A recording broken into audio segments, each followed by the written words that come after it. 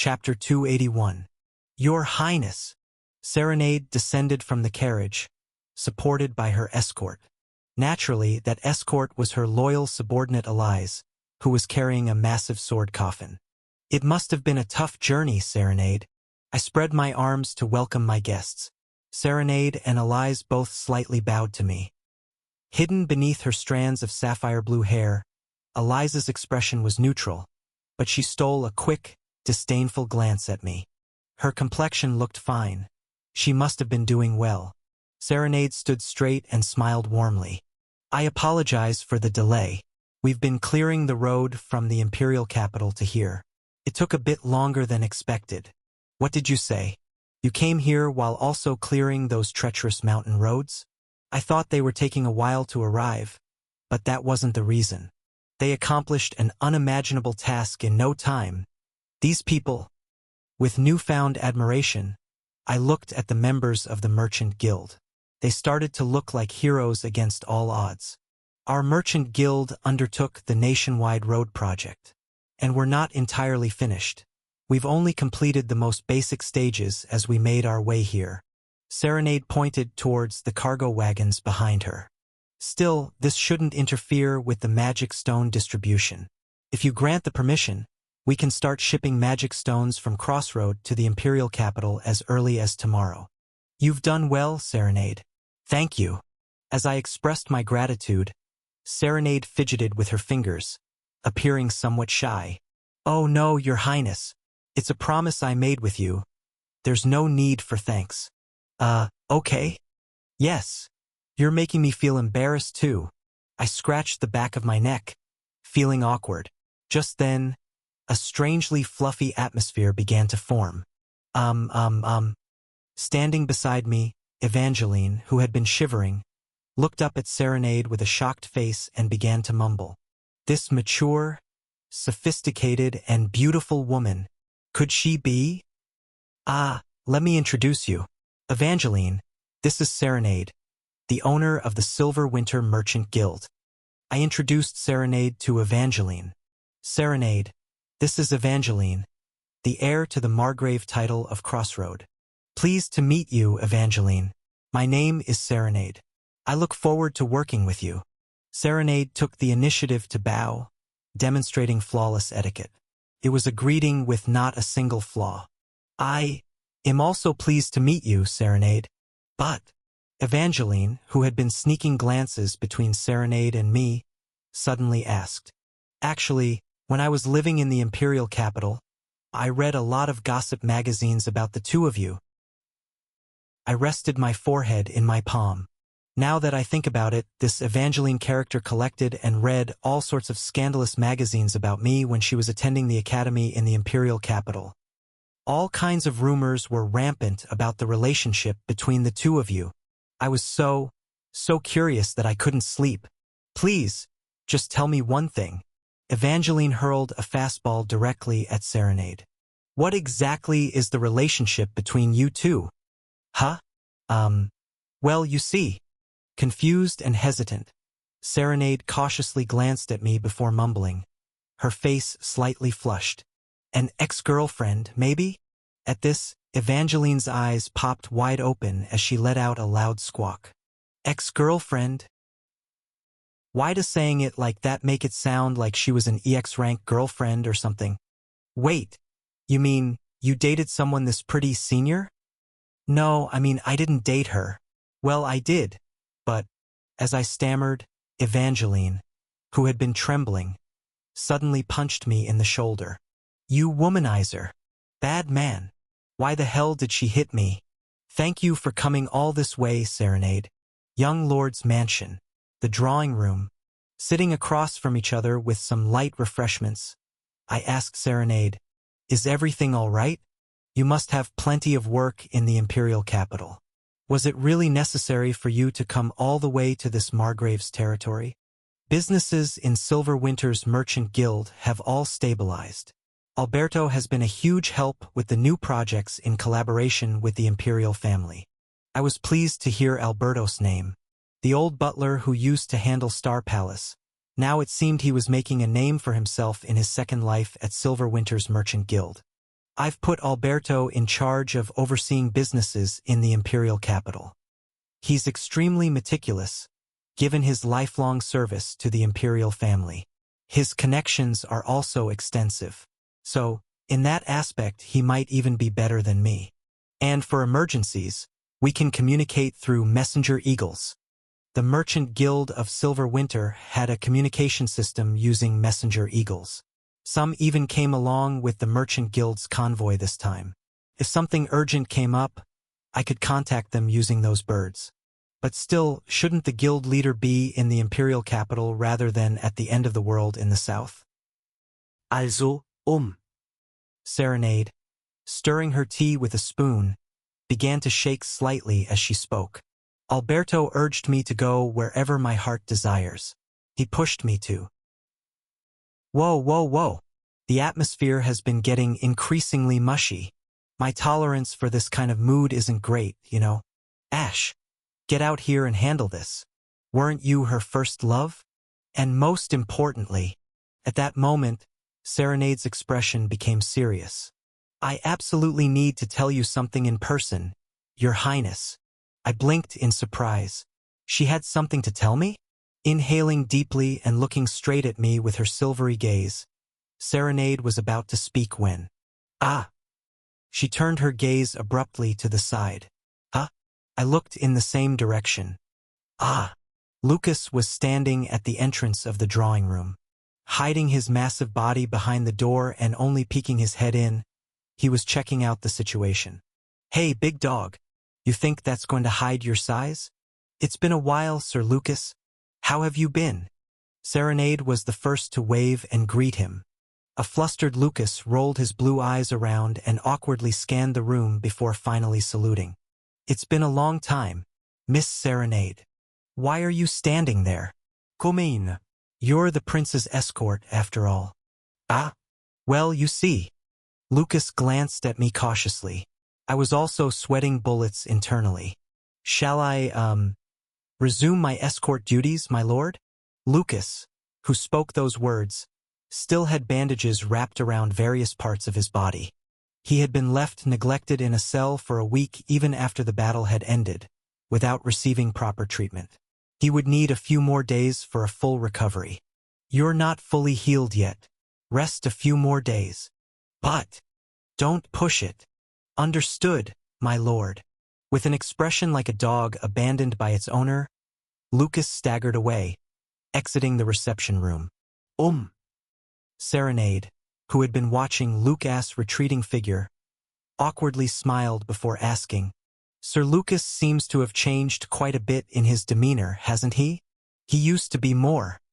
No, it's just, feeling somewhat embarrassed, I hastily sipped my tea and briefly explained the recent events. The last battle had been incredibly dangerous. As the situation grew dire, Lucas unleashed his own berserk state, exposing himself to danger. He had almost permanently lost his humanity, becoming a beast. I also told her that I had severely reprimanded him so that he would never resort to such means again. For the past few days, the atmosphere had been awkward between us, I admitted honestly. Your Highness, hasn't Sir Lucas been your escort since a very young age? Serenade, after hearing my explanation, softly spoke. Did you really have to discipline him to that extent? I almost lost him. Lucas is the protagonist of this game. He's essential for the strategies ahead and is also a valuable comrade. Despite warning him not to use such a dangerous double-edged sword called beastification, he had almost impaled himself. I had to apply the brakes to his rampage. The battles to come will only get more intense. If I didn't rein him in now, Lucas could potentially do something even more dangerous. That's why I had to be harsh. More than anything, Serenade, this is a fortress city. I am the commander of this garrison. With a heavy heart, I looked down at the cup of tea in my hand. My reflection shimmered on the surface of the rippling tea. Hierarchy is necessary. Even if a knight is loyal, if he continues to disobey me, I have to punish him. Of course, I prefer to interact with my comrades like friends. Creating stiff boundaries isn't my style. But when needed, it must be clearly ingrained that I hold the reins of life and death on this front line. I understand your point, Your Highness. Serenade softly smiled at me. But even if mistakes are punished, should not merits be rewarded, as per military law? She was right. I was at a loss for words. Sir Lucas may have made a mistake this time, but he also achieved something in this battle. Lucas was indeed the MVP of this stage. He had single-handedly crushed the enemy's main force. Sometimes, stern punishment is necessary, but what really moves a person's heart are a few warm words. Even if Sir Lucas' actions were a bit misguided, they were all done for Your Highness. You've already given him his punishment. Now you should mend his spirits. Yes, I knew that. From Lucas' perspective, his actions were done out of loyalty. And of course, we had to reconcile. We couldn't continue like this, awkward and on edge. But that, reconciling after a fight is easier said than done. If it were up to me, I would bow my head and apologize first. But the scolding I gave Lucas wasn't as an individual. It was a decision I made as a frontline commander. I had meted out punishment to a subordinate officer in my role as a superior. For the sake of maintaining discipline in the army, I couldn't be the first to apologize. This was the military after all. But honestly, I feel like I might have been too harsh. As Serenade said, Lucas had used his beast form in the last battle and had also been the MVP by killing the most monsters. It would only be right to commend and reward him. Being a commander is hard. I buried my face in my hands and groaned. Serenade chuckled, covering her mouth as she watched me. You'll manage, Your Highness. Those who worry tend to, even if they wander, find the right path in the end. The right path, Not just with scolding Lucas, but all the choices I had made up to this point, did they really lead to the right path? Was it even a proper path to begin with? There was no certainty. I just kept moving forward. Even if I looked back, I would continue to take steps forward, toward that faintly glowing destination called clear, by any means necessary. Silver Winter's Merchant Guild had purchased a building downtown to set up their branch office. A sign reading Silver Winter Merchant Guild Crossroad Branch was being displayed. Workers were swarming, quickly renovating both the exterior and interior of the building. Their speed was truly astounding.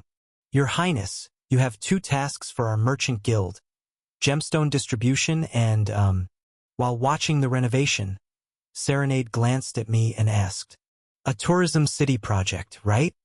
Yes. We've brought in competent architects, so we can start on the hotel construction soon. I'll order them to survey the land and create a draft. Serenade hummed thoughtfully, pressing her full lips with her index finger.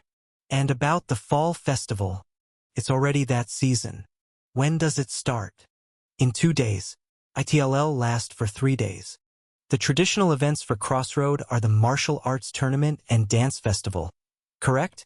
Deep in thought, Serenade crossed her arms and lightly tapped her fingers on her arm. The natural scenery is quite beautiful, and there's plenty of vacant land within the territory. Given these conditions, she seemed to be calculating something, her fingers moving rhythmically. I simply watched, entertained by her actions. While we don't have much time, so drastic changes won't be possible, let's give it our best effort.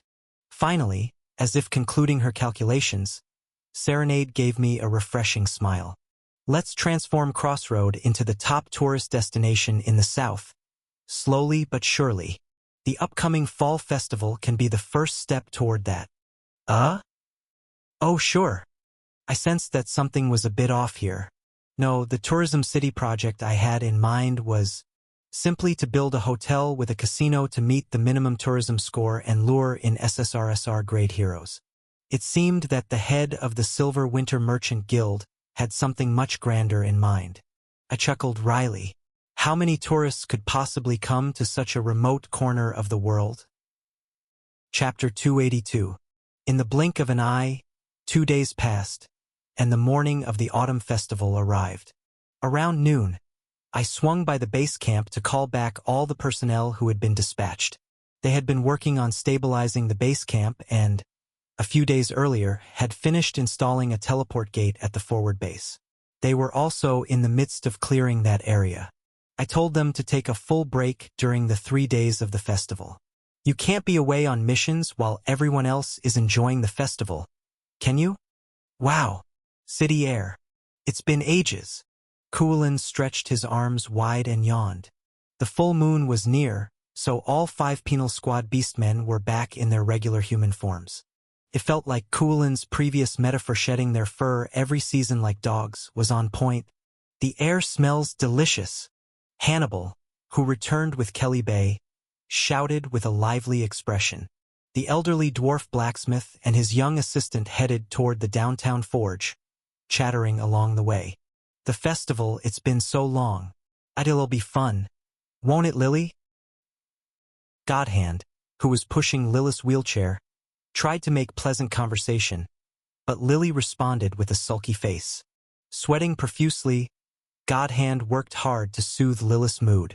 I watched them and then approached Bodybag and Burnout to ask, "What's up with them now?" The 2 young elves shook their heads. They had a fight. Godhand keeps helping other women around the base camp. Godhand didn't mean it that way, but it looks pretty bad from the outside. Their relationship really wasn't simple. I hope they work it out and have a good time. And also, the reason we're here is, I had invited all the base camp's NPCs, but not many accepted. Only the Holy Grail Seekers had shown up. Jackal wasn't ready to venture out into the world and declined. Coco the Severer was busy with other matters and declined. Nameless had been missing since then. The other NPC parties were still wary of me. Well, I understand their sentiments. Thank you for the invitation, Lord Ash. As soon as she stepped out of the teleport gate in the mansion's backyard, Verdandi bowed to me. It's been 100 years since I've been out in the world. Relax, eat well, and heal before you leave. The complexions of the Holy Grail Seekers had improved compared to before, but they still had dark circles under their eyes.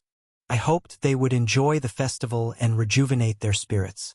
After letting everyone unpack in the guest rooms of the mansion, I extended my hand toward downtown Crossroad. All right, it's the festival. Let's have a great time for the next 3 days. Downtown Crossroad was bustling. The tempting aroma of grilled and fried foods wafted from the various street stalls. There were already people sitting and sharing drinks, fortunate folks enjoying their day. Cheerful music echoed from all corners as children, crumbs from snacks still stuck to their mouths, giggled and ran through the alleys. Of all the times I've seen Crossroads since taking my post here, today seems the brightest. Of course, it's one of the few festivals in a year. In response to my muttering, Evangeline leapt up excitedly and replied, "People have been waiting for today for so long. I've also been on pins and needles these past few days just waiting for today." Fair point. Not just the citizens, but even Damien and Junior, who stood beside me, seemed unusually cheerful. Both were happily munching on some snacks they held in their hands. I was currently enjoying a leisurely day out with my main party members. We were aimlessly strolling around, taking it easy, and even enjoying some snack time. It was so peaceful that it made all the intense battles we fought seem like a distant memory. Alternating my gaze between the smiling faces of my party members and the bustling cityscape, I mumbled absent-mindedly. There's definitely some sort of magic in festivals that lifts people's spirits. It just makes you happy for no reason. Oh, do you want to eat that? Evangeline, who had discovered some sweets being grilled at a nearby stall that emitted a delicious aroma, dashed off. I quickly pulled out a coin and tossed it to her. "Hey, get 4 portions." "Okay."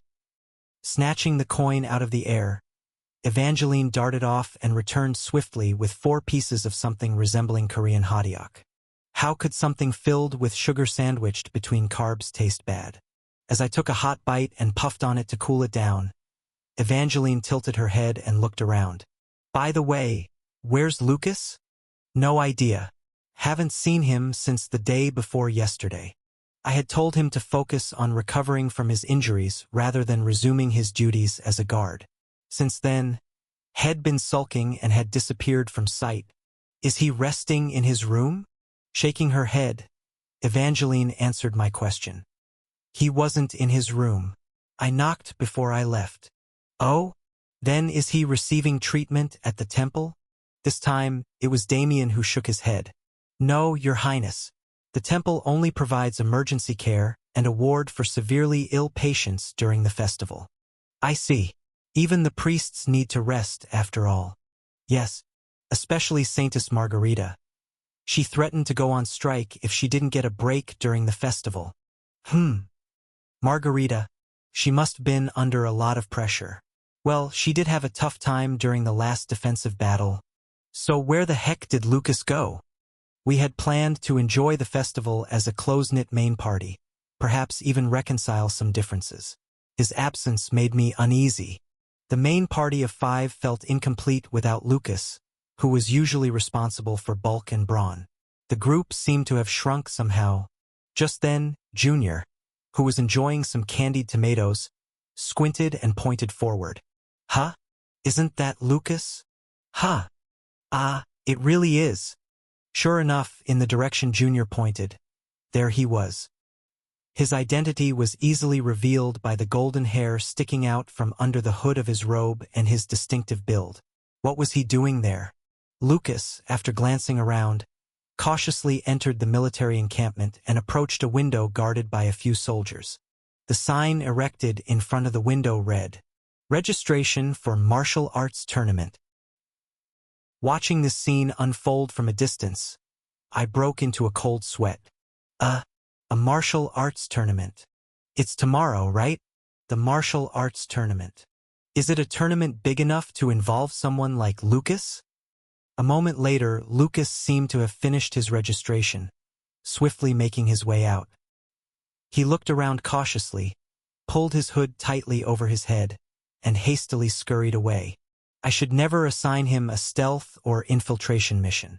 He would definitely get caught, I thought as we headed toward the tournament registration counter. My lord. You've arrived, my lord.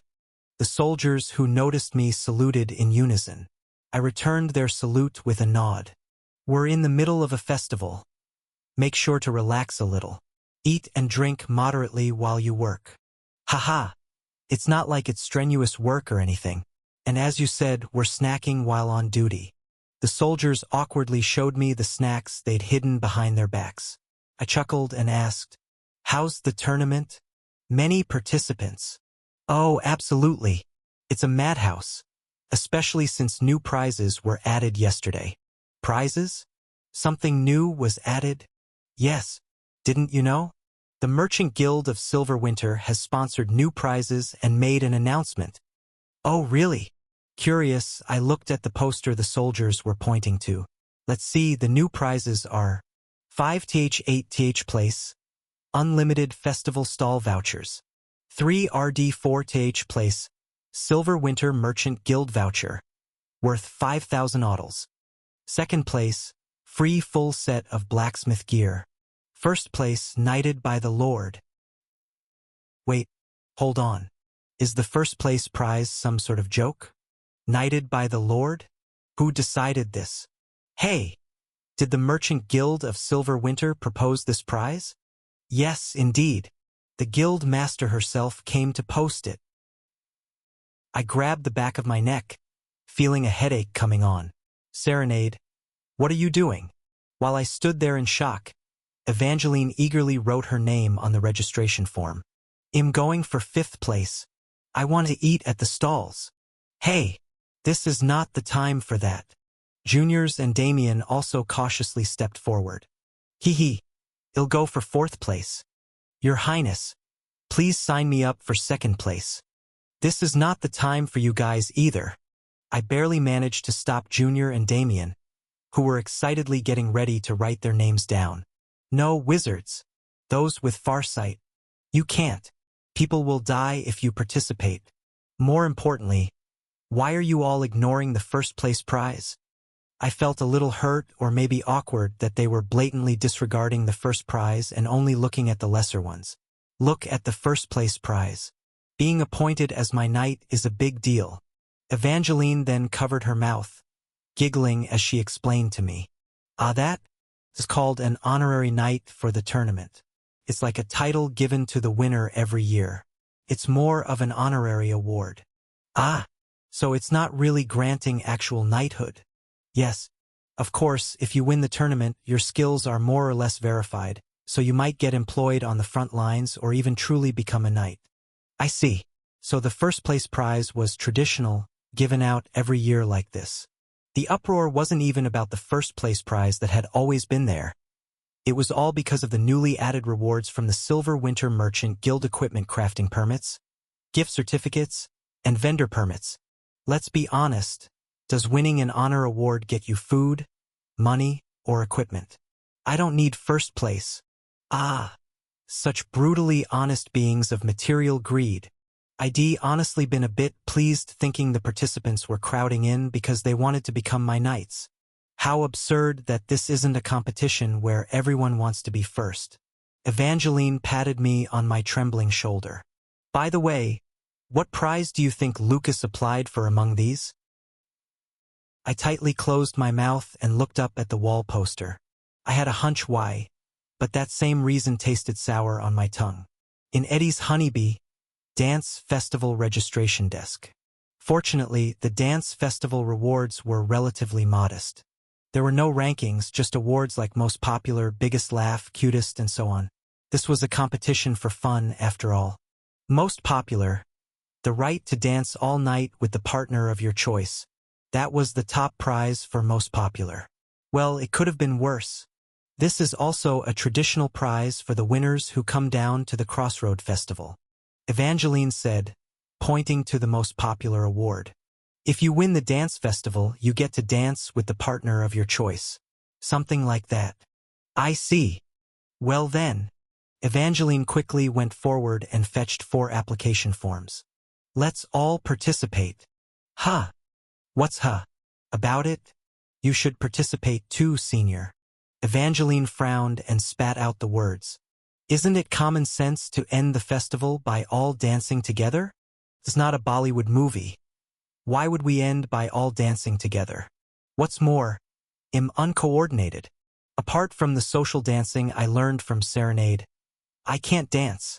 I tried to escape, but somehow Damien and Junior had already grabbed me tightly on either side. In the end, I had to scream and forcibly sign the application form. This year's dance festival. Our Lord is participating, the registration desk attendant cheerfully exclaimed, stamping my application form. The surrounding crowd erupted in cheers and whistles. I grabbed my head and screamed. They're all going to watch and laugh at my dancing. Why are you making me do this too? Why, you ask? Well, Evangeline whispered with a devilish grin. It's a festival, isn't it? Thinking about it, she was absolutely right. Damn it. Chapter 283. The Silver Winter Merchant Guild had set up tents and shops all around the city center. With people buzzing around, curiosity got the best of me, and I went to check it out. Welcome. Care for a simple game? Game. Yes. If you participate, well, stamp your card. Get more stamps by visiting other Silver Winter stalls, and if you collect all the types of stamps. Upon hearing the details, it seemed that each of the Silver Winter Guild stalls had different gaming or experience zones.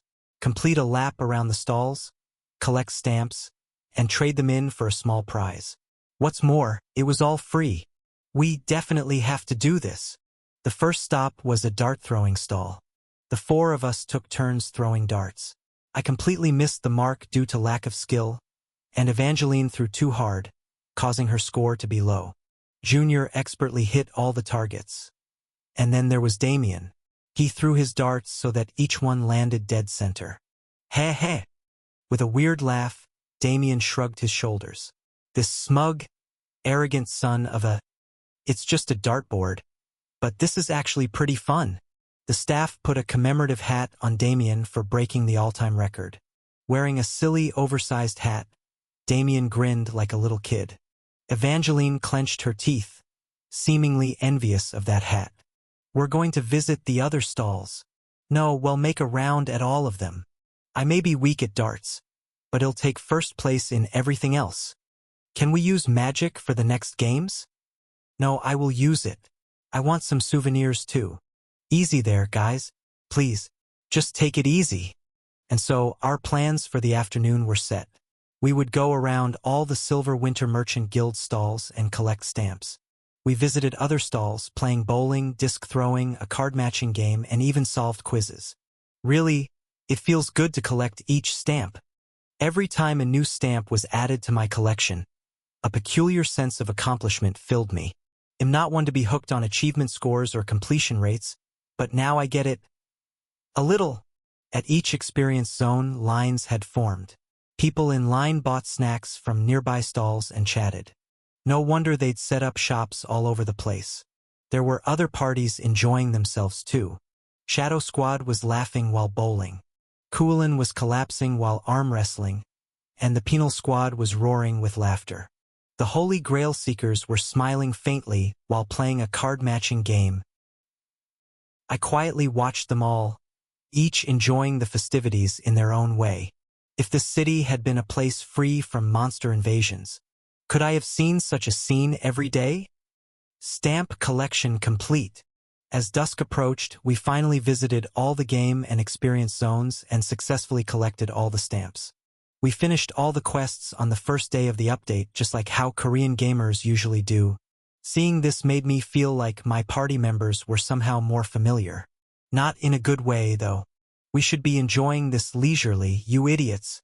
Anyway, now that we've collected all the stamps, let's head to the prize exchange booth. We each flipped a bread hat onto our heads and headed toward the exchange point. The prize exchange was taking place at the central store of the Silver Winter Merchant Guild, located downtown. Your Highness, Serenade was there. Are you enjoying the festival? I silently showed her the paper filled with stamped marks in response to her sorrowful smile. Serenade clapped and laughed brightly. You've collected them all. Congratulations. Let me exchange them for a prize. I felt like I was being treated like a child and it was a bit embarrassing, but honestly I had fun, so whatever. The prizes were an assortment of things like stuffed dolls, toy swords, and other knickknacks. But what mattered was the mood. Wondering what the others chose, I saw that Junior picked a toy magic wand, Evangeline picked a toy shield, and Damien chose a stuffed doll. You guys really stick to your characters, don't you? While I was hesitating over what to pick, Evangeline suddenly jumped in and chose a toy crown for me. Then she firmly placed the crown over my bread hat. Seriously? Oh, it suits you. Truly royal. I would have preferred that knight figure over there. Ah, forget it. I had become an odd-looking creature with both a bread hat and a crown. Seeing me like this, my party members burst into laughter. Well, as long as they're happy. Thanks for setting up this event booth, Serenade. It really adds to the festive atmosphere. While my party members swarmed over to a nearby snack booth, I spoke to Serenade.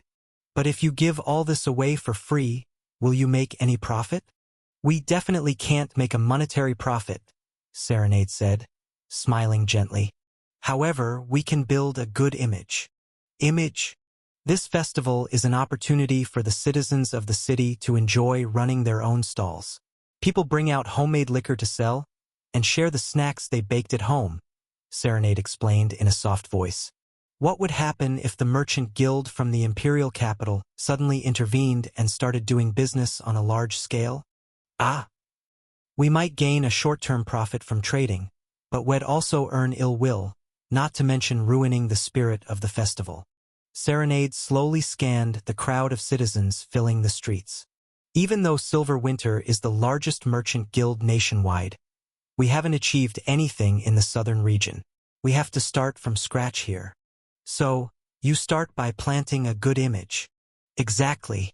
If we contribute a bit to the success of the festival, it will not only benefit the city of Crossroad in the long run, but also aid your plans for a tourist city. Serenade softly smiled as she handed a doll to a child who had collected all the stamps. So ultimately, This means our merchant guild will have more opportunities in this city. Making a quick profit is easy, but coexisting with the community over the long term is difficult. However, that's what makes it valuable. I was blankly listening and then mumbled to myself.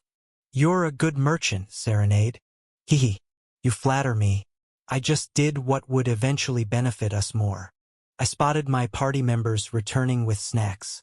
Serenade waved them over. Go on, Your Highness, enjoy the festival. You've worked hard on the front lines. You deserve a day like this. What about you? Aren't you coming? Oh, I really appreciate the offer, but I still have a lot to do. Due to the rush in preparing, there are many things lacking. Serenade seemed momentarily tempted to join but ultimately declined. It seemed that even the Silver Winter Merchant Guild was short-staffed due to hastily organizing this event. However, Your Highness, if you could, on the last day, hesitating mid-sentence and entangling her fingers, Serenade cleared her throat and waved her hand. No, never mind. See you later, Your Highness. All right. See you later, Serenade. As we shook hands, I added, Thanks for helping with the festival. Serenade smiled brightly. Just hearing that makes me happy. The sun had completely set. Though the night was dark, the city was brightly lit. Stalls and taverns were packed with people eating and drinking. Ash's main party of 4 disbanded after dinner. Ash and Damien, tired from a day of fun, returned to their lodgings. However, Evangeline and Junior had prior engagements and re-entered the city. They arrived at a cafeteria next to the central square. Already there, sipping wine, were familiar faces Lily and Saintess Margarita. Sorry, we're a little late.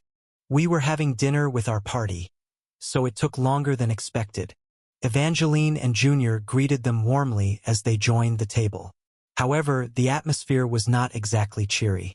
Lily was continually emptying her wine glass with a sullen face, and Saintess Margarita was smoking.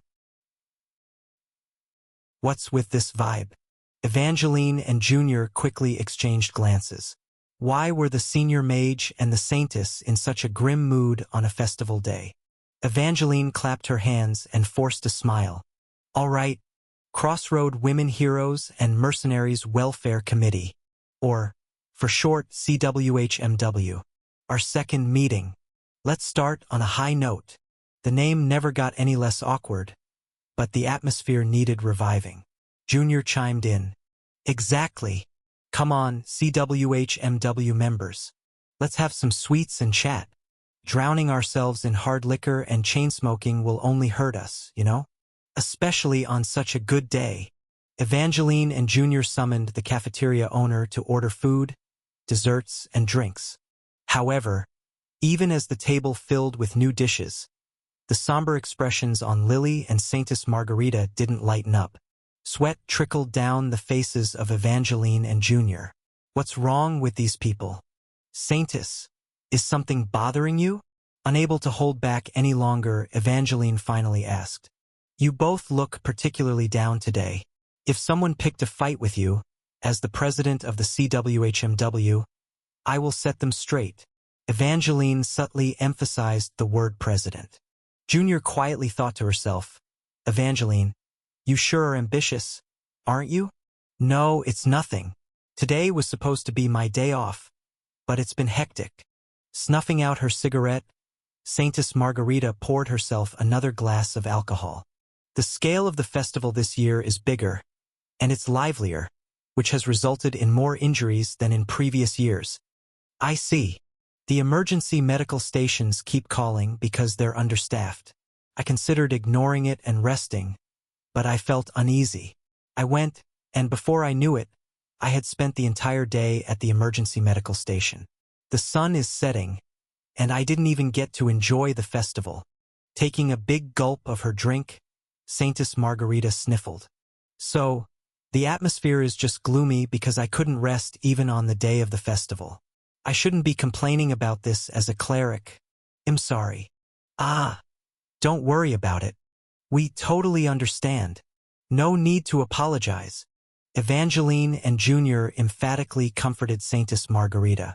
As the sweet snacks and alcohol continued to flow, Margarita's face thankfully began to soften. The remaining problem now was gulp, gulp, gulp. Lily, who had been chugging wine as if it were water. Lily, what's wrong? Slamming down the bottle she had been drinking from, Lily growled, her face flushed from intoxication. It's a festival, right? Yes. It's common sense to spend the festival with your lover, right? Yeah. Do you know what that elf said? That elf was obviously Godhand. Lily heaved a sigh. My companions are experiencing their first festival today. Can I spend today with them and start spending time with you, Lily, from tomorrow? That's what he said. What could I say? His situation seemed tough too, and understandable. So I said go ahead. Well, she had said go ahead. Everyone started sweating nervously. Meanwhile, everyone else is having fun. And I had also planned to enjoy the day with my boyfriend. Instead, I've been moping around all day. I'm getting frustrated. It feels like he's taking care of his elf companions more than he's looking out for me. Lily wiped her heated forehead with her hand. It might be an odd comparison, but it feels like I'm dating a man who already has kids. The remaining three spat out their drinks simultaneously. Ignoring them, Lily continued. He's also totally clueless. Doesn't know how to set the mood. I must be a fool for flirting with an elf. Ugh. Thud. Lily slammed the liquor bottle down on the table, grinding her teeth. Do you realize how clueless he is? I haven't even gotten a proper confession yet. Really? Weren't you guys dating? Well, it just sort of naturally turned into a relationship. I don't know.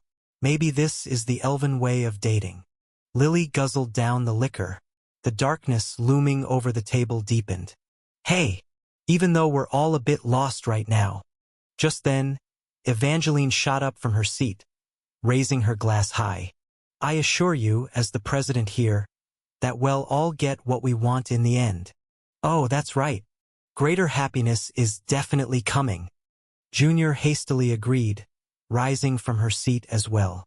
Following suit, Saintess Margarita and Lily also blinked their eyes brightly, raising their glasses and shouting in turn. To finding love. To finding true love. Junior and Evangeline joined in the shouts.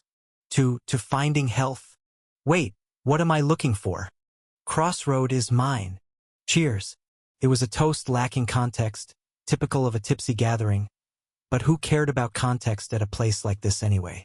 The four of them emptied their bottles and glasses cleanly, and then, thud, Lily toppled forward. She had long since exceeded her normal alcohol limit. Her face flushed red. She hit the table face first and passed out, letting out soft, wheezy breaths. It was just then that the remaining three were about to discuss how to get Lily back to her quarters. Ugh, excuse me. Someone rushed into the entrance of the cafeteria. Is Miss Lily here by any chance? I've been looking for her for a while now. A tall elf with greenish-brown hair. It was Godhand. Upon locating the culprit, the other three members shouted simultaneously, pointing their fingers accusingly. Hey, can't you do things properly? Chapter 284. When Lily suddenly regained her consciousness, she found herself being carried on Godhand's back. For a moment, she thought she was dreaming due to her drunken state, but that wasn't the case. Leaning against Godhand's broad back, she was being carefully carried through the city. What is this? What's going on? Lily was about to exclaim in surprise when, Lily, are you awake? Godhand turned to ask. Acting quickly, she closed her eyes and pretended to still be in a drunken sleep. Hiccup, Godhand, you fool. She mumbled, subtly mixing in her true feelings. Noticing Lily's condition, Godhand adjusted the way he carried her and continued walking slowly forward. I'm sorry, Lily. An apology escaped Godhand's lips. Lily almost snorted. So he knows he should be sorry? It might be awkward to say this, but I'm new to dating. Im quite inexperiencet. After my kingdom was destroyed, I was too busy surviving to even think about love. My squad members are like younger siblings who only follow me, so I'll have to continue looking after them. I might make things hard for you, Lily. Lilith's arms, which were wrapped around Godhand's neck, tightened. Should I choke him? No, hold back, my inner pyromancer. Lily managed to suppress her urge and exhaled. But, my feelings for you, Lily, are genuine. So, I really am. Lilith's ears perked up. Really? Really what? Phew, this isn't it. Godhand let out a long sigh. I thought I was good with words, but why am I so tongue-tied when it comes to love? Im glad jure asleep, Lily. If you were awake, I'd be too embarrassed to even practice like this. I am awake, you idiot. I am awake. Lilith's lips trembled but remained closed. Fine, let's assume im asleep. Then spill more of your heart. Shout it out. But Godhand, after glancing back at the pretending to be asleep Lily, simply closed his mouth and continued walking. Lilith's lodgings were inside an alchemy workshop. The Alchemist's Guild had arranged this for Godhand walked right into her living quarters without hesitation. Oblivious to Lilith's pounding heart, he gently laid her on the bed and covered her with a blanket. Then, sitting next to the bed, he quietly looked down at the pretending to be asleep Lily. His face gradually drew closer. Though her eyes were tightly shut, the hyper-aware Lily felt his breath nearing her. What? Is he going to kiss me? Is he going to? What? Just as Lily was inwardly excited and waiting, something stuck here. Godhand reached out and casually removed something, probably a piece of snack from earlier, stuck in her hair, then stood up. Sleep well, Lily. See you tomorrow. Leaving the room with a warm smile, he made his way out of Lilith's room. Hey! Finally, Lily exploded. Jumping up from her bed, she stretched out her arms and choked him from behind. Gasping for air, he turned around in shock.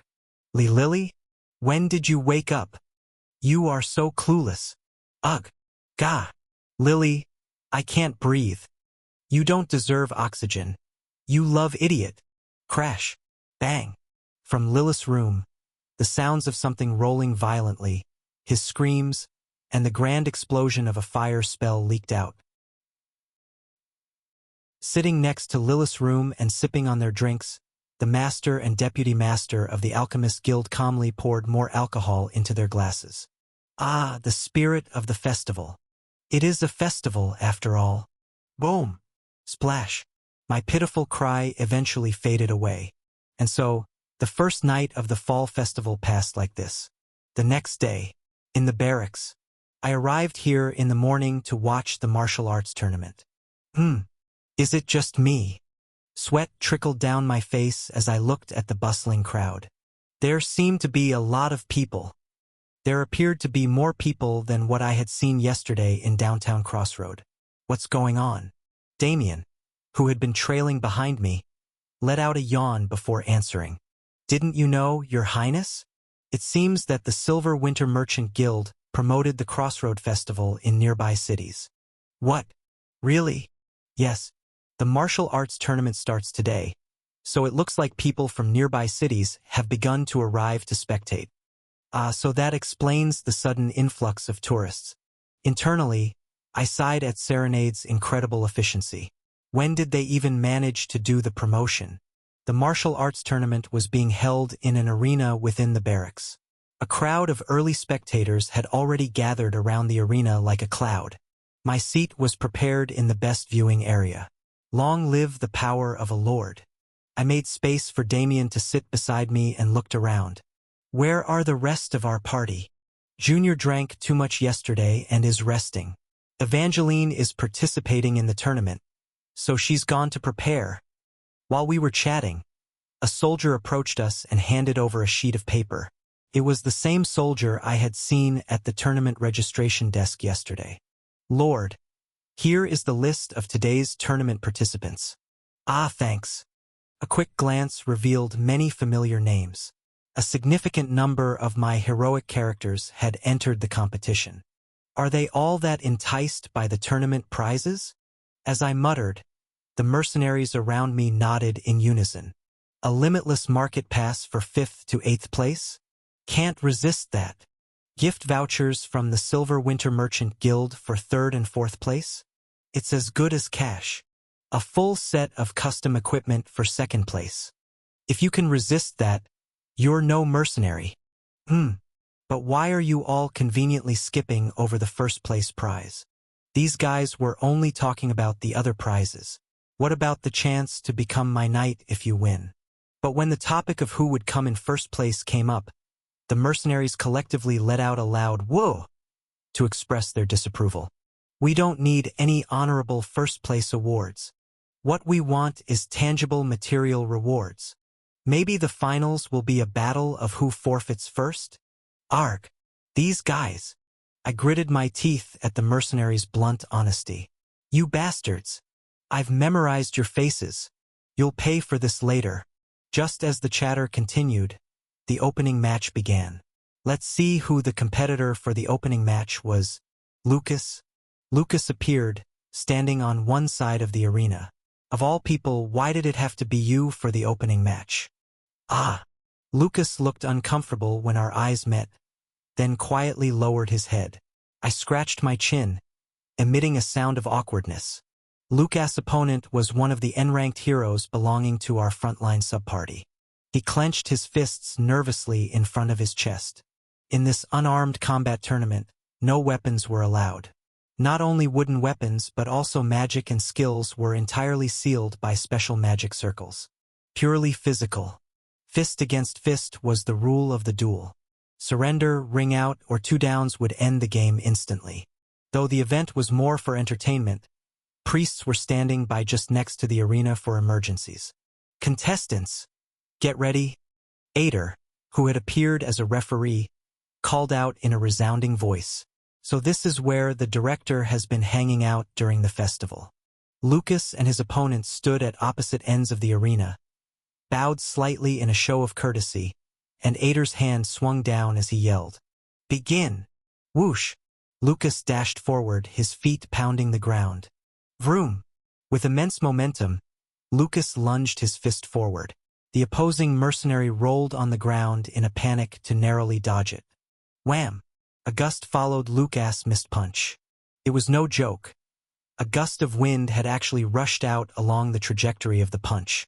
It was powerful enough to dishevel the spectator's hair. I dropped my jaw in awe. Man, if you get hit by that, you'd be in the hospital for weeks.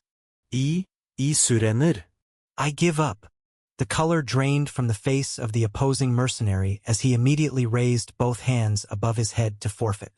Lucas silently lowered his fist and relaxed his combat stance. The winner, Sir Lucas. Ader grabbed one of Lucas' arms and raised it high. Oh! Clap! Clap! Clap! Clap! The audience broke into applause in unison. Though the match ended in a flash, the impact of that punch had so impressed the audience that they seemed content. Lucas gave me a slight bow before heading down from the arena. I nodded my head, arms crossed. I hope you win since you've participated, Lucas. The tournament progressed quickly. The next match was already being prepared. The next contestant was also a familiar face. In fact, he might be the most advantaged in this unarmed tournament due to his class as a martial artist. It was Bandit King Kuilin. Kuilin! I yelled in disbelief as I saw the huge, red-haired man limbering up and stepping into the arena. Why are you participating? Don't you know? Silver Winter's Merchant Guild coupons are as good as cash. Kuilin loosened his clenched fists, grinning from ear to ear. Gonna save up money and reclaim my homeland. Haha. 3rd and 4th place are all mine. Why not aim for 1st place, man? Go for the gold. And the opponent that stepped up to face Kuilin was, a tiny figure draped in a robia girl. Who is she?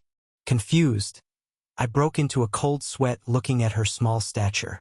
She seemed even smaller than Evangeline. Who is this? Anyone could participate in the martial arts tournament as long as they proved they had a basic level of combat skill. So, this girl must have met at least the minimum criteria. However, in front of the towering, muscle-bound Kulin, who stood over 2 meters tall, the tiny and frail girl looked like she didn't stand a chance. "Hey kid, how about you forfeit? I don't like hitting children." Despite Kulin's warning, the girl remained silent. Kulin sighed, taking on a martial arts stance. "Well, no choice then. They'll go easy on you, but don't cry if it hurts." The match began. Whoosh! With a fearsome momentum, Kulin charged toward the girl. He seemed intent on ending the match in a single strike. Unmoving in the face of this, the girl slowly extended her hand and brought her fingers together. Then, snap! She flicked her fingers against Kulin's charging forehead. And then, what the? Kulin was sent flying in the opposite direction. What just happened? Kulin's enormous body floated in midair for a moment before crashing down and rolling grotesquely across the ground. When the tumbling giant finally stopped, the foam at his mouth revealed that he had passed out. A one-hit knockout? My mouth dropped open in astonishment.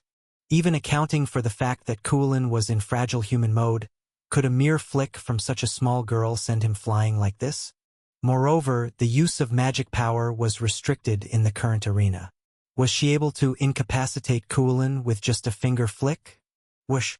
At this unexpected turn of events, the entire audience froze. The shock wave from her flick lifted the hood from her head. Beneath the hood, her jet-black hair flowed down like ebony, crowned with a silver tiara. Below that, her pumpkin-colored eyes emitted a mischievous glow. Eyes with vertically slit pupils like a reptile's. Dragon eyes. Heh! Exposing her sharp, shark-like teeth. A playful smile crept across the girl's lips. Aren't foreign festivals quite enjoyable? Chapter 285. Aren't foreign festivals quite enjoyable? The girl who had sent Kulin flying with a flick of her finger exclaimed defiantly. Only then did I recognize her. Black hair, golden eyes, a silver crown, a petite stature that didn't look a day over 10, and an archaic way of speaking. That appearance, that physique, and those actions. I couldn't help but recognize her. Unconsciously, I murmured her alias. Dragon Lady, Duchess of Bringer. She had finally arrived at the crossroad. Grand Duchess of Bringer, Dragon-blooded Duchess, the Evening Dragon Queen, Dragon Lady, a half-human, half-dragon carrying numerous nicknames. The ruler of Bringer Duchy, a fugitive who had retreated from the war against the Imperial Army, and a daring woman who, despite receiving help from me, had declared war. Her name, inherited directly from the ancestral dragon, was Duskbringer. At present, she had arranged a separate space to speak privately with me. I left my knights behind and came here first for reconnaissance. Barracks, meeting room. Sitting across from me, Duskbringer revealed her sharp teeth in a radiant smile. Though this frontier at the world's end is a rural backwater, the liveliness of the festival is not bad. I rather like it. So, you're the audacious brat who invited me here, aren't you?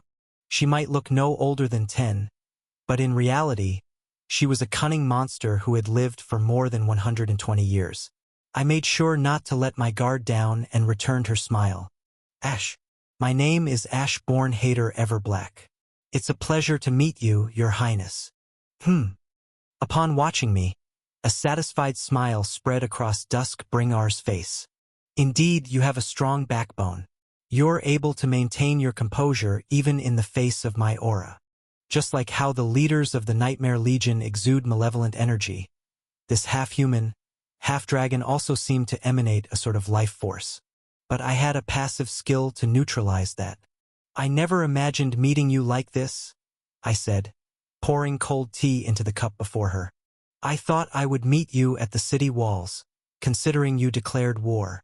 I intended to do so, but weren't you the one who left the gates wide open? Thanks to that, I've been enjoying the festival since yesterday. Duskbringer laughed melodiously. Enjoying a festival, you say? There's a fearsome evil dragon vying for control of this city, right at my doorstep.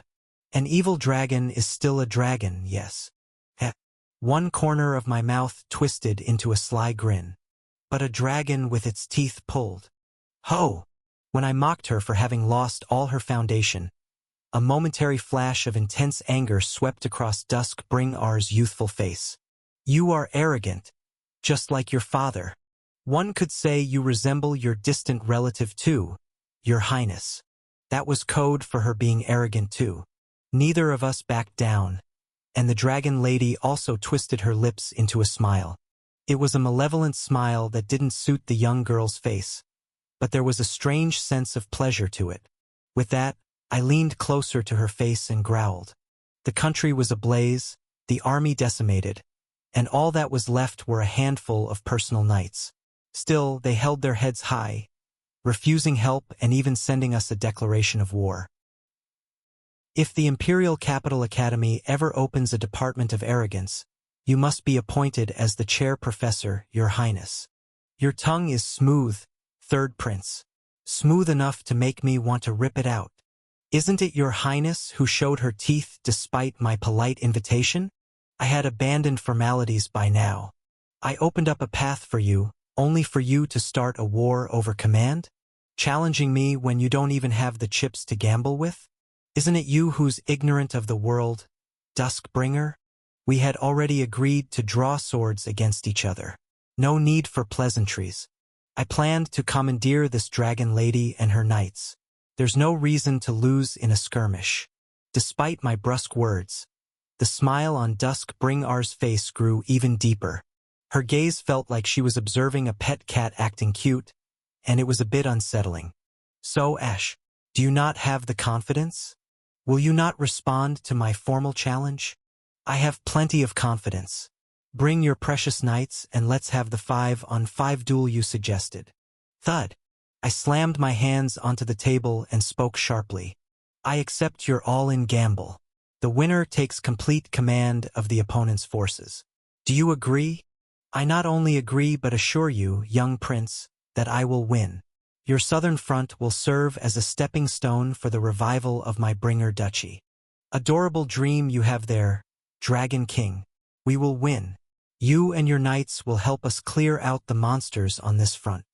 Duskbringer and I locked eyes for a moment. Her pumpkin-colored dragon eyes had an unnerving aura, but I stared back without flinching. My passive skill is totally OP. Fine. We shall settle our battle soon. Duskbringer relaxed her intense gaze.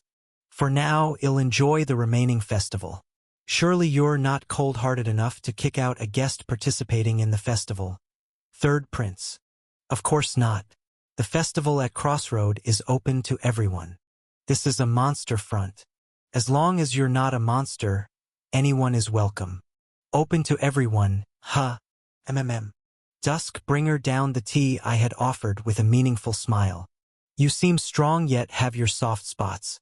It's youthful and naive, and that's quite charming. I scowled. Charming? Me? Then, I will continue to participate in the martial arts tournament. Duskbringer stood up from her chair and grinned. It won't be too bad as a preliminary skirmish to gauge your forces before our war. Ah, of course. Snap, snap. Duskbringer flicked her petite fingers open and closed. I wonder if there's a warrior on this front line who could withstand even a single flick of that overgrown lizard's finger. I shouted in frustration. Hey, my team is super strong. Okay? You'd be like a walk in the park. HM? They seem to go down in one hit. No, that's just because that one is a weakling. The others are really strong. I trembled, recalling Coolin, who had a stamina stat of 5. Quillon. Show some authority as the sub-party leader. Heh! I hope that's not just talk, Southern Front Commander. Duskbringer flipped back the hood of her robe. Magically treated or not, her silver crown, dark hair, and golden eyes all vanished into the shadow of her hood. If your warriors fall to just a flick or two of my finger, the wars to come will be rather dull, won't they? With a sweep of her robe, Duskbringer exited the military conference room. Staring at her retreating back, I yelled out. Hey! Call back all my party members participating in the tournament right now. Who cares about prizes, festivals, or tourism plans now? This tournament had become a battle of pride between that dragon lady and us. I had to break her arrogant snout. I smirked, recalling Dusk Bringar's in-game specs and skill set. I will conquer you, you wicked dragon granny. However, I had overlooked one thing. This tournament was purely a hand-to-hand contest, with all magic and skills sealed off. It seemed fair at a glance, as Duskbringer also couldn't use her powers. But, damn it, in a purely physical contest, there was no human who could outclass her semi-dragon physique. If we were fighting with weapons, magic, and skills, there might be a way, but in a raw physical battle there was no solution. In the quarterfinals, watching Verdandi scream as she was knocked out of the ring by Duskbringar's flick, I buried my face in my hands. Oh, Dragon God! I am sorry, Ash. I dodged as best as I could. Verdandi apologized to me, scratching the back of her head. As an SSR-grade assassin, Verdandi had skillfully dodged Duskbringar's flicks until one brushed her shoulder. That single touch had sent her flying out of the ring. What's wrong with this game's racial balance? Dragons are OP, aren't they? Where's the patch, devs? Swallowing my curses, I patted Verdandi gently on the shoulder. It's alright, you did your best. Verdandi, you've done better than anyone else so far. I'm really sorry, Asha. Muttering gloomily, Verdandi suddenly brightened up. Well then, I'm off. I have to use my free market pass. And just like that, she took off toward the city with the Holy Grail seekers who had been waiting for her. Hey, you didn't lose on purpose just to get free snacks, did you? Ha! Duskbringar's semi-final opponent was Evangeline. Warming up for the battle, Evangeline grumbled. I wanted to get an unlimited stall voucher after forfeiting in the last match, you know? I'll buy that for you instead. No, not just the stall, I'll buy you anything else you want. Just please help me deal with that woman. Huh? Really? You promised to buy everything. I nodded my head fervently. If I could just win the battle of pride against Duskbringer, what was a mere stall? I felt like I could even give away an entire castle if I wanted to. And so began the semifinals. Two diminutive girls stood side by side in the arena, glaring at each other. Ader, the referee, swiftly lowered his hand. Begin! Whoosh! As soon as it started, Duskbringer lunged forward and flicked her finger, while Evangeline, her emerald eyes glowing, nimbly tried to dodge. Slip. Ah! And suddenly lost her footing. Darn it! I tore at my hair. Evangeline's error-prone trait had activated. When the heck will that thing go away? Bang! Wah! Struck by the flick, Evangeline let out a terrifying scream and flew through the air. I thought she was definitely going to be knocked out, but whoosh! Evangeline twisted her body in midair, correcting her posture, and landed precariously on the edge of the arena. I'm okay. I dodged it. Evangeline smiled brightly at me. I waved back, annoyed. Why are you looking at me, you idiot? Look at your opponent. Oops. By the time the foolish Evangeline turned her head, Duskbringer had already closed the distance between them. From beneath her robe's hood, a mouth full of pointed teeth stretched into a wicked smile. Bang dash! Another finger flick was unleashed. I'm sorry, but I'll still take the Silver Winter Merchant Guild voucher. Evangeline left just those words before flying off into the distance. I clasped my face with both hands. Ugh! Not a single reliable party member in this world. So easy, so simple. Are there no heroes on the Southern Front? At this rate, I wouldn't even need to issue a declaration of war. Duskbringer mockingly performed a little dance in the arena. Damn it! I really want to hit her. Smash her to bits. But there's nothing I can do. Is there no one? Is there no hero who will take down the enemy general? Muttering as if I were Cao Cao from the Three Kingdoms, calling for someone to behead Hua Xiong. My lord! A voice, somewhat awkward but filled with resolute determination, came from beside me. I will stop that woman. I turned and couldn't believe my eyes. An SSR-grade hero, the protagonist of the game, my last insurance and bastion. The final opponent for Duskbringer in this martial arts tournament. Lucas. My knight stood beside me. Lucas nodded at me, his face full of determination. The first place in the martial arts tournament will be mine, after all.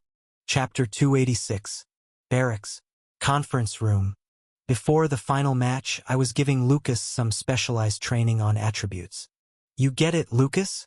Our opponent is a half-human, half-dragon with extremely high output. As I drew a dragon on the chalkboard, Lucas nodded intently. Beside us, Evangeline smirked. Is that supposed to be a worm? Someone who already got double hit should keep quiet. At my retort, Evangeline's lips pursed into a pout. Ignoring her, I continued the briefing. Duskbringer, our opponent in the finals, might look human, but her composition was half-dragon. Her existential stature was different. Her soul's capacity was different. Beings like these have insanely high peak outputs, but in exchange, their fuel efficiency is garbage. I drew a depleted battery icon on the chalkboard, but both Lucas and Evangeline looked puzzled. All right, they don't have batteries in this world. Anyway, Duskbringer had a terrible fuel efficiency, bit mana, energy, or even calories. Her MP pool was enormous, but she consumed a ton of mana with each skill use and her recovery was slow. A prime example of high output, low efficiency. That's dragonkind for you. There was a reason why Duskbringer had been sparingly flicking her fingers in combat until now. The bigger the action, the greater the power exerted, the higher her own consumption. The longer you stall, the better your chances. In the end, the conclusion was simple. I looked Lucas in the eye and nodded. Endure, endure, and endure. Wait until she exhausts herself. Your opportunity will come then. I will accomplish this, my lord. Lucas nodded, his fist clenched tightly. I will secure the victory and bring the glory of winning the martial arts tournament to you. My lord, you're the only one who can, kid. You are literally the only one aiming for first place under my command. Just then, a cheer erupted from outside. It looked like it was time for the finals. I gave Lucas a light pat on the back. Go and take her down. Yes, my lord. Lucas dashed out of the room. Munching on some snacks, Evangeline hummed as she watched his retreating figure. Do you think Lucas will be all right? He seems really stressed out. Why do you look so stress-free? Oh, come on, I did my best too. You know? Evangeline, who was shooting me a sly glance, mumbled as she looked at the spot where Lucas had left. I'm just worried because Lucas seems like he'd stake his life on this. This martial arts tournament was a battle of pride between Duskbringer and our monster front. However, it was merely a clash of egos. If things got too violent, I would naturally intervene. I hoped it wouldn't come to that, though. Due to the tournament running all day, the final match was held late in the evening. Before we knew it, the sunset was casting long shadows over the arena. Two figures stepped onto the battleground illuminated in a reddish glow. Duskbringer, who smirked malevolently from under the hood of her robe, and her opponent, the last hope of Monster Front, Lucas. For a moment, the young girl and the knight glared at each other. Hidden beneath the shadow of Duskbringer's hood, her pumpkin-colored eyes sparkled like those of a wild animal. Dragon of the evening glow. The girl bathed in the crimson sunlight was the epitome of the title. Lucas assumed a slow battle stance before her, clenching both fists and gradually raising his guard. If only I could use a wooden sword, this would be so much easier, Lucas thought. But if he did, there was a real chance of seeing blood. Duskbringer wasn't using any special abilities either. It was like they were both operating under the same self-imposed limitations. Just like the Lord advised, they'll bide my time and go slow. Lucas clenched his jaw and slowly gathered his fighting spirit. The arena was filled with a tense atmosphere that was almost suffocating. From the stands, the sound of people swallowing their dry saliva followed one after another. Standing calmly in the center, Ader grinned and sharply dropped his hand. Begin! Thud. Without a moment's delay, both fighters dashed off the ground. Duskbringer made the first move. Her tiny fingers gathered strength and flicked forward. If Lucas allowed it, he could easily be knocked out of the ring by the sheer force of her attack. But Lucas did not dodge. Wham! Instead, he reached out, grabbing Duskbringer's wrist, and forcibly redirected the attack. Swoosh! The powerful flick of her fingers hit nothing but empty air. Ha! While her wrist was being held, Duskbringer sounded genuinely curious. You're a pretty fearless kid. Fearless is the only option. Holding Duskbringer's arm with his left hand, Lucas gathered strength in his right fist and growled. That's the only way to become a dragon slayer. Bang! Lucas' fist exploded. He intended to take his time and measure her, but when the opponent so openly displayed an opening, there was no reason not to strike. His fist connected squarely with Duskbringer's empty cheek. However, she didn't even flinch. Despite being hit squarely by Lucas' massive fist, Duskbringer's small face didn't move an inch. Instead, her tiny lips parted, revealing a wicked smile. Why so hesitant, knight? The evil dragon is right here. Slay it and claim your glory. If you can't do that... She easily shook off Lucas' grip on her arm and flicked her fingers forward once again. You're just prey. Guh? Lucas barely dodged her finger flick and once more landed a hook in Duskbringer's open flank. But she remained unfazed. Thud. Bang. Thud. Bang. Standing close to each other, the dragon and the knight exchanged blows. Lucas avoided all of Duskbringer's finger flicks and diligently landed his counterattacks. But Duskbringer was not affected. Instead, the smile on her face grew darker. You really are tenacious, knight. It's like you've walked into a battlefield rather than a fighting tournament. How about we enjoy this a little more? We're not on a battlefield, we're in the midst of a festival. Let's play and smile. Shut up. After exchanging over a dozen blows without a moment's rest. Struggling to catch his breath, Lucas spoke roughly to Duskbringer, who stood before him with an air of indifference. I have to prove my worth.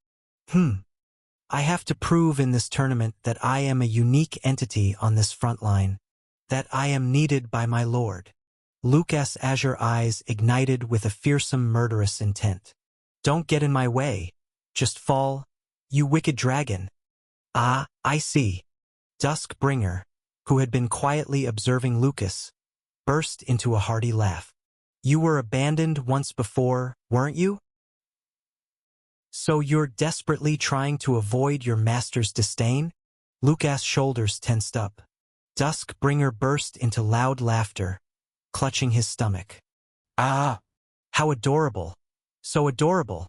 Knights are all so similar. You're like my knights, only ever focused on their masters, like loyal dogs. After a full round of laughter, and wiping tears from his eyes, Duskbringer let out a clear, mocking laugh. That's why I prefer cats. Whoosh! The next moment, Duskbringer's small fist struck Lucas' guard like lightning. Despite effectively guarding, Lucas couldn't mitigate the damage. Coughing up blood, Lucas was flung across the arena floor and slammed into the edge of the ring. A pet needs to have a bit of a sharp bite to be worth raising, don't you think? Brushing off his fist lightly, Duskbringer shrugged his shoulders and turned away. After all, if you could play that kind of hard to get, you wouldn't be a mere dog. Confident the match was over, Duskbringer began to walk slowly out of the arena when she sensed something amiss and looked back. Huff, huff, huff. Lucas was slowly getting up. Blue eyes flared like fire between disheveled golden locks. Steam burst out from behind his back. A flicker of interest crossed Duskbringer's eyes. The power of the beast? With a face as pretty as a saint's, you're harboring a beast inside you. But Lucas reigned in the beastly power himself. The steam puffing out from his back dissipated, and his once fiery eyes turned cold. He neatly brushed back his tousled hair. Standing once again in the arena was the impeccable knight Lucas. Dusk Bringar's elegant eyebrows furrowed. Why not unleash the beast's power? My lord told me not to. Lucas spoke in a measured tone. As you said, wicked dragon, I was abandoned once, a long time ago. Heh, a dog with many scars, huh? So I don't want to be abandoned ever again. Lucas slowly raised his guard again and spat out. Therefore, I will no longer use the beast's power. I'll defeat you with just my 2 fists and earn my lord's recognition. Duskbringer slowly scanned Lucas from head to toe before smirking, curling the corners of his mouth upward. How about joining me, knight? I'll let you wield the power of the beast as much as you like. I'll even give you the ability to control it. Lucas' eyes narrowed. Duskbringer continued. You're unable to properly wield the power of the beast because you lack control. Using the power of the beast was not unique to the beastmen, but they were far less concerned about the risks involved in the transformation. The blood of beasts flowed in their veins, serving both as a benchmark and as a brake that prevented them from going too far in their transformation. Even if they exceeded that limit, they would eventually return to their baseline state. However, those who dabbled in this transformation using human bodies lacked such benchmarks or brakes. Ultimately, they risked being consumed by the rampaging power of the beast. This wasn't just true for the transformation. It applied to all powers that had a temperament gauge. If you dabble without a controlling factor, you'll inevitably spiral into destruction. You seem talented. I'm willing to share a little of my dragon blood with you. Dragon blood. It was the legacy passed down through generations of Duskbringer, and a gift she bestowed upon her knights factors of the dragon. The power of the beast is nice, but the power of the dragon is on another level. You won't regret it. You could become several times stronger. What do you say? Lucas had heard the rumors. The berserkers of the West. Knights of Bringer Duchy who wielded the power of dragons through dragon blood. They were killing machines capable of taking on 100 enemies at once. What have you been hearing so far? However, Lucas coldly sneered. I aim to become stronger to gain recognition from my lord. What meaning is there in growing stronger under your banner? I refuse. That's a shame. I am my lord's escort. So, Lucas spat out, his eyes fierce. The prize for winning the tournament, a chance to become my lord's knight, is mine. Eh? You think you're getting it, you evil dragon? Duskbringer, who had been momentarily stunned, hurriedly stuttered. Wait, hold on. What did you say the first prize is? The first prize is becoming a knight under my lord. That's the prize. What? Wait a minute. Sweat trickled down Duskbringar's slender chin. Then I shouldn't win, should I? I mean, I am Duskbringer, a duchess. I would never willingly go to the southern front lines. I just joined the tournament because it looked fun. I didn't even check the prize list. What kind of first prize is that? Caught off guard and flustered, Duskbringer was full of openings. Then Luz graciously, Duchess. With fierce eyes flashing, Lucas rushed forward and launched a fist toward the flustered Duskbringer. The victory is mine. Chapter 287. To cut to the chase, Lucas had fallen. Though he managed to prolong the battle through various strategies, he was ultimately overwhelmed by the 3 consecutive jabs from Duskbringar's finger. Lucas lost consciousness and was knocked down. I covered my face with both hands, sighing in regret. Ah, what a bummer.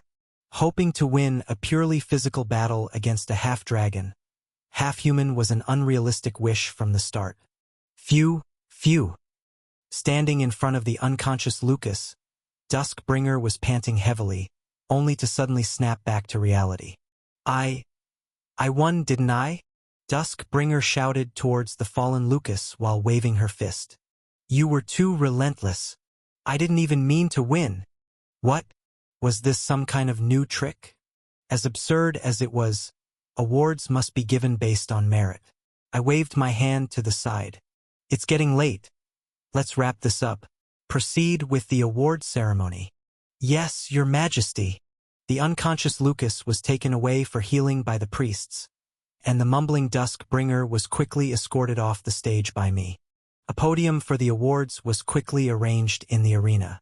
The presentation of awards for the 3rd to 8th place was handled by Serenade, as she was the sponsor of the event.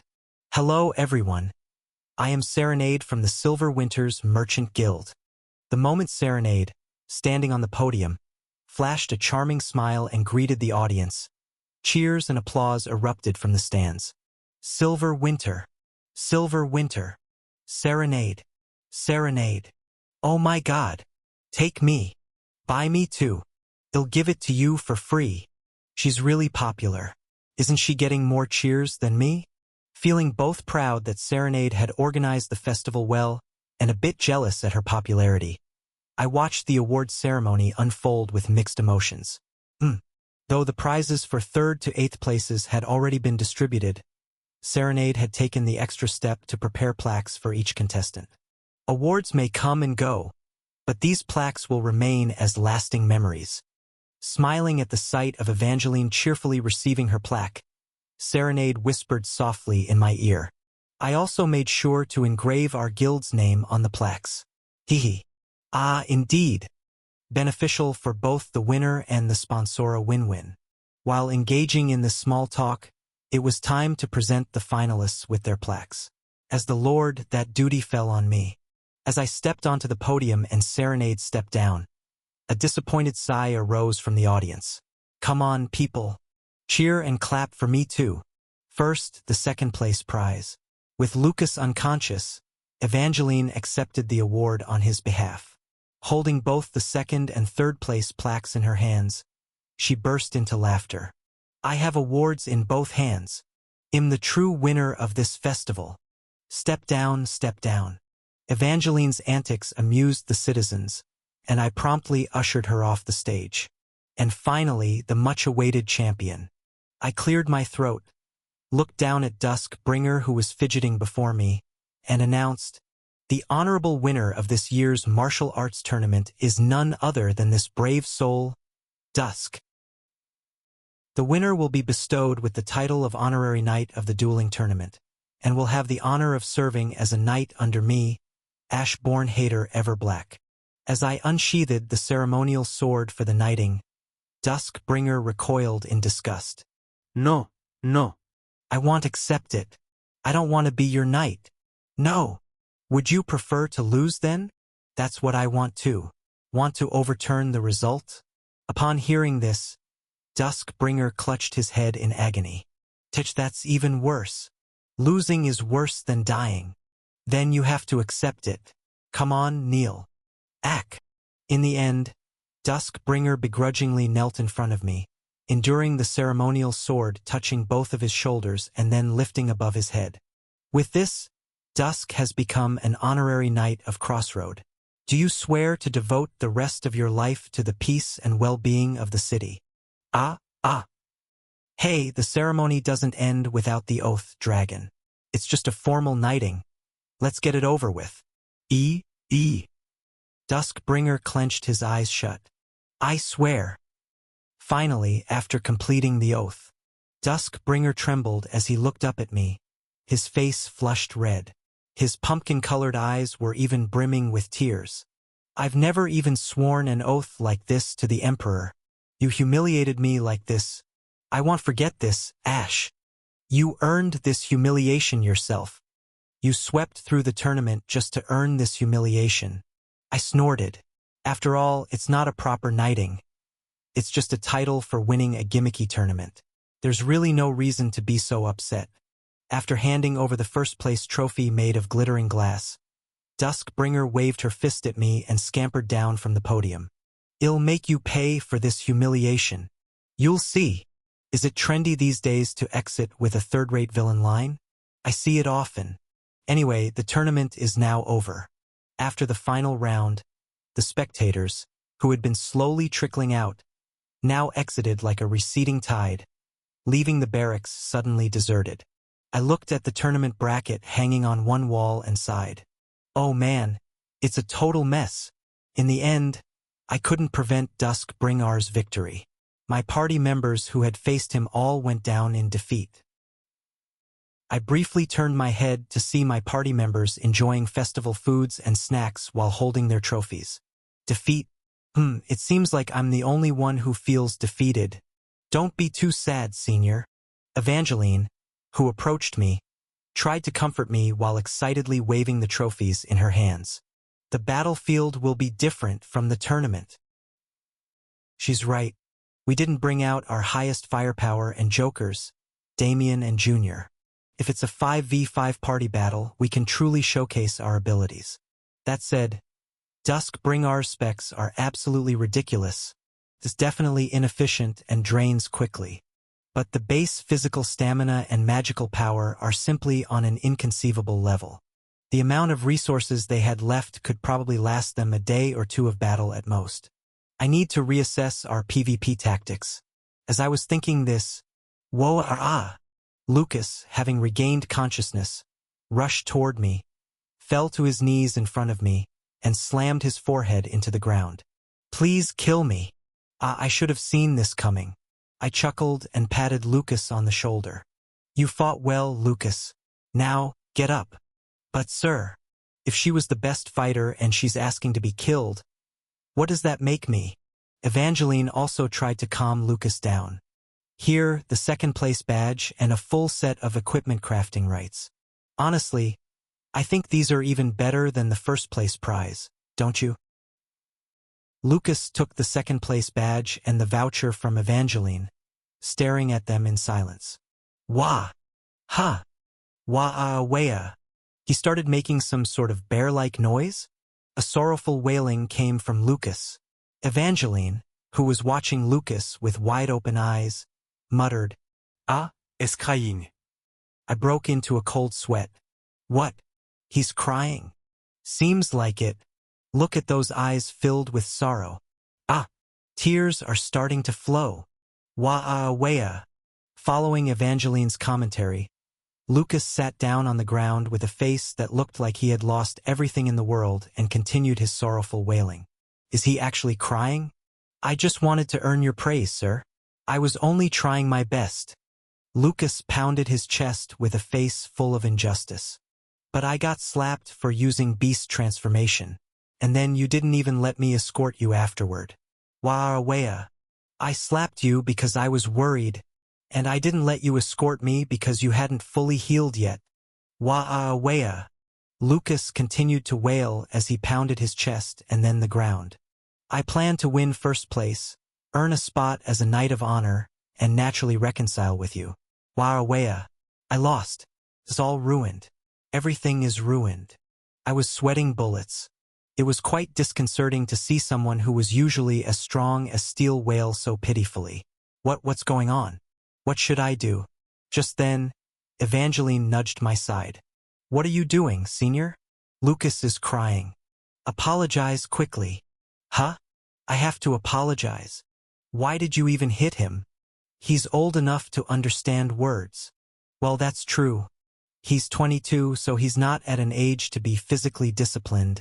No, nobody should be physically disciplined at any age to begin with, but still, as a close friend, not as a lord or commander, try apologizing first.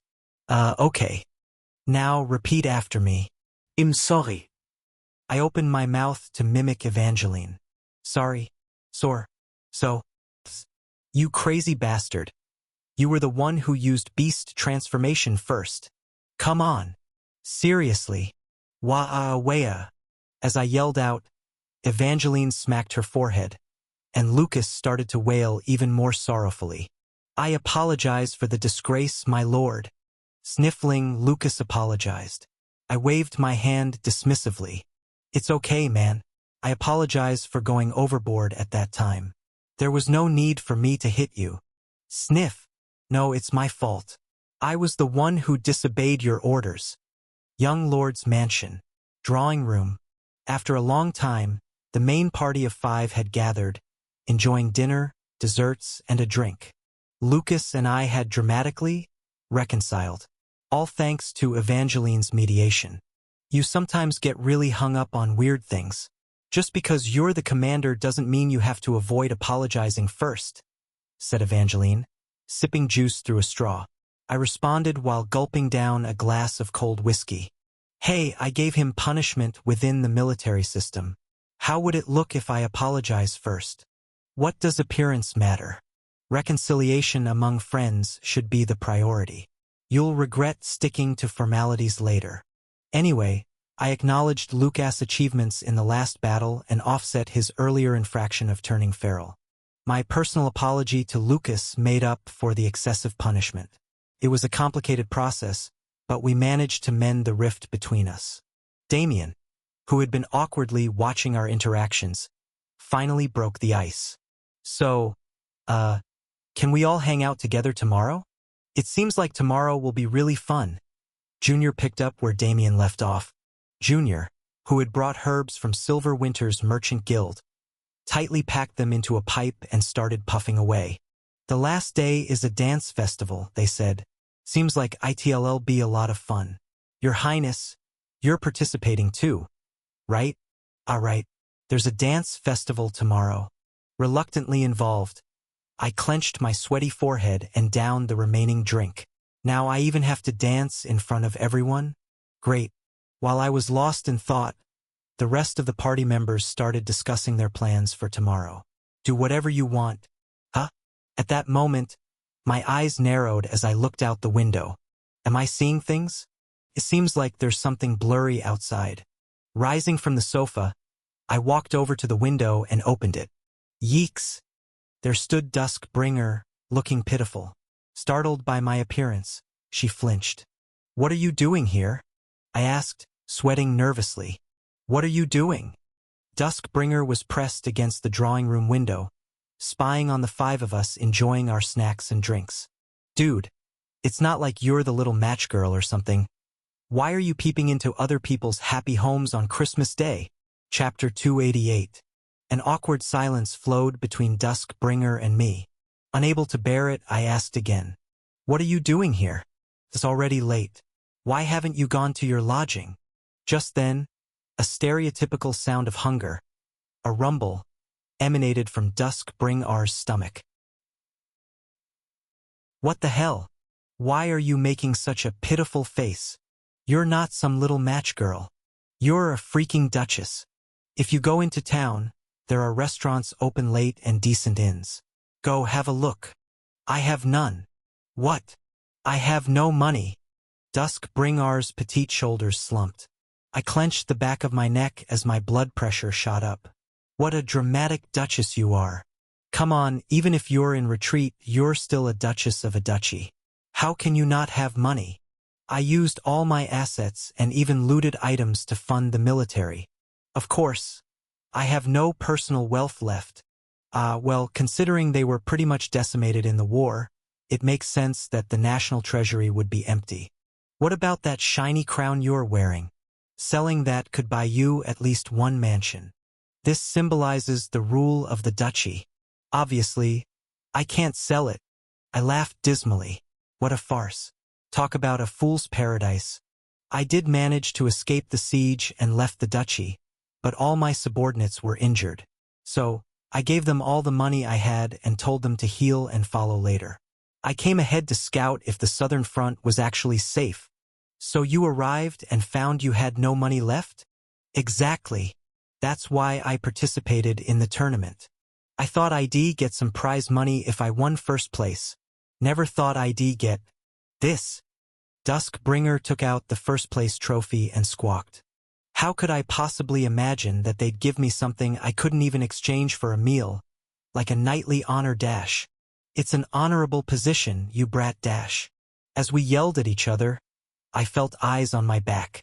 Turning around, my party members were watching us, sweating bullets. Ah! I let out a long sigh and gestured towards the interior of the mansion. Come in. It'll give you something to eat and drink. Really? It's a festival and we're not so stingy as to starve a guest. Hurry in. With a brightened face, Duskbringer bounded into the mansion like a hamster. I called Ader and instructed him to serve a meal to Duskbringer. I also made a guest room available.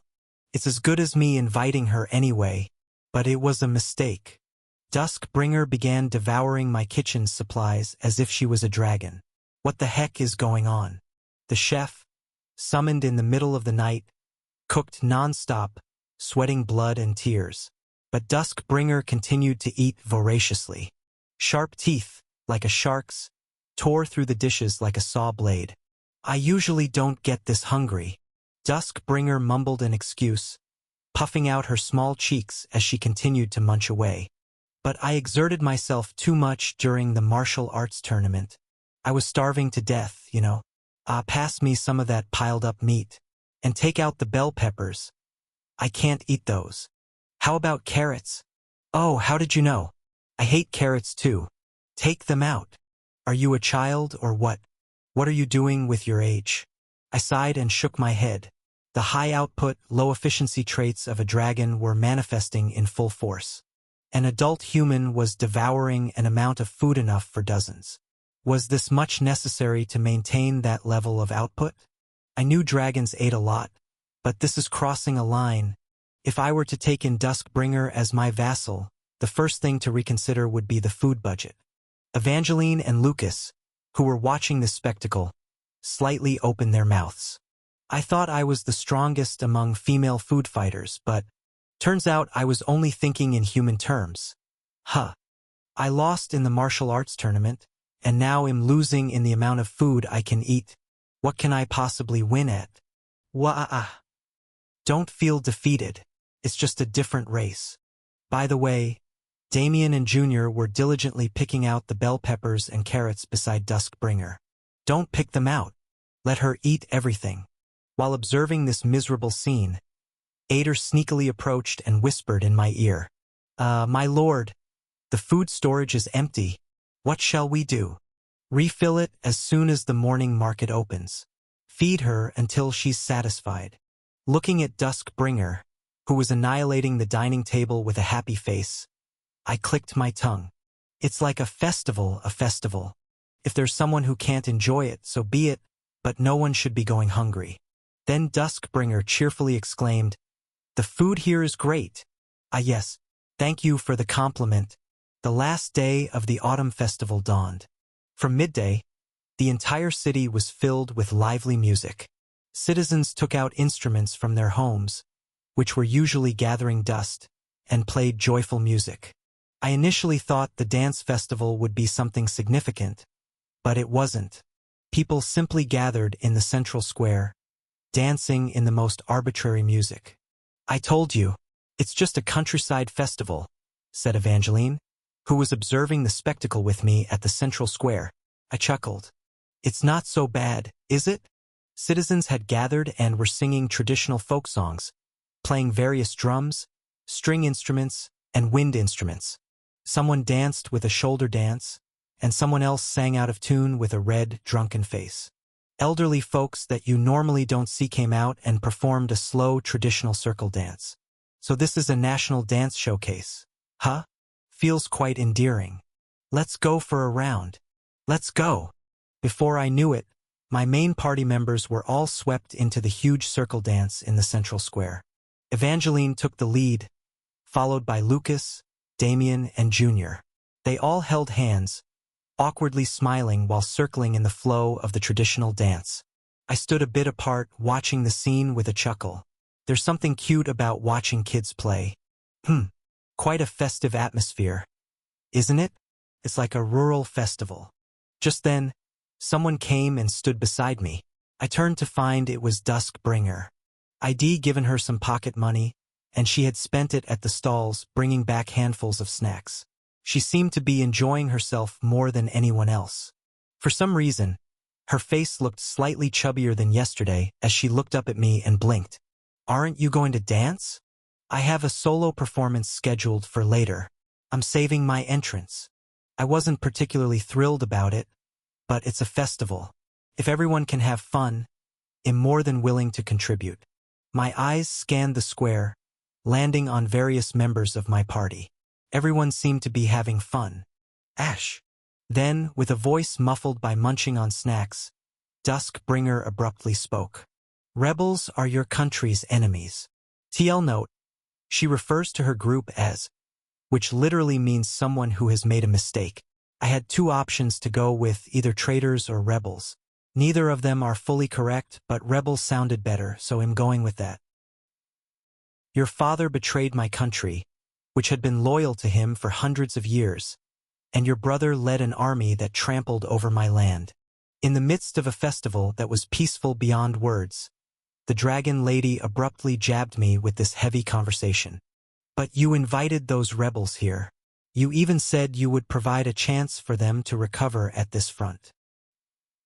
You knew that the moment you let the rebels into your front, you would be in conflict with your own country. And if that happens, in the worst-case scenario, I might never see this peaceful landscape again. The fight at the Empire's western front, the Dragonblood front, would not end until Duskbringer was captured and killed. Specifically, until her dragon blood was taken away. The moment she's discovered on my front, the flames of the western front will spread southward. Will you truly accept me despite all that? Duskbringer's words were laden with such implications. I listened in silence as she looked up at me intently. What exactly are your intentions? And if you do accept me, do you have a plan for what comes after? I looked at her with a faint smile. I will answer those questions when you fully join our southern front. Haha. So you won't show your hand till the very end? One should always make their move at the decisive moment. I shrugged nonchalantly. But let me assure you of one thing. The Imperial family, and the Empire, cannot touch this monster front. It's not just blind trust in a single declaration of independence from the past. I know what will happen in this world in the future. I am confident based on the memory of my strategies. A storm of events will descend upon the Empire in the future. I plan to sidestep that storm, unconnected to the Empire, and walk my own path. The war with the monsters, towards the clear, the true ending. As long as you cooperate with me, you'll have ample opportunity to rebuild here, I assured her. So this cooperation involves fighting monsters? Is that it? Yes. I truly can't understand why. Duskbringer sighed. She gazed down at the square below where people danced in rhythm with the music and murmured softly to herself. To think that it's worth bringing someone in, even if it means destroying such a beautiful landscape, I wonder if there's any value in such rebels. It is. To be honest, you and your knights were something like a bonus in the unfolding circumstances. They're worth it. It was true that Duskbringer and her knights held tremendous power. If I could recruit them under my banner, they would play a major role in the upcoming wars against monsters. Duskbringer toyed with the snack in her hand, lost in deep thought. Just as I was about to say a few more words to her, I was interrupted. Stop spacing out, senior. My main party members rushed toward me and grabbed my arms and legs. What the heck? Stop just watching with that paternal smile. Dance with us, senior. This opportunity comes but once a year, my lord. It's way more fun than you think. Dance, your highness. Come on, no escaping. Your highness, come this way. Arg. Wait a sec. I was about to have a serious conversation for once, but there was no stopping the relentless push from my party members. Before I knew it, I was swept into the whirlpool of dance. As I joined in, the crowd somehow noticed me and cheered loudly. A sudden open space appeared in the crowded square, and there I was, thrust into the center. What's going on? My lord, our lord. We've been waiting just for today. We've been really looking forward to this.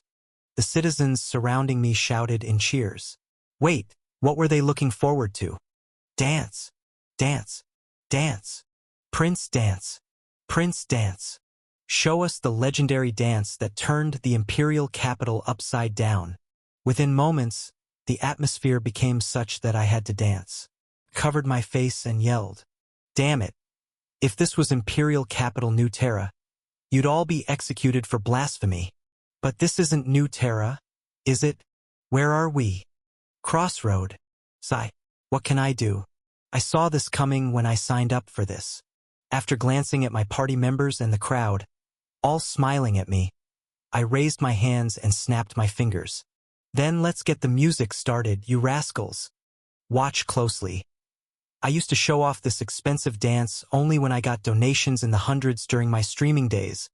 As I started my improvised dance, my party members doubled over in laughter, and the crowd screamed in both cheer and astonishment. I willingly made a fool of myself, because after all, it's a festival. Ha! I may not know much, but I do know one thing.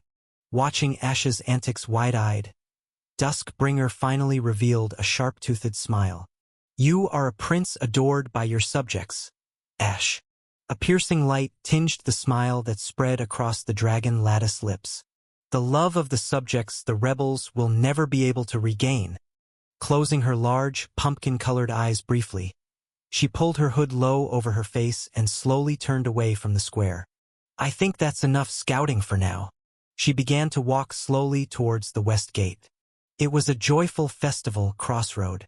And then she disappeared into the dimming twilight. Chapter 289. Time really does fly when you're having fun, Lily murmured, shaking the drink in her hand. The festival's almost over already. The sun had already set, but Crossroads Central Square was still brightly lit, filled with people joyfully singing and dancing. As Lily watched those savoring the festival's final moments, Godhand, who was holding the handles of her wheelchair from behind, chimed in. You're right, Miss Lily.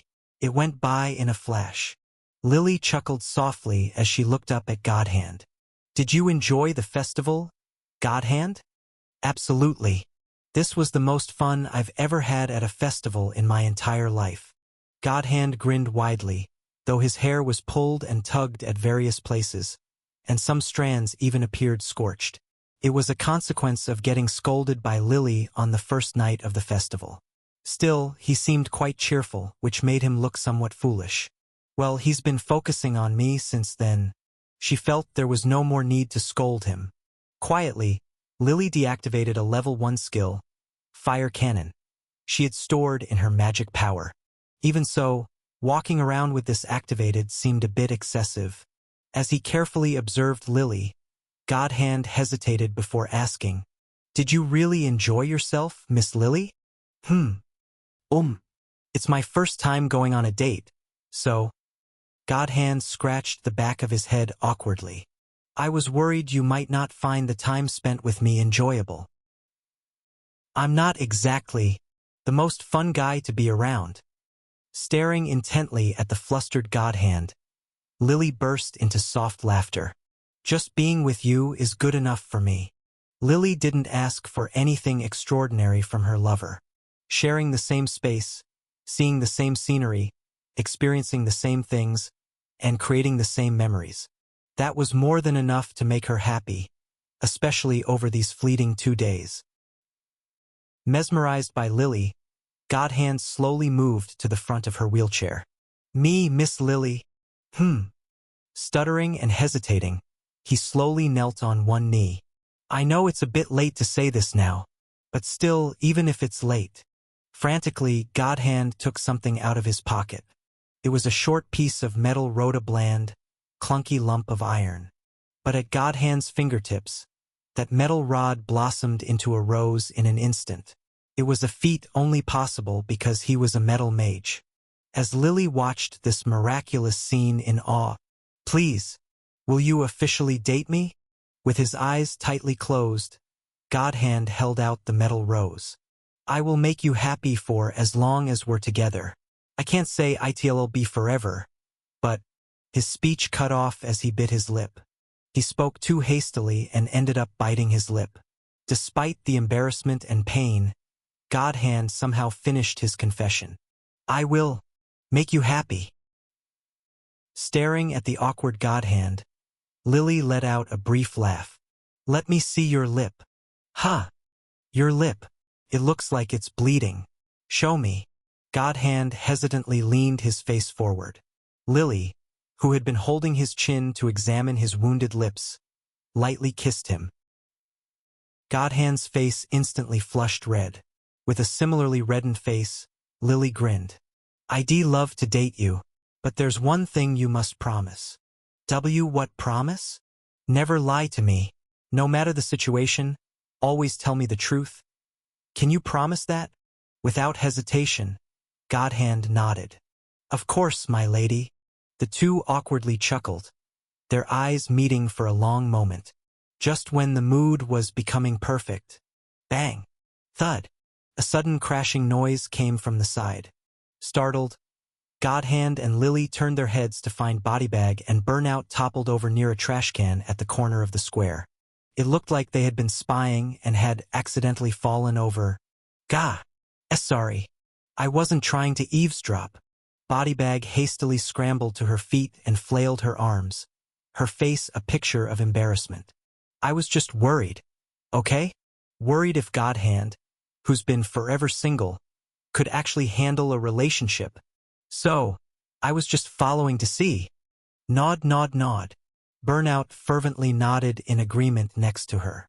The great mood they had been in was instantly shattered.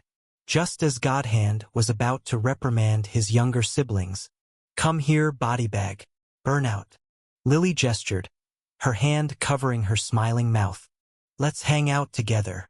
Surprised, Bodybag and Burnout's eyes widened. Huh? But Godhand is your brother, right? Now that he and I are dating, we should be seeing a lot more of each other. Lily beckoned the two elves. Let's get along. Now let's enjoy the rest of the festival together. After some cautious glances, Bodybag and Burnout cautiously joined Lily and Godhand's side. Godhand looked apologetically at Lily, but she didn't mind. Having instant younger sisters felt rather nice, actually. Not bad at all. Boom! Fizzle. Just then, several fireworks soared into the sky above Crossroads Central Square, scattering into embers. Bodybag pointed upward and exclaimed, Fireworks! Really? It's a fireworks display. And so it began. Fireworks of various colors adorned the sky of Crossroad, launched from all around the city. Lily, who had been quietly watching, murmured, The end of the fall festival really should be fireworks. They were fireworks befitting a small, rural town, small and modest. Yet they were beautiful. The crowd gathered in the square cheered and looked up at the fireworks display. Bodybag and Burnout jumped and ran under the colorful bursts. As she watched the scene, Lily quietly reached out, took Godhand's hand, and held it tightly. Godhand's long ears flushed red. Finding this adorably noticeable, Lily covered her mouth and chuckled. Elves have their charms. She had discovered an unexpected advantage. Let's watch them together next year, to the fireworks. In response to Lilith's soft whisper, Godhand smiled and replied, Yes, next year too. Definitely. Fizzle. Boom. The fireworks continued to ascend. Startled, I looked up from where I was sitting on the mat in a corner of the square, drinking and chatting with my party members. What the heck? Evangeline, who had been cheerfully chewing on some grilled squid, looked up at the sky with a radiant face. Ah, it's time for the fireworks. Fireworks time? It's the grand finale of the fall festival. Ending it with fireworks is a tradition, you know? I wasn't aware of such a tradition. Quite the flashy way to wrap things up.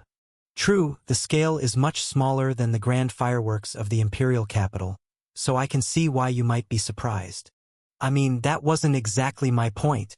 The truth is, I've always been more of an indoor gamer, unfamiliar with these extroverted festivities. Either way, everyone who had been loudly chatting on the mat looked up at the sky in unison, and they all quietly watched the magical fireworks bloom in various colors. Kelly Bay was there, and so was his assistant, Hannibal. Coolin and the Penal Squad, Verdandi and the Holy Grail Seekers, Aegis Special Forces and Shadow Squad, and Lily, including Saintess Margarita and all other heroes, as well as many soldiers. And my main party members beside me. Everyone was gazing at the fireworks festival. Instead of watching the fireworks, I observed the faces of those looking up at them. Once the festival ends, we would have to return to our daily grind of battling monsters. However, the memories of such peaceful moments like these would act as a sturdy anchor, preventing our weary hearts from drifting away. People gain the strength to live another year, and another, through such moments. It was fun, the fall festival. Hee, wasn't it? I'm looking forward to next year. As I mumbled, Evangeline and Damien responded with broad smiles. Next year, huh? Junior gave a bitter smile and took a puff of her cigar. Lucas stayed silent, only watching the dispersing fireworks. It was then. Your Highness. A clear voice rang out from the edge of the square. I looked and saw Serenade standing there, under the colorful lighting of bursting fireworks, and with her glossy hair fluttering in the autumn wind. Serenade somehow looked like a mermaid, scales or no scales. I felt as if a refreshing scent, like sea foam, emanated from her. I quickly stood up and faced Serenade. Serenade, you've worked really hard throughout this festival. I awkwardly scratched the back of my neck. While you were busy working, I just enjoyed myself. I'm sorry. Don't mention it. I'm glad that you had a good time, Your Highness. Serenade's silvery eyes rounded as she offered a sweet smile. Suddenly she exclaimed, "Ah!" and extended one hand toward me. Your Highness, since I've worked hard throughout this festival, will you give me a reward? Of course. What would you like? As I asked with a sly grin, I remembered something Serenade had once asked me for. That seed. Ahem. As long as it's not that kind of thing, I can happily oblige. I waited for Serenade's response with slight tension. Then, giggling, Serenade took a step closer and opened her palm. Would you dance a song with me? Huh? You mean, dance? Yes. The day of the dance festival isn't over yet, is it? Her face was flushed as she boldly made the request. Was she a bit nervous? Pausing for a moment, I broke into a carefree smile and slowly stood in front of Serenade, taking both of her hands. My pleasure, partner. Boom. Fizz. Under the bright light of the bursting fireworks, at a moment when everyone's attention was fixed on the sky, we hid outside their line of sight. Not in the center of the plaza, but in a quiet corner. We began to waltz slowly. There was no music, no chandelier, no stage, but the atmosphere had its own charm. Having spent a long time in the imperial capital, we danced together seamlessly. Serenade, her face aglow with happiness in my arms, whispered softly, Your Highness. Do you remember when I said, a few days ago, that I had something important to tell you? I remembered. On her first day arriving here in Crossroad, Serenade had said with a determined expression, I have something important that I must tell Your Highness directly. The message that she said she had to personally convey to me, making the long journey from the imperial capital to this place, Crossroad. Her real reason for visiting this remote southern region.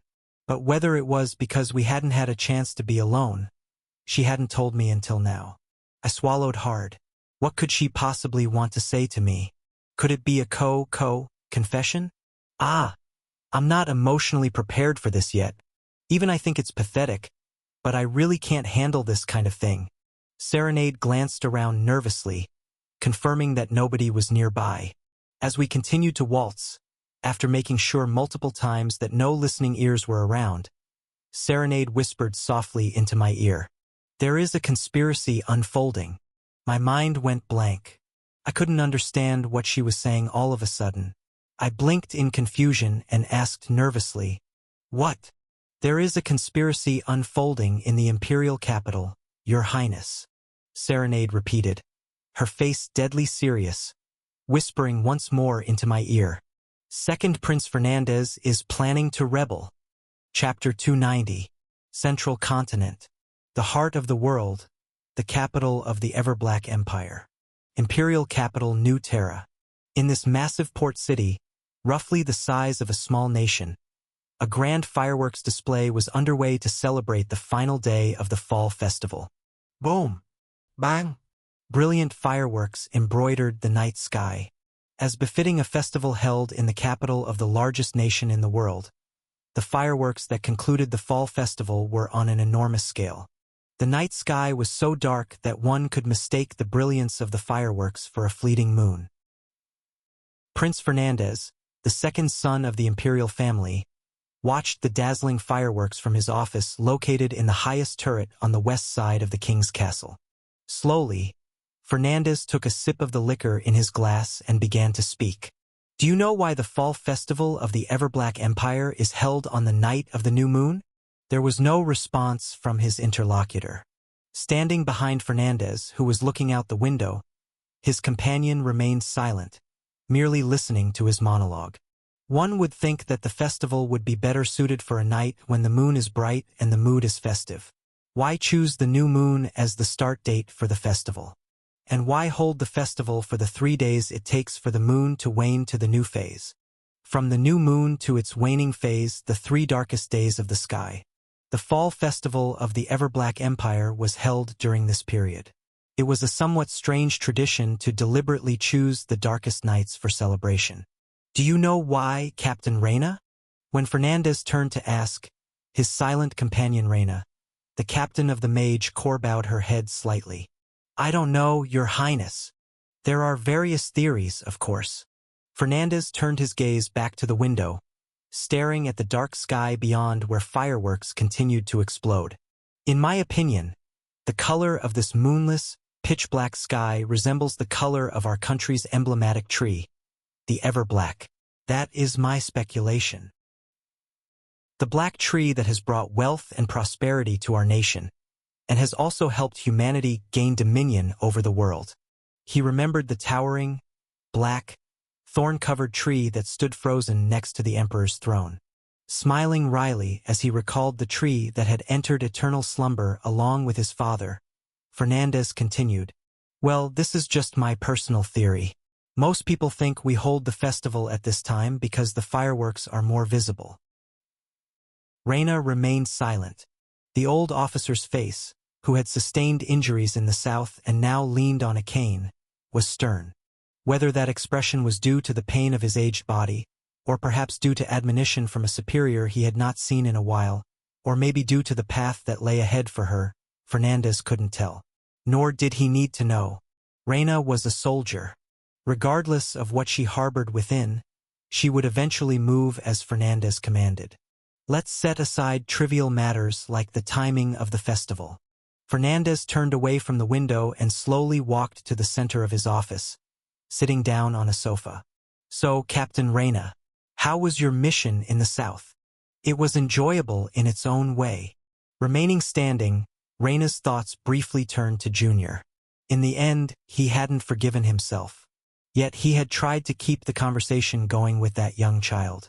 And the New Age wizard, reminiscent of an old friend, who had united lightning and wind. It feels like I've been on a long vacation. A vacation? You think it was that light-hearted? Fernandez, sounding sarcastic, tapped the reports spread out on the table in front of the sofa.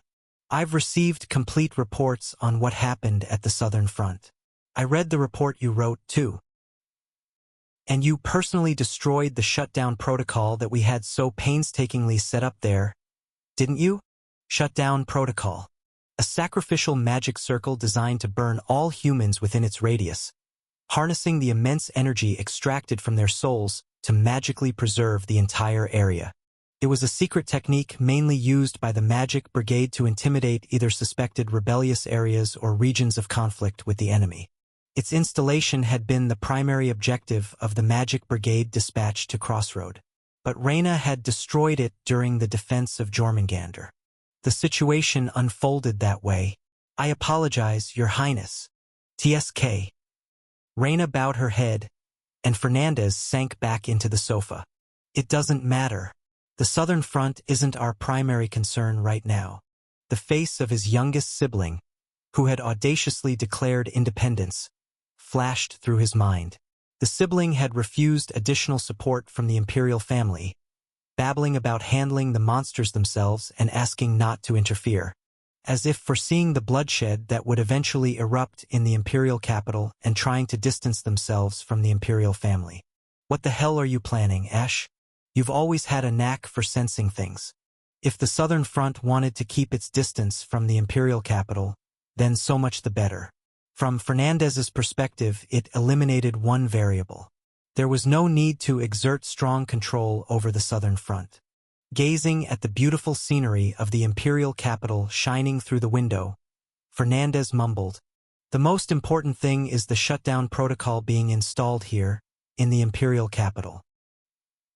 Reina slowly turned her head and took in the nighttime view of the city along with Fernandez. Countless people living under the bright lights of fireworks in the world's largest city. And the massive sacrificial magic circle being installed beneath it. Though her hands had been stained with blood throughout her life, they felt heavier now more than ever. Reina lifted her leaden fingers and clenched her fist tightly. There was no turning back now. Once you're entangled in this quagmire of blood, there's no escape. I wanted to wait for a more perfect timing, but circumstances are rapidly changing. We have no choice. Thunk. Setting down his empty glass on the table, Fernandez nodded gravely. Please expedite the completion of the shutdown protocol, Captain Reina. I trust only you. All of this is for the future of the Everblack Empire. One of the 4 fates that Emperor Everblack foresaw to bring ruin to the Empire.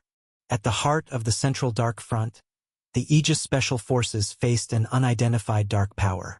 Ironically, that dark power was none other than the Aegis Special Forces themselves, led by their commander Fernandez. They conjured up non-existent enemies, inflated rumors about them, and used the pretext of fighting these imaginary foes to grow the organization and expand its influence. They deceived the imperial family, infiltrated in reverse, and burrowed deep into the darkness. The Aegis Special Forces had already seized control of the Empire's underworld. And now the time was drawing near. Be prepared. The time for rebellion is soon. Fernandez stood up and brushed past Reina as he left. We'll have much for the mage troops to do soon, Captain Reina. Do not falter. All right. A bitter smile crossed Reina's lips. Hadn't she vowed already to cast away her human skin for the Empire? Gladly becoming a monster, Fernandez exited the office first. Alone in the empty room, Reina muttered softly, "Everything is for the future of the Everblack Empire." Why did it hurt, even though she had firmly resolved to do this?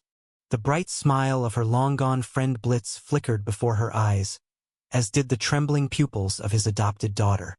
Staring at her motionless palm, Reina clenched her fist tightly.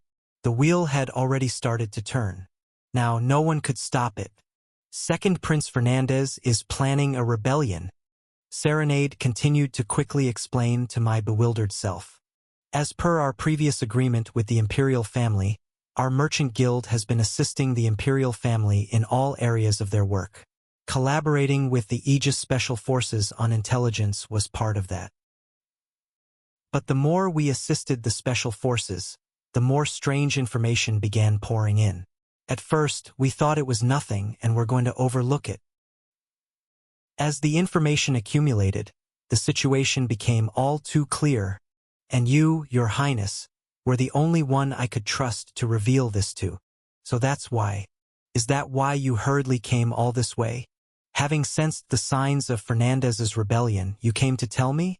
Actually, even when I arrived here at Crossroad, I wasn't certain. It was a faint suspicion. Serenade bit her lower lip. But a few hours ago, after collating information sent by carrier pigeon from the Merchant Guild's headquarters in the Imperial capital, it became certain.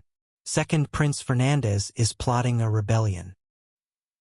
The information is too large and weighty for me to handle. I really didn't know what to do. Truth be told, I already knew. The Fernandez's rebellion event. It's the largest turning point in the second year of Protect the Empire, where the second Prince Fernandez instigates a rebellion to seize the imperial power. If the biggest branching event of the first year was recruiting Duskbringer, then the biggest branching event of the second year is Fernandez's conspiracy. At this point, the empire is divided into two. One faction led by First Prince Lark and another led by Second Prince Fernandez. Even the monster front must choose a side. Whom to align with, whose side to take. In the game, the structure was simpler. 1.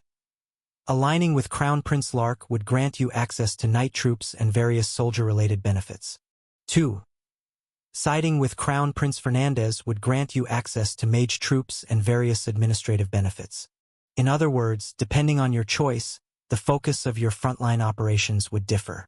Additionally, minor branching paths were formed, and the game diverged up to its third-year operation. Yes, it was bound to happen. The issue was, the timing has been pushed forward. Originally, this event would only take place in the middle of the second year. But now, signs of it were already appearing in the latter half of the first year. The pace of the game was already beginning to differ from reality. Why has it sped up? Could it be because of me? I, Ash, survived and protected the Silver Winter Merchant Guild along with Serenade. The Southern Front declared its own path. I thought it was just a small snowball, a single flap of a butterfly's wings, but could it be distorting subsequent developments?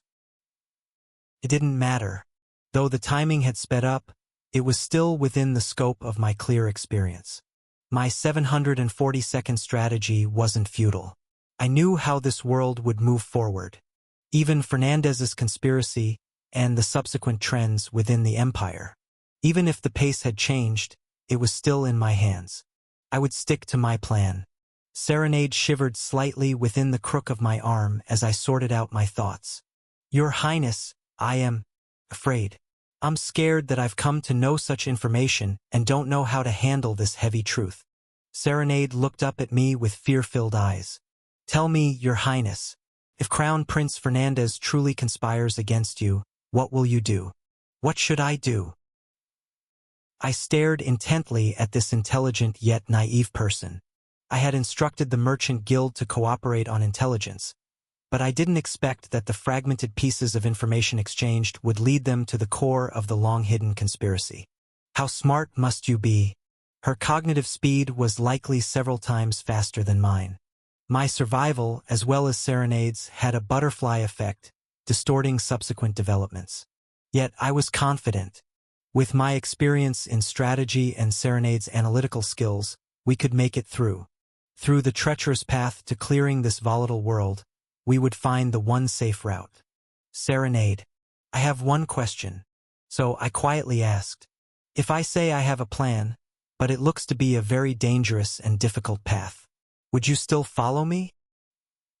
Caught off guard by the sudden question, Serenade's face hardened, but she did not hesitate. Of course, Your Highness. The Silver Winter Merchant Guild will share its fate with you, Your Highness. We've been committed to that from the start. Chapter 291. Humph. In a corner of the square, Ash and Serenade, who were dancing away from the gaze of others, caught Evangeline's eye. Evangeline, who was resting her chin on her hand and looking displeased, grumbled. They make quite a handsome couple. Lucas took a glance at the seemingly disgruntled Evangeline and took a sip from his drink. Why the long face, miss? I'm not upset. Evangeline pouted. I'm just jealous. Jealous. Just look at Lady Serenade. Stunningly beautiful, competent, smart, and even heads the Merchant Guild. Evangeline exaggeratedly stretched her short arms and let out a sigh. I can't even play the game right now. But I wish I could grow up to be like that. I wonder if it's possible. You're not referring to that saying, are you, Evangeline? Which saying? The one about a sparrow trying to follow a crane and splitting its thighs. Ugh. Instead of cheering me on, you're mocking me. Just you wait and see. Evangeline, jumping to her feet, clenched her fist. In a few years, you'll be surprised. Evangeline Cross will be as impressive as Lady Serenade. Then we'll see who's laughing. Lucas, observing the youthful face of the shouting Evangeline, coolly replied, well, hang in there. Oh, come on. Why so dry? Because, no matter how old you get, you always seem like a kid to me. Evangeline lunged at Lucas, attempting to bite him. Lucas narrowly managed to push her away and mumbled. On another note, Lady Serenade has changed quite a bit. What? She has? Yeah, she used to be more. As Lucas was reminiscing, his voice trailed off because the final fireworks of the festival lit up the sky. Boom! Whiz! The grand finale fireworks burst, and the crowd in the square erupted into applause and cheers. From a corner of the square, Ash and Serenade, who had stopped dancing, were seen exchanging pleasantries. Evangeline, with a sound that was almost like a groan of jealousy, murmured, "Must be nice to be in a relationship," and Lucas chuckled, finishing off his drink. The festival had ended. Leaving the bustling streets after the festival, I sat in my mansion's office. While the heat of the festival still lingered in my body, I tried to cool my head. Now that I've completed up to stage 10, it's time to assess the current situation. I tapped the paper in front of me with a pen, jotting down the status of our efforts and the challenges ahead. Firstly, the status of our troops. Starting with the heroes. Main party, Penal Squad, Shadow Squad, Lily, Margarita, and 3 reserve subparties leveling up in the lower dungeon areas. We're more short on hero parties than I expected. Only 2 parties were ready for immediate action. The Shadow Squad consisted of only 3 members. Lily and Margarita are not field operatives. The rest are reserve parties. I need to reinforce. Currently, there are 2 parties with connections to the monster frontline: the Holy Grail Seekers and the Elite Guards of Duskbringer. However, the recruitment period and conditions for these groups are yet to be finalized. Without counting on their recruitment, I should continue to obtain and train other heroes.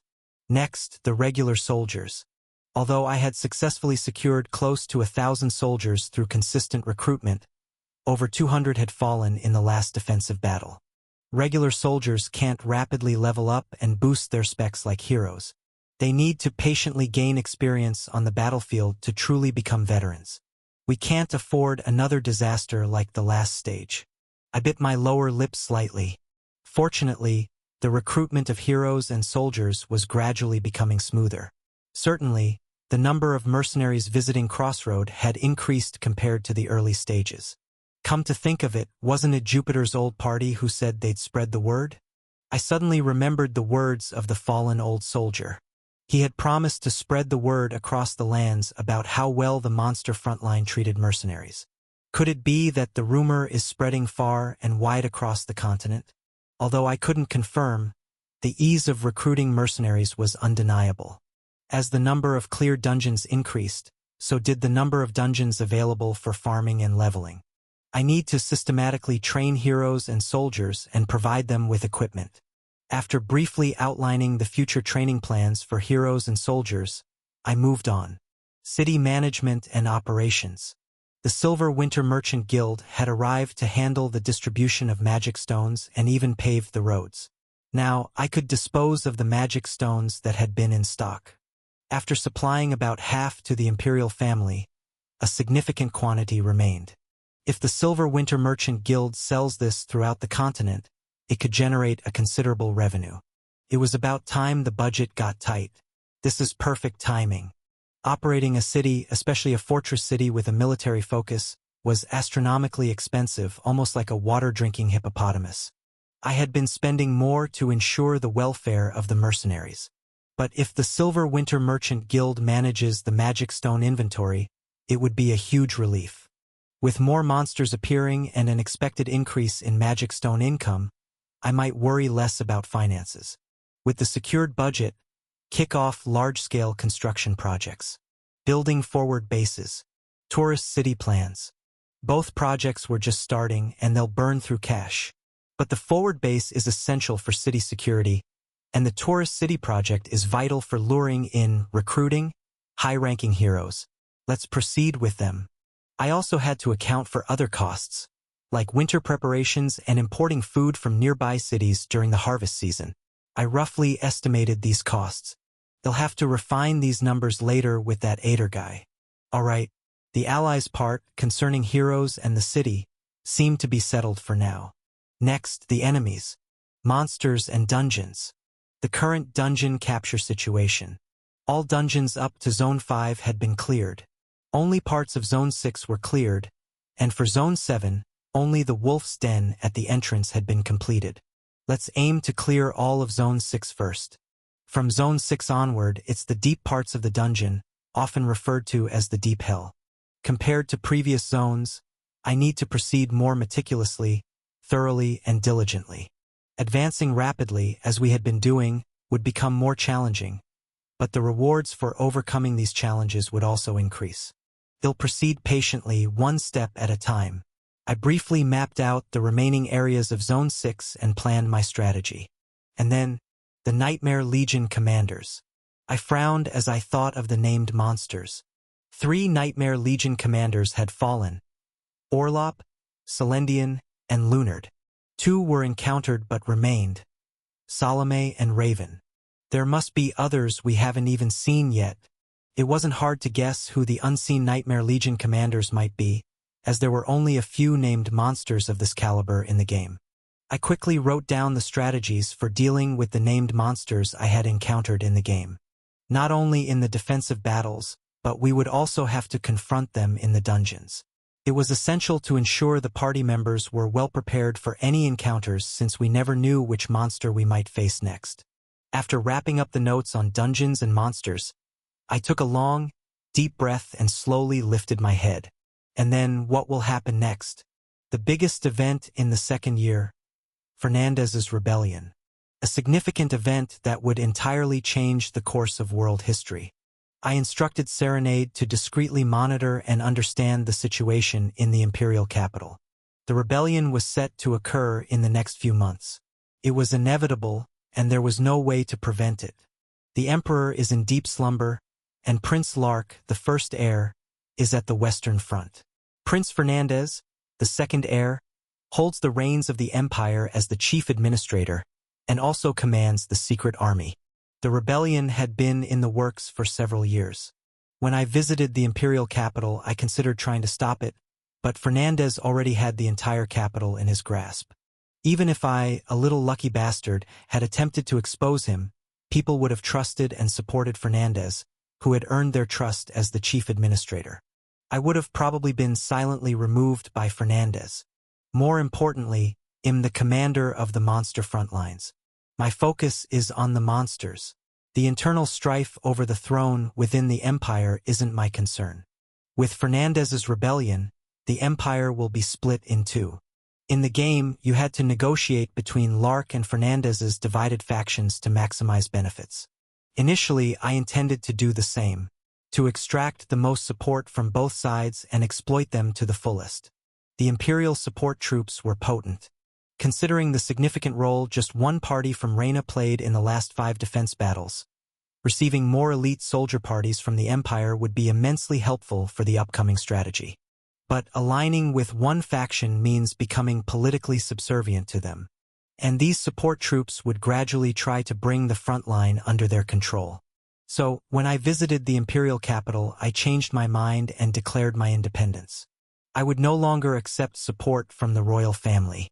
At the same time, I would step back from their power struggles and battles for the throne. In exchange for giving up all the benefits obtainable from the imperial family, what could I gain? I'd rally the fallen kings, with Duskbringer at the forefront. The fallen kings, those who had lost their nations to the empire, now wandering as refugees and mercenaries, their royalty, their knights. The enslaved creatures who were forcibly subordinated by the empire. Each roamed with their own hidden grievances. I intended to recruit them as mercenaries for our frontline. It was only a theoretical strategy in the game, the so-called Horde of Outsiders strategy, a romantic dream team recruitment strategy that primarily aimed at recruiting wandering mercenaries, especially those tagged as king, chieftain, or lord. If I could unite these fallen kings into one organization, in theory, they'd form an army more potent than the sum total of all the support troops one could get from the royal family. It made sense considering the individual parties of these fallen kings were powerful in data terms. After all, they were the last remnants of entire nations. But gathering them into one army was a challenge of a different caliber. Each had a difficult temperament, none wanting to be subordinate to another, and most importantly, the majority held grudges against the empire. I'd tried this a few times in the game but always failed. These kings would readily betray, starting rebellions, creating chaos, and because of their personal grudges, they often fought among themselves. But I'll make it work. This strategy, although difficult, was the ultimate and most potent cultivation method in theory. To reach the true ending, conventional strategies would inevitably hit a wall. So, I'd fly performing aerial acrobatics. I would persuade, negotiate, and win over these strong-willed individuals who wouldn't bow to anyone and rally them under my banner. Recruiting the Dragon Lady is the start. The Dragon Lady Duskbringer, the most formidable among all the fallen kings and the key to this plan. Thinking of the petite queen who had come to play during the festival, I smirked internally. 5 versus 5 PvP? That's a joke. They'll definitely take her down. Initially, I intended to recruit her covertly while minding the imperial family's sentiments. But now there was no need. Soon the royal family would be too occupied with their internal strife, the impending split due to Fernandez's rebellion. The same applied to the other fallen kings. With Fernandez's rebellion nearing, I'd accelerate the construction of the horde of outsiders. Sigh. As I wrapped up my situation assessment and future planning, dawn was breaking. I frowned, looking at the rising sun. Damn, I haven't finished checking the equipment items for the kids. Grumbling, I took out a new piece of paper and began laying out a new equipment plan. Pulling an all-nighter wasn't new to me. During my streaming days, I frequently hosted 24-hour broadcasts under the motto "Go Big or Go Home." Frantically jotting down magic core numbers, equipment estimates, farming plans, a thought crossed my mind. Though the festival was certainly fun, being engrossed in strategy now felt even more comforting. Maybe I truly belonged on the front lines. Shaking off the stray thought, I continued with the equipment plan. First on the list, exclusive equipment for Lucas and Evangeline. The exclusive equipment that completes an SSR-grade hero character. It was finally time to equip our 2 knights with these. Chapter 292. The day after the festival ended, everyone returned to their daily routines.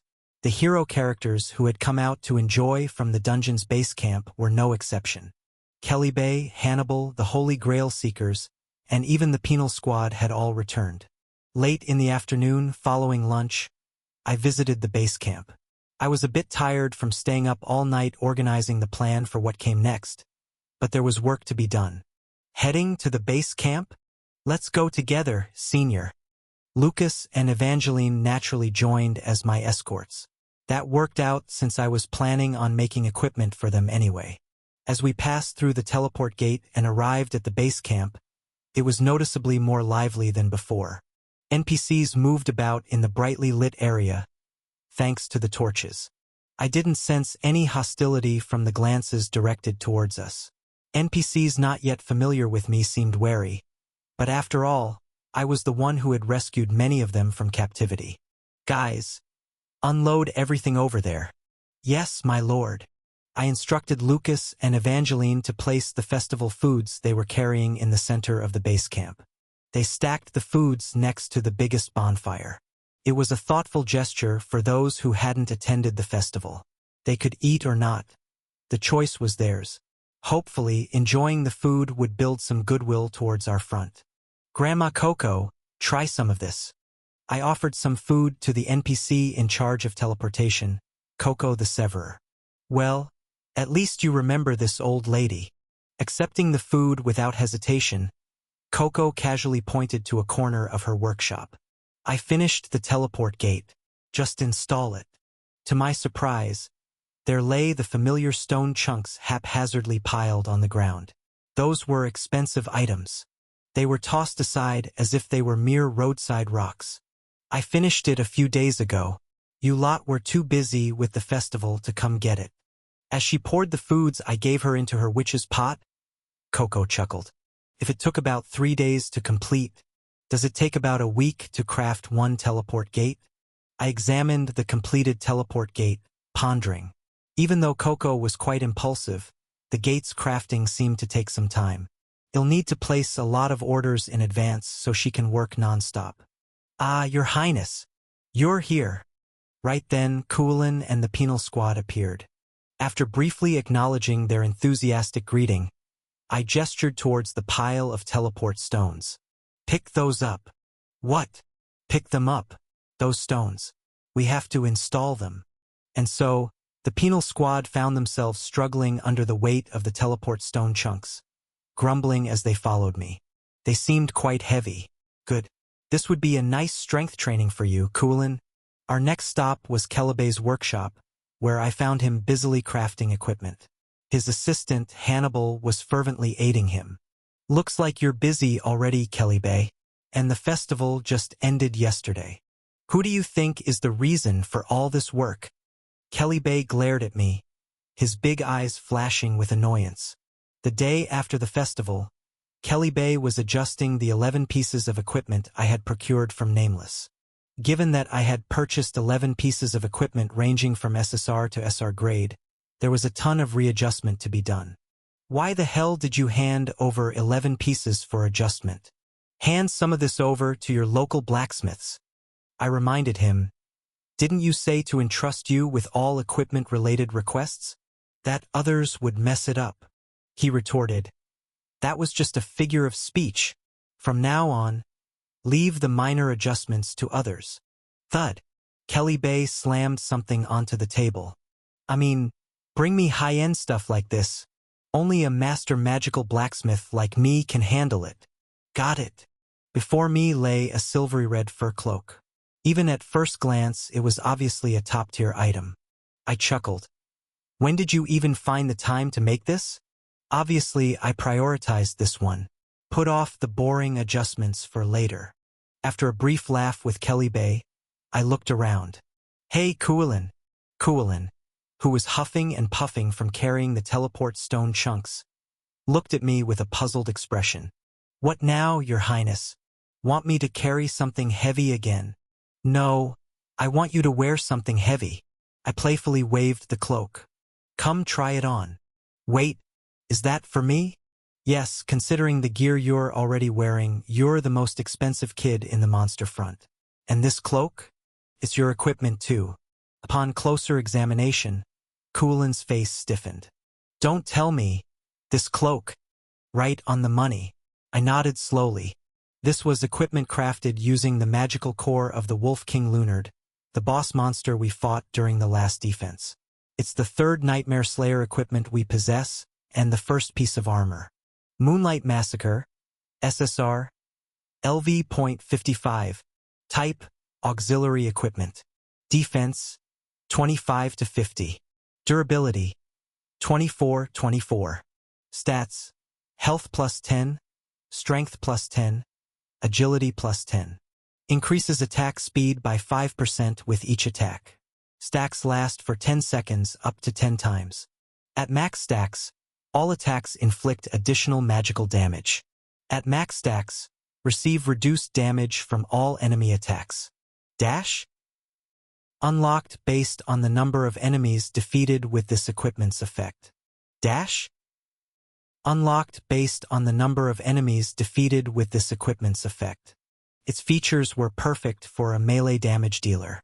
As long as one could maintain the attack speed stacks, the additional damage and defensive bonuses made it an outstanding item. If you can't maintain the stacks, it's just an ordinary cloak.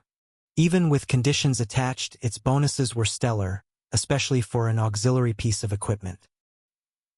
Kulin hesitantly took the cloak, a mix of emotions on his face.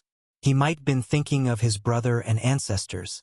Without much delay, he draped the cloak over his back, its luxurious sheen reflecting his resolve. The cloak of silvery red wolf fur cascaded down the back of the towering, muscular figure, shimmering like moonlight. Everyone watching let out an impressed sigh, myself included. Clothes really do make the man, huh? Until now, Kulin had always paraded around in ragged clothes, wearing things like sleeveless shirts. Though titled a mountain king, he sometimes resembled nothing more than a giant hobo. But now, with this distinguished cloak, he seemed entirely transformed. A newfound dignity seemed to radiate from the cloak itself. You're starting to look the part of a mountain king, aren't you, Kulin? As I playfully patted his shoulder, Kulin grinned. I'm not a mountain king anymore, Your Highness. Oh, I'm the commander of the penal squad now. Would you look at that, the rascal's growing a backbone. Well, Considering all the equipment I've showered upon you so far, it's high time I maxed out my affection for you. Affection? I don't know what you're talking about, but thanks, Your Highness. Kulin brought his fists together in a salute, paying his respects. For the fate of my people and the rest of my life, I will wear this cloak. The seriousness on Kulin's face was undeniable. I nodded in acknowledgement. I couldn't pinpoint exactly what had shifted in Kulin's attitude since our last defense battle. But it was evident that the once rash Mountain King was maturing. He's still a bit of a brute, though. I tried to erase the memory of him getting knocked out in a single blow during a recent tournament. I have big plans for you, Kulin. Next, I handed out the adjusted weapons and equipment to the other 4 members of the penal squad. All were of SR grade. Considering these guys are the current backbone of our front line, it's best to invest generously. Their eyes widened with excitement as they clutched their new gear, hoping it would give them an edge against the monsters. I then pulled out 2 sets of armor from the newly adjusted gear and placed them on the table. Each set, consisting of an upper and lower piece, was covered with cloth to protect against dust. Turning around, I saw Lucas and Evangeline, their eyes shimmering with anticipation. I couldn't help but chuckle. Here are your new armors. The ones you had are pretty much trash now. Yahoo! I've been waiting for this. Evangeline cheered, hopping excitedly. Lucas, however, looked disheartened. He ran his hand over his current worn-out, phantom armor. I'm sorry, Your Highness. This too was a gift from you. I intended to wear it for a lifetime. Why are you acting so down lately? There's no need to apologize. Gear is meant to be expendable. He looked more disheartened than ever. I realized I'd been too hard on him. I'd need to be more gentle. In any case, onto the new armor. I presented Lucas first, unveiling the cloth. Midnight, SSR, LV.49. Twilight, SSR, LV.49. The upper armor, Midnight, and the lower armor, Twilight, combined to make a 2-piece medium plate armor set. True to its name, the armor was pitch black, and its design was absolutely striking. In the game, users who obsessed over looks often referred to this set as the Rebla, real black, armor. Many had their eyes bloodshot vying to obtain this set. It boasted impressive physical and magical resistances, and the set bonus wasn't half bad. Set bonus. Midnight's Twilight, February 2nd. Upon equipping the entire set, for 12 hours after sunset, attack power increases by 10%, defense by 10%. For 12 hours after sunrise, movement speed increases by 20%. While it didn't have any mind-blowing capabilities, it was a powerhouse in terms of basic stats. And with armor, it's more about the specs than special abilities. Lucas silently removed his current armor and donned the new set. Kelly Bay and Hannibal assisted Lucas, adjusting the armor to fit him perfectly. Once Lucas was fully armored, he resembled a dashing knight. His previous armor had been quite stylish, but after extended use, it had worn down. Now, clad in new armor, he looked magnificent. It was as if he was wearing a bespoke suit. I will wear this armor for the rest of my life, Lucas solemnly vowed. Enough with the dramatics. That armor isn't your endgame gear anyway. Wear it out, move on. Next, I handed over a new set of armor to Evangeline. Evangeline, hey, race yours. Finally, Evangeline eagerly unveiled her armor. But the very next moment, she screamed, "What? What the hell is this?" Jumping back in horror. Really, that much of an overreaction. The armor I had prepared for Evangeline was the rare Bone Armor Upper, SSR, LV.49. Bone Armor Lower, SSR, LV.49. The Bone Armor series. But not just any bone armor. An SSR-grade bone armor. Made from the bones of mythical monsters, no less. The armor boasted overwhelming durability, immense health stat boosts, and extraordinary physical resistance. For a pure tank like her, there wasn't a better armor at this stage. From golem armor and now to bone armor? Regardless of its grade or capabilities, it's just bone armor to Evangeline. She confronted me with a grievance written all over her face. You promised the next one would be pretty. Does this armor look beautiful in your eyes? Yeah, looks super nice. For the record, I'm a practical gamer, not into aesthetics. If the gear stats are good, I don't care if my character is dressed in a loincloth and wielding a wooden club, which is why, when I streamed another MMORPG in the past, my viewers were screaming, begging me to wear something less painful to the eyes, and to stop obsessing over that primitive caveman look. Hey, do looks pay the bills? It's the equipment stats that keep your character alive. Ugga ugga. Anyway, from that perspective, this bone armor is stunning.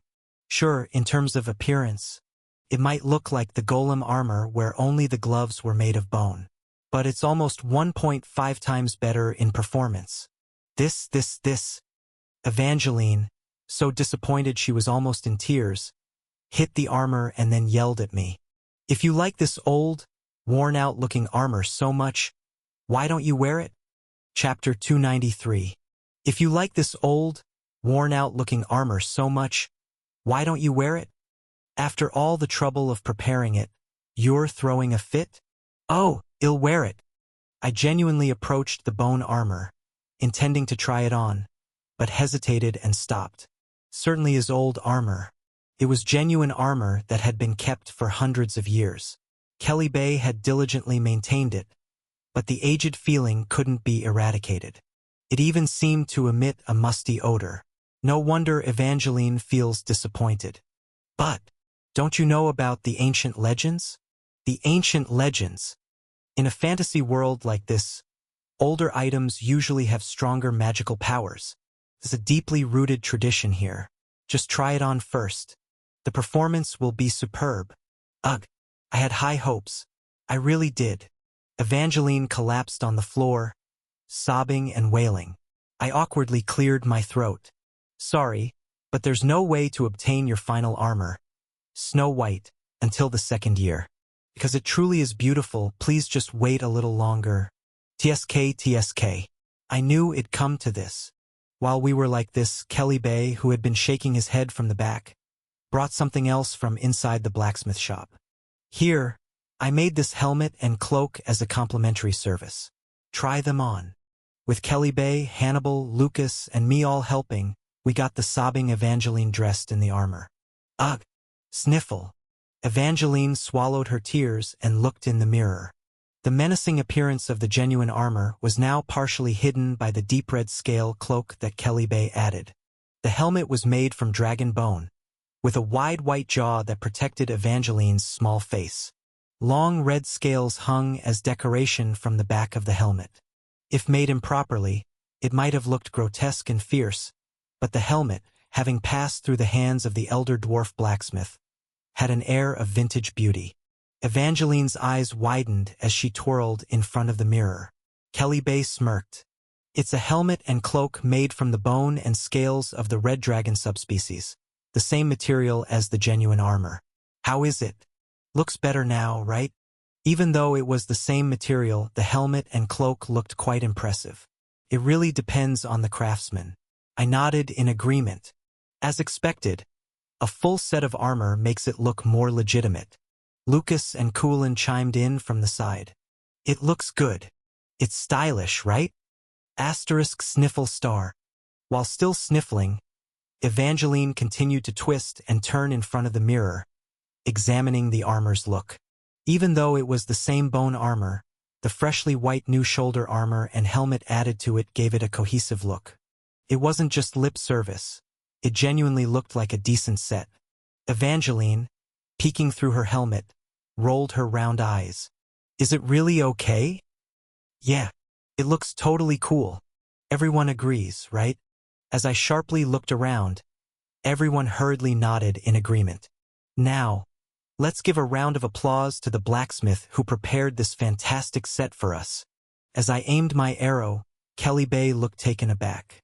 However, when my party members began clapping in unison, his face soon beamed with satisfaction. This old man is so simple-minded. Well, It doesn't seem too bad. Evangeline pouted her small lips. Phew, I somehow managed to impress her. And that's not all. Kelly Bay. Huh? What now? There's a high-level request only a master blacksmith like you can fulfill. I snatched Evangeline's spear and shield and slammed them onto the workbench. Evangeline seemed startled, but Kelly Bay, stroking his beard, grinned as if he had been waiting for this. I've been waiting for this. You're finally letting me handle these pieces of equipment.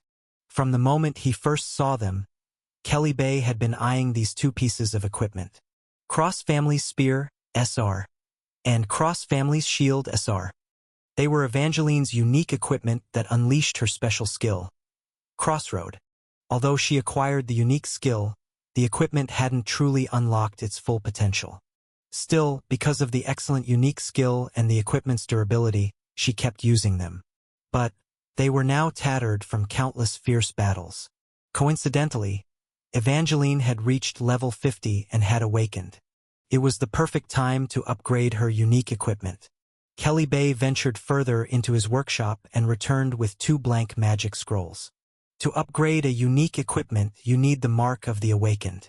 It's to form a soul bond between the user and the equipment.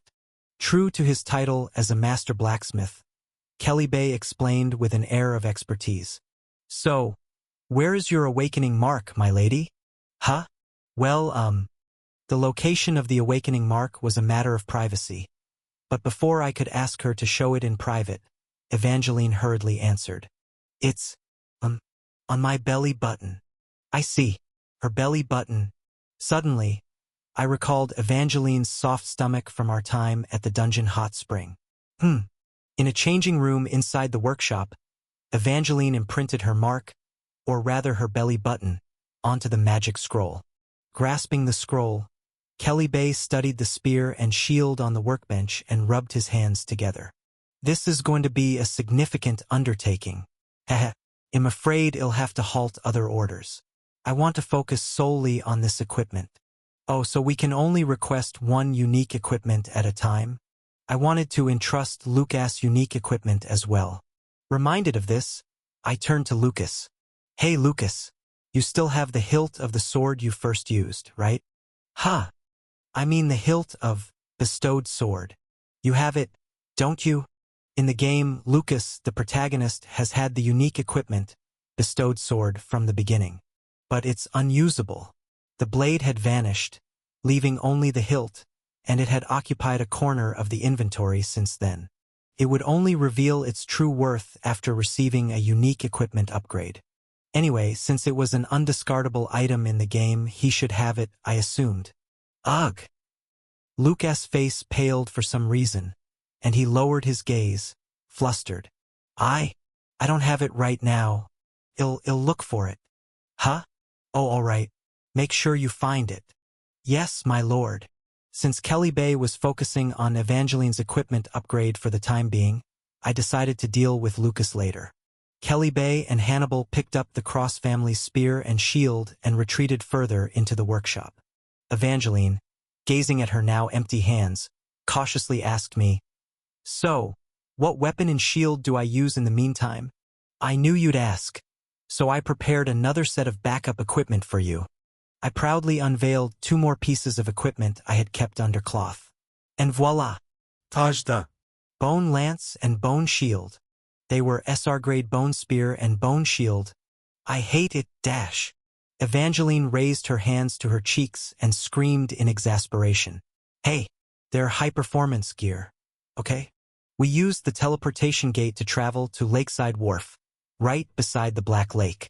After loading the stack of teleportation stones into a cart we had stationed at the wharf beforehand, we journeyed north across the shimmering Black Lake. The road was treacherous. Monsters had frequently trampled on it, making it a mess. The cart shook violently and almost toppled over at times. I managed to hold back my nausea.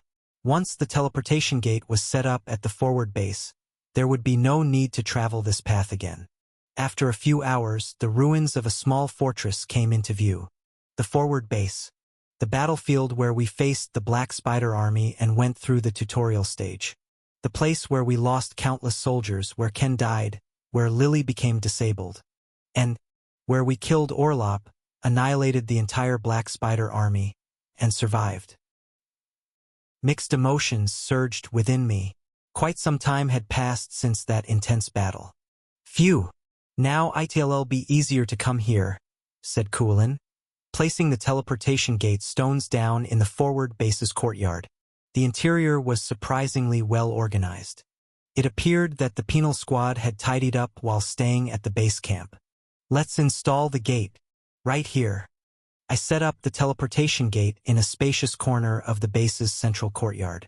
Upon activation, a system window appeared before me. Teleportation gate. A new location has been added. Forward base courtyard, new. Having the freedom to install a teleportation gate wherever I pleased was something unthinkable in the game. But in this reality, I could exploit such strategies. This is just the beginning. By twisting and using every rule at my disposal, I was determined to reach the world after the clear. Reaffirming my inner resolve, I looked around at my companions. Now, we can easily transport supplies and workers to and from here. With a round of applause, I grinned widely. Let's officially start restoring the forward base. Since it was already late, we returned to Crossroad. After feeding everyone a hearty meal and letting them rest, I embarked on a cart heading back to the city. My destination was the Craftsman's Guild workshop. I planned to hold a meeting with all the guild leaders. While pondering the future course, I fiddled with the new equipment in my hand. I had bought a total of 11 items from Nameless. I had distributed 10 of them among the members, and the remaining one was this: a magic gun with an old-fashioned appearance. I twirled the gun in my hand, inspecting its specs. Agate, SSR, LV.35, type, magic gun. Attack, 35 to 50. Durability, 3/3. Ammo, 3/3. Leaves a mark on the target hit by a bullet. When allies attack a marked enemy, they deal extra damage. If the bullet hits an enemy within 3 meters of the user, it pushes them back 3 meters. During the last stage, when I struggled against the werewolves, I felt the need to enhance my combat capabilities. So, while shopping for equipment from Nameless, I grabbed this as soon as I saw it. It can mark a target for concentrated attacks and even knock back enemies who get too close. The damage output might be slightly lacking, but it's adequate for self-defense. Also, there are 3 other items from the loot boxes. 1 SSR grade reward box and 2 SR grade reward boxes from clearing stage 10. When I opened them last night, I found these items. Rewards: Magic Armor, SSR. Suppressing Talisman, SR. Blasine pendant, SR. Magic Armor that converts a user's magic into a protective barrier. A Suppressing Talisman that provides bonuses when casting CC, crowd control, skills, and a Blazing Pendant that gives a bonus to fire and explosive attacks. These items seem to perfectly fit the Shadow Squad. For Godhand, a mage who often engages in melee, the armor.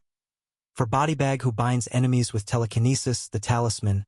And for Burnout, the explosive archer, the pendant. The equipment matched each member perfectly. While attending the guild leaders' meeting, I should also meet the Shadow Squad and hand these items over. The Shadow Squad was currently stationed at the alchemy workshop.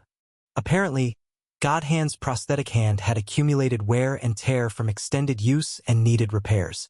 They'd worked hard for the Shadow Squad, and they'd keep working hard. They deserved good equipment. Lost in such thoughts, I soon arrived at the alchemy workshop. I spotted Lily and Godhand, seated side by side on a bench at the workshop's entrance. They held hands and whispered to each other. They were quite openly dating now. Life seemed good for them. Still, since I secretly supported their relationship, I decided to wait for a while. They seemed to be having a sweet moment, and I didn't want to ruin it. But their affection seemed endless. As they got closer and closer, their flushed faces inching toward a kiss.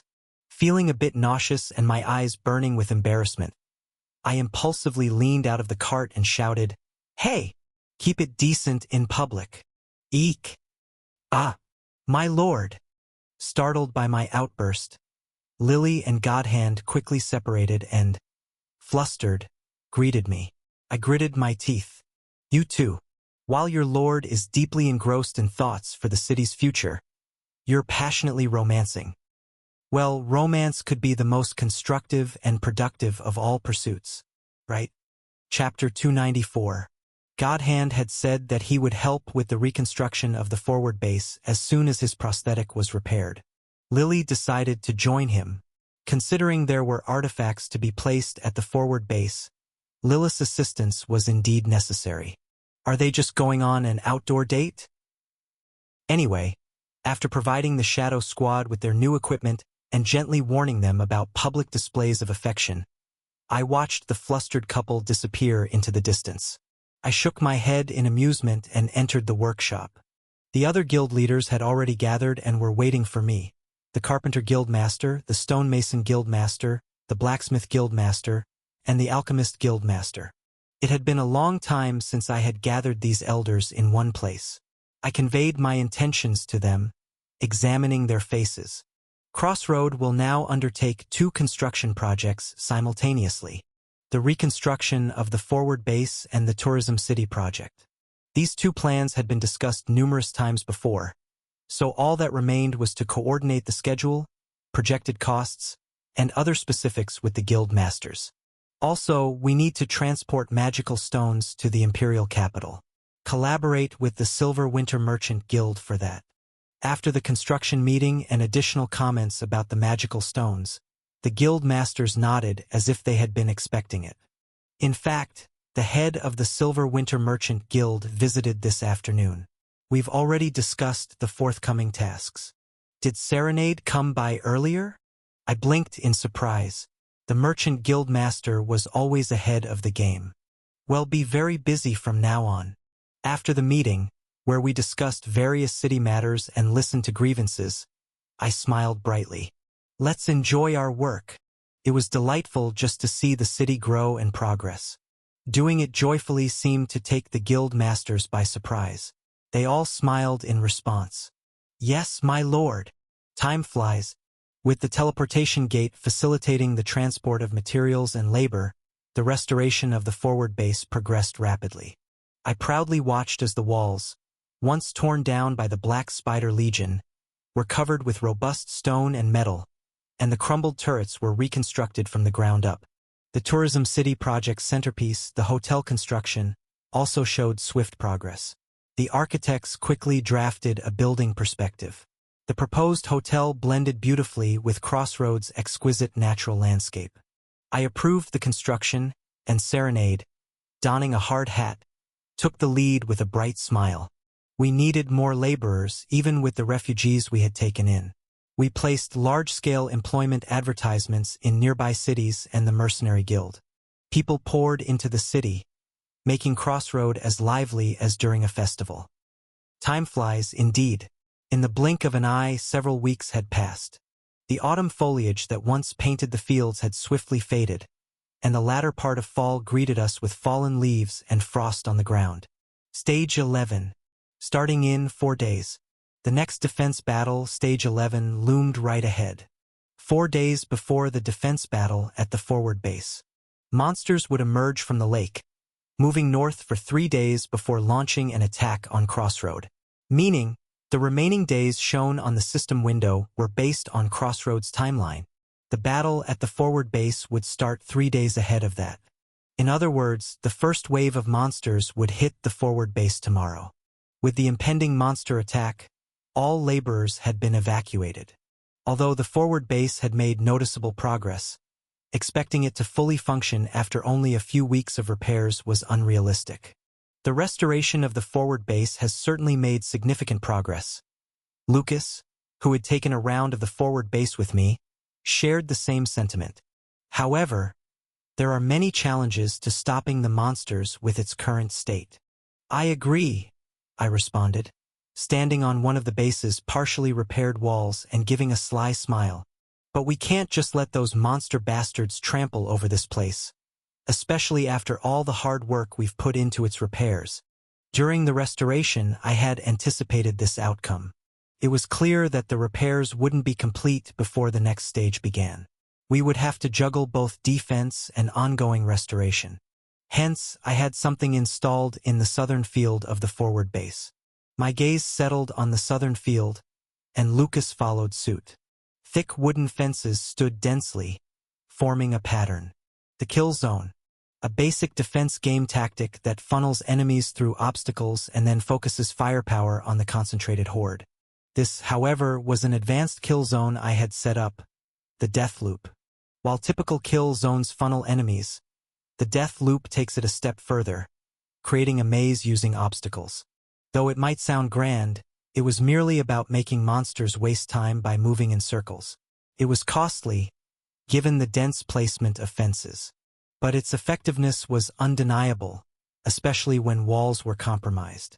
Depending on the type of monster, the effects can vary. If the opposing force consists of large monsters, flyers, or ethereal beings, the impact diminishes. But this stage's enemies were a skeleton legion, perfect targets for the kill zone strategy. We can handle this. If things got too tough, we could escape using the teleportation gate. The primary role of the forward base wasn't to fend off the entire monster legion, but to distract a portion and reduce the burden on Crossroad. Typically, in the game, about 30% to 50% of the monster legion gets lured to the forward base. If everything goes according to my plan, we'll be able to safely handle more enemies in the future. Given the incomplete state of the base's restoration, we'd have to do our best for now. "Don't worry too much, my lord," Lucas said with a confident grin. "Even if it comes to it, he'll take care of everything." Suddenly, Lucas shrank, murmuring in a hesitant tone, "Of course, I won't overdo it." He seemed to be on edge ever since he had been reprimanded for launching a solo assault last time. Without saying a word, I patted him on the back and looked to the distant south. From the forward base, I could clearly see the dark lake to the south. The abyssal mouth of the lake that spat out monsters churned on the surface. It's different from the tutorial. This upcoming battle was distinct from the massive sacrifice we endured during the tutorial. I turned away from the wall and looked over the interior of the forward base. My heroes newly equipped, and my soldiers, pristine in their southern frontline uniforms. They looked up at me with unwavering eyes. I nodded in silent acknowledgement. We were prepared and we had become stronger. We wouldn't repeat the tragedies of the tutorial. The next day, early morning at the forward base. Creak, creak, boom, boom, boom. The monstrous horde that had risen from the dark lake, cutting through its surface, was clearly visible as they marched northward. Ghostly skeletons, donned in armor, clutching weapons, revealed themselves one after another, their clinking sounds filling the air. The skeleton legion, resurrected through magic, they were but marionettes void of any human essence except for the thirst to kill. Casually observing them, I pulled up the system window to check their stats. Enemy info, Stage 11. LV.40 Skeleton Martial Elite 2 units. LV.35 Skeleton Mage, Elite 6 units. LV.30 Skeleton Knight, 110 units. LV.25 Skeleton Warrior, 388 units. Perhaps it was because this was right after a boss stage, but the monster count, their levels, and composition seemed relatively manageable. The Skeleton Legion itself was a mundane mob without any particular distinguishing features. Moreover, no significant dark event had been triggered in this Stage 11. A has passed its turn. No dark event will occur during this stage. Why? I tried to deduce the intentions of an enemy I had never faced, but I couldn't figure it out. Why hadn't the dark event been activated? Well, it's a good thing. I should be thankful for a reduced difficulty. It's not like I had the luxury to complain about it being too easy. Boom, boom, boom. The lake and the forward base were close. In no time, the armored monsters approached the near vicinity. The empty sockets of the ghostly bone monsters flickered with eerie blue flames. Confronting those sinister gazes, as if they'd crawled straight out of hell, sent chills down my spine. It was unimpressive, lacked uniqueness. No dark event was triggered. So what? They were monsters. Ferocious predators eager to rip humans apart. Not to be taken lightly even for a moment. Boom! Boom! Boom! The skeleton legion that had neared the forward base suddenly came to a halt. Leading the monstrous horde were two skeleton marshals, each riding a skeletal horse and wielding massive halberds. Monsters made of bones, yet they bore a title akin to a marshal? Nonetheless, these two elite monsters played the role of interim bosses for this stage. The two skeleton marshals, after a moment of apparent deliberation, exchanged glances and nodded to each other, subsequently splitting in opposite directions. Simultaneously, the ranks of the skeleton legion behind them also split in two. Half of them continued their march northward, heading straight for Crossroad. The other half redirected their march toward our forward base. Only half of them. I heaved a sigh of relief. Occasionally, monster legions chose to fully focus their assault on the forward base, which had me on edge. Luckily, this wasn't one of those times. After observing the advancing skeletal half-legion, I turned to address my comrades. If we stick to our training, we can annihilate them without taking any damage. From their respective positions, waiting for the monsters to close in, my troops looked up at me. With renewed vigor, I continued, and how many times have I said it? This forward base is a disposable asset. ID invested vast sums of money and labor into restoring this forward base. But that was purely a tactical measure to protect Crossroad and the people living there. The primary objective wasn't to defend this base at all costs. There's no need to risk our lives for it. Absolutely not. If the situation turns unfavorable, use the teleport gate without hesitation and retreat to Crossroad. Got it? And remember, Don't hésitate, juste jump. yes, sir. In response to my earnest plea, the soldiers chorused. Satisfied, I shifted my gaze back to the south, where the monsters were pouring in. Boom! Boom! Boom! At last, the vanguard of the skeletal legion reached the entrance of the kill zone. Without any hesitation, they stepped into the path defined by wooden fences. Now then, after confirming the dim-witted monsters funneling into the kill zone, I shouted exuberantly, "Let's begin our defense." Eager to dispatch the nearby humans, the monsters scrambled into the kill zone. Boom! Kaboom! Almost immediately, they stepped on the mines I had generously laid out at the maze's entrance. With dazzling explosions, their bodies burst into pieces. Chapter 295. The Deathloop kill zone had a grandiose name, but when dissected, it wasn't that impressive. Using the trait of monsters that sought to kill the nearest human, they lured the monsters to a point close to the fortress that was directly in their line of sight.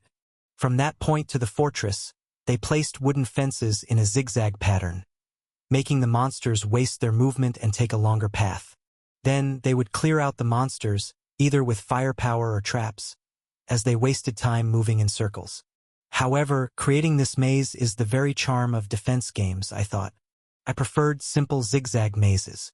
But some users enjoyed creating spiral mazes that forced monsters to move in circles, and others built genuinely intricate labyrinths. Wasn't one of the real joys of defense games watching those dumb monsters wander around, lost inside these mazes, only to get picked off one by our artillery? Clomp! Clomp! The narrow path between the wooden fences was a sticky mud terrain. I wasn't sure how the skeletons, made of bones, balanced and moved, but one thing was clear. Their leg strength wasn't that formidable.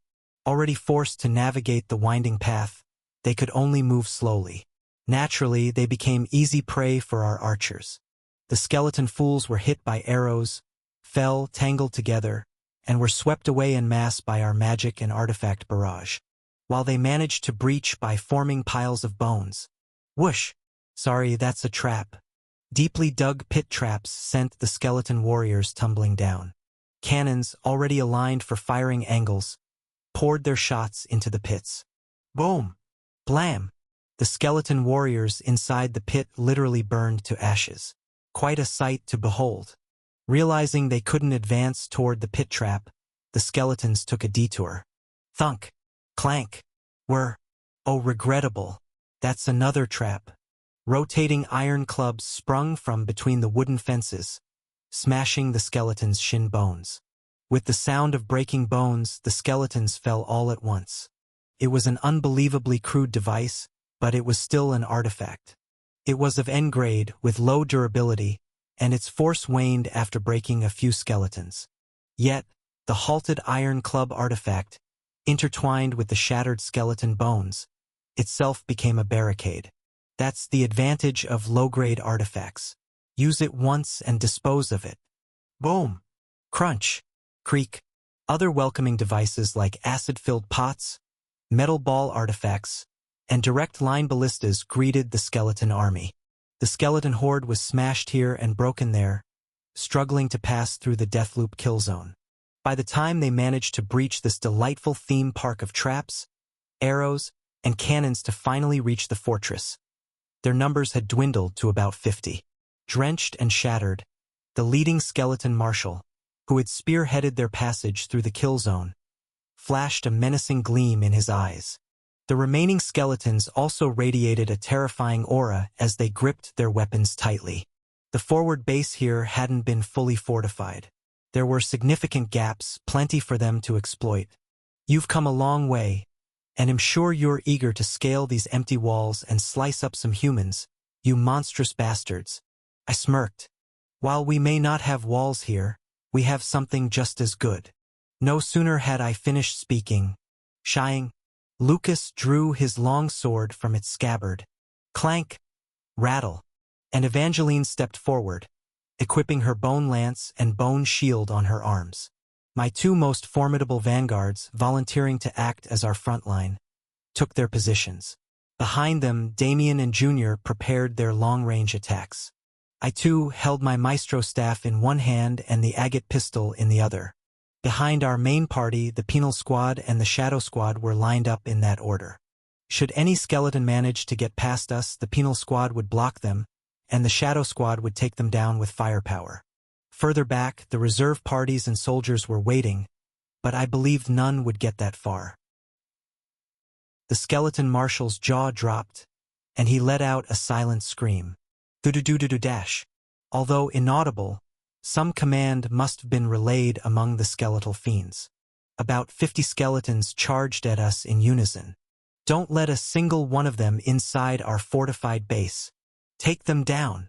As I yelled, Lucas and Evangeline charged forward, and the monsters were met with a hail of arrows from Damien and magic spells from Junior. The battle was over quickly. The fragmented and divided skeletons had diminished significantly in strength, while on the other hand, our champions were in peak condition. In front of Damien's sniping, Junior's magic, and the firepower of the Shadow Squad, the skeletons were decimated. And with Lucas and Evangeline, along with the penal squad charging at them, they were finished off. He he. He he he. Evangeline's performance was particularly noteworthy. For some reason, she was furiously enraged and displayed terrifying combat prowess. Usually, among the vanguards Lucas and Evangeline, Lucas would lead the offensive while Evangeline defended. But today the roles were reversed. Lucas protected our ranks, and Evangeline plunged into the enemy lines like a bomb. Evangeline pierced skeletons with her bone lance, crushed them with her bone shield, headbutt with her bone helmet, and even engaged in close combat with her bone armor's gauntlet and greaves. Lastly, holding the skeleton marshal by the scruff of his neck, she smashed his lower jaw with a punch and growled menacingly. I hate bones. I said, I hate bones. It seemed she still wasn't fond of the bone equipment set ID forced her into. Ahem. Evangeline's emerald eyes darted towards me. I quickly turned my head away. Well, the bone equipment set does perform well, doesn't it? You look really powerful in it. Creak. Groan. The skeleton marshal, making one last effort to twist and attack, was met with, Quiet down. Whack. Evangeline struck the skull with her bone shield, causing it to crumple silently to the ground. Phew! Evangeline, carelessly tossing the now silent skeleton marshal to the side, chuckled bitterly. Yeah. Now, I'm the one who despises bones. Bone hater. What did you say?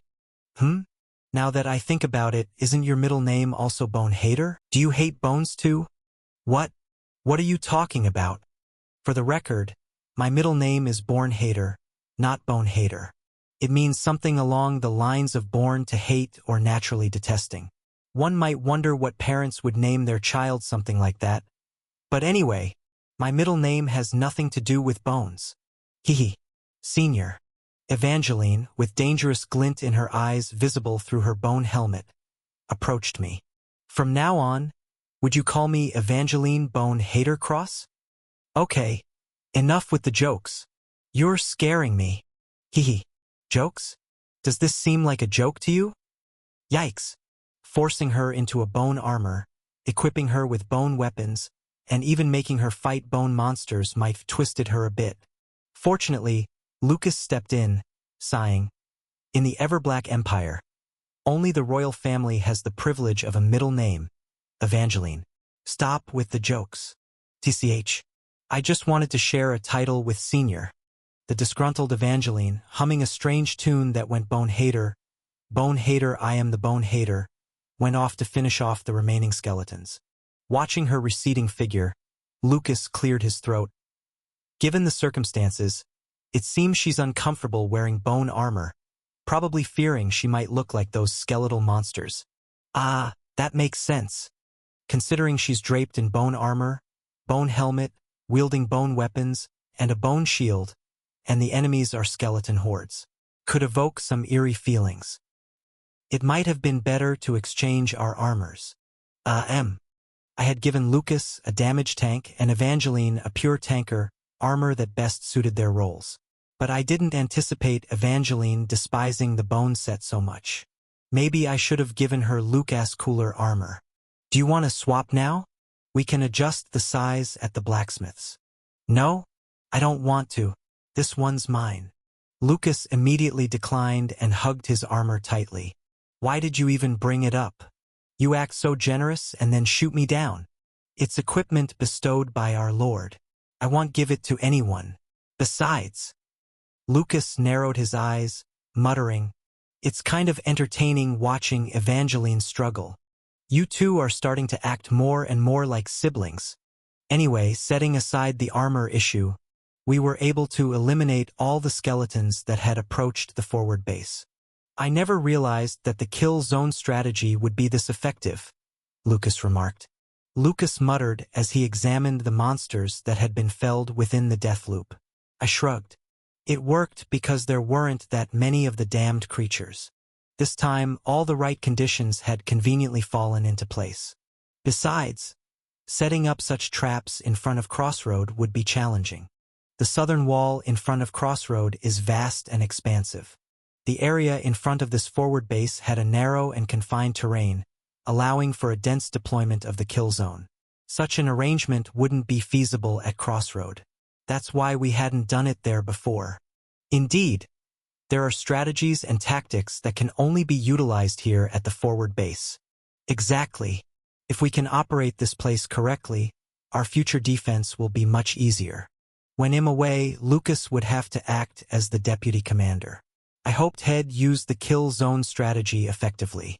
Lost in thought, Lucas stared at the kill zone, then turned to me with a sudden realization. Ah, do you remember where I placed those 2 additional teleport gates? Of course. You installed them on the path heading north from here to Crossroad. I had set up gates at the 1/3 and 2/3 markers along the route from the Black Lake to Crossroad. They were discreetly hidden within the mountains off the path. As the creatures would take about 3 days to arrive using this route, the gates had been strategically placed to anticipate their journey of 1 or 2 days. Ah, you're not suggesting. I nodded. While they make their way north, we'll use the teleport gates to carry out guerrilla warfare. We would teleport ahead of them, lying in ambush. Once they approached, we'd launch our attack, then escape via the teleport gates. We don't need to annihilate them during this process. Just inflict damage and pull out. Such a tactic. Currently, the teleport gates are temporarily installed. Later, I plan to set up dozens of them at every key point. Using the teleport gates, Well, ruthlessly and persistently harass the monster hordes making their 3-day journey from the Black Lake. By the time they reach Crossroad, they won't have the strength to pose a significant threat. This tactic will ensure the city's safety. He'll use any trick in the book. Slyly, dishonorably, by any means necessary. Using tactics unavailable in the game, I will kill the monsters and protect the people. Of course, some monster hordes might resist this strategy. During our guerrilla attacks, some of our allies might also face danger. I nodded in agreement, but we'll optimize our approach. If a strategy doesn't work against a certain enemy, we'll find another way around. From now on, that's how we'll combat the monsters. If you have any good ideas, don't hesitate to share them, Lucas. Understand. As I spoke with a smile, Lucas looked at me with a complex expression. It was a mix of admiration and a hint of concern. Chapter 296. A few days ago. Young Prince, do you know how the teleportation magic works? When I had ordered the second and third teleport gates, the Witch of Severance, Coco, had suddenly asked this. I casually responded, I'm pretty much clueless about magic. Isn't it just a matter of whooshing in and out? Teleportation is just that, isn't it? Perhaps some tips from the game director during the process, but that's about it. To put it simply, teleportation cuts through space, pushes the target into another dimension, and then pulls them out at the destination. Coco explained seriously, contrary to my casual demeanor. So, while inside the teleport gate, when you step into the magic portal, you're briefly stepping into another world. Oh, I see. I half listened. Being constantly in another world in my everyday life, another brief trip wouldn't be much of a shock. The challenge isn't entering another world. It's returning to reality. Yet, Coco leaned in, her eyes narrowed and intense, urging me to pay close attention. You must have a firm beacon of light, a sense of self, to emerge back into this reality. I see. I played along, not quite grasping her point. But Coco squinted at me. That's why occasionally, those who don't possess a firm sense of self often go missing during teleportation. They lose the light of their beacon and drift away. I swallowed hard. She wasn't giving me a subtle warning, was she? It was just a user manual, right? For the same reason, beings born from nightmares can't use teleportation magic. If they enter a teleport gate, they'll be swept away to the other side, into oblivion. So, the monster bastards can't use the gates? That's reassuring. But they can destroy the teleport gates themselves. Tapping the stone structure that made up the teleport gate, Coco clarified that it was a destructible object. The reason the gates inside the dungeon remain intact is because Nameless illuminated them with a light taken from her soul, preventing monsters from approaching. I further reinforced them with a barrier. I blinked in surprise. So that's how our safe points were established. I don't know where you're going to set up these gates in the outside world, but remember this, gates can be destroyed. They're not safe. With an uncharacteristically heavy voice, Coco spoke slowly, emphasizing every word. And if one loses their own light, they might lose their way inside. Her words were kind, but they sent a shiver down my spine. I gulped nervously. Regardless of her warning, I'm still going to set up more gates. Present time. Between Crossroad and the Black Lake, we moved as a small guerrilla group using the teleport gates we had set up. Ambushing the northward moving monster horde, pouring firepower onto them, and then quickly retreating became our repetitive strategy. A few days earlier, the Skeleton Legion wasn't exactly the most agile of monsters, so it was possible to safely strike and retreat. With Junior's magic and Damien's sniping barrage, we unleashed a barrage on them. Before the severely damaged monsters could retaliate in their rage, we quickly retreated to the teleport gates. But, Your Highness, the monsters can't use these gates. Can they? Damien tilted his head as we used one of the teleport gates, discreetly hidden in a secluded forest path. After summarizing the explanation I had heard from Coco a few days ago, Damien nodded in understanding. So, while the monsters can't use these teleport gates, they can destroy them? Exactly. But we don't have any magical means to create safe points. Our best strategy is to hide these gates as well as we can. And if they find out? In an innocent tone, Damien posed the painful question. I answered with a grimace. Well, they'd just destroy it. While the construction cost for the teleport gates was steep, it was a price worth paying if it meant effectively dealing damage to the monster bastards. Even if they ended up being used once and destroyed. The most important thing is to ensure a safe environment where our side's heroes and soldiers can fight without being injured or killed. That was the ultimate goal. Junior, who had been listening to our conversation, chuckled. Your Highness truly values your subordinates. I hesitated. Did I? Did I truly value my subordinates? Or was it just that I couldn't bear the guilt of losing them? No matter what motivates you, Your Highness, you're taking action. You value human life above all. As she entered the teleport gate, Junior flashed a knowing smile. Isn't that enough? With that, she disappeared into the magical portal. As Damien stepped forward, he exclaimed, We've almost gotten rid of all the monster bastards. Let's finish this, Your Highness. All right. Damien, with a flash, disappeared into the teleport gate's light. Taking a deep breath, I followed, pushing myself into the gate. Let's go. We were nearing the end of this stage. Thus, with the counterattack at the forward base and 2 guerrilla attacks over 3 days, we effectively reduced the number of the Skeleton Legion. By the day of the defensive battle, the monsters that reached the walls of Crossroad were a pitiful group, a mere 1/10 of the size of the original horde we encountered at the lake. Not only were their numbers reduced, but these creatures were also battered from our guerrilla attacks. They bore the scars of Junior's magic and Damien's sniping, making them ragged and worn. From atop the walls, as I gazed down at these creatures, I slowly raised my hand. Aim! Clink! Clink! The soldiers on standby moved swiftly. The well-trained soldiers aimed the already loaded cannons with precision. A row of cannons, aligned on the steel walls, were set alight simultaneously. The skeleton horde was precisely within range.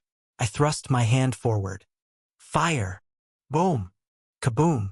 As I swung my hand down, dozens of cannonballs rained down onto the monster's ranks. Kaboom!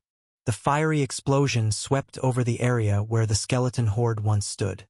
Immediately after, a flurry of ballistae and various throwing artifacts followed. The skeletons were shattered under the crossfire from our side. After the first salvo, I clenched my fist in midair. The soldiers immediately halted their actions, and the shooting stopped. When the thick smoke cleared, no moving creature was in sight. All that remained were burnt husks. I opened the enemy status window to check for any living monsters. As expected, none were alive. No casualties. No injuries. Lucas, who came up beside me, grinned. A complete victory, my lord. I turned and smiled at my heroes and soldiers. These damn monster bastards. They're too scared to even approach our walls now. Right? At my shout, the heroes and soldiers erupted in cheers. I waited for the cheering and applause to subside, then nodded. Everyone, you've done well. Let's keep this up. Yes. Now, let's eat and rest. The soldiers began tidying up the equipment on the walls, their faces gleaming with the joy of victory and relief of survival. Phew! I scanned the battlefield littered with monster remains. Although there were no casualties, the physical exhaustion was greater than the previous battles. From the forward base battle, the guerrilla operation, to the recent defense, I had been involved in operations for over 3 days. Had I overdone it? Being my first time conducting operations this way, I personally supervised every battle. I had to ensure the operation went as planned and be ready to intervene in case of unforeseen events. While the other heroes took turns, I sustained myself with short naps and rest, staying awake for 3 consecutive days. It was no wonder I was fatigued. But if I had to suffer a bit more to prevent potential losses, I'd gladly do it. I need to keep moving, find new methods, and stockpile contingency plans to secure complete victory. With these thoughts, I turned around. To my surprise, the main members of my party were standing behind me, waiting. Evangeline, with a playful smile, said, "Let's go, senior. You've worked hard these past few days. After a victory, you should rest." As she spoke, Damien and Junior grabbed me by the arms, leading me into the walls. Evangeline led the way, with Lucas following leisurely behind. The sight of the four of them escorting me made me chuckle. "All right, you rascals. I'm not going anywhere. Let go. I'll walk." Damien and Junior released me, chuckling. "Ugh, these brats." Just as they let go of me and I set my feet on the castle floor, a wave of dizziness hit. What the? Everything began to spin, and a numbing cold enveloped me. Nausea welled up inside, and heat rushed to my face. Cough, cough, cough. Doubling over, I coughed dryly and wiped beneath my dripping nose. Blood. Nosebleed. I murmured, dumbfounded. Simultaneously, I lost feeling in my toes. Strength drained from my body, and I collapsed. The shocked faces of my party members spun around the edges of my vision. Their urgent voices echoed in my ears. "My lord, senior, emperor, your majesty." Between the frantic hands trying to grab hold of me and the fading familiar voices, I lost consciousness and sank into a deep abyss. Stage 11. Clear. Stage MVP. Evangeline, SSR. Level up characters. Main party. Ash, EX, LV.49, 1. Lucas, SSR, LV.52, 1. Evangeline, SSR, LV.52, 1. Damien, EX, LV.52, 1. Sub-Party 1. Coolin, SR, LV.51, 1. Tuesday R, LV.44, 1. Wednesday R, LV.44, 1. Becky, R, LV.44, 1. On the Rock R, LV.42, 1. Sub-Party 2. Godhand, SR, LV.46, 1. Bodybag R, LV.41, 1. Burnout, SR, LV.41. Deceased and injured characters. None. Acquired items. Skeleton Legion Magic Stones, 189. Skeleton Mage Magic Core R3. Skeleton Martial Magic Core SR2. Your stage clear reward has been given. Please check your inventory. R-Grade Reward Box, 3. SR Grade Reward Box, 1. Get ready for the next stage. 8 Stage 12. Winter is Coming. Chapter 297. The first dream I had was familiar, the landscape of a chat window. Bro. A message I've seen so many times.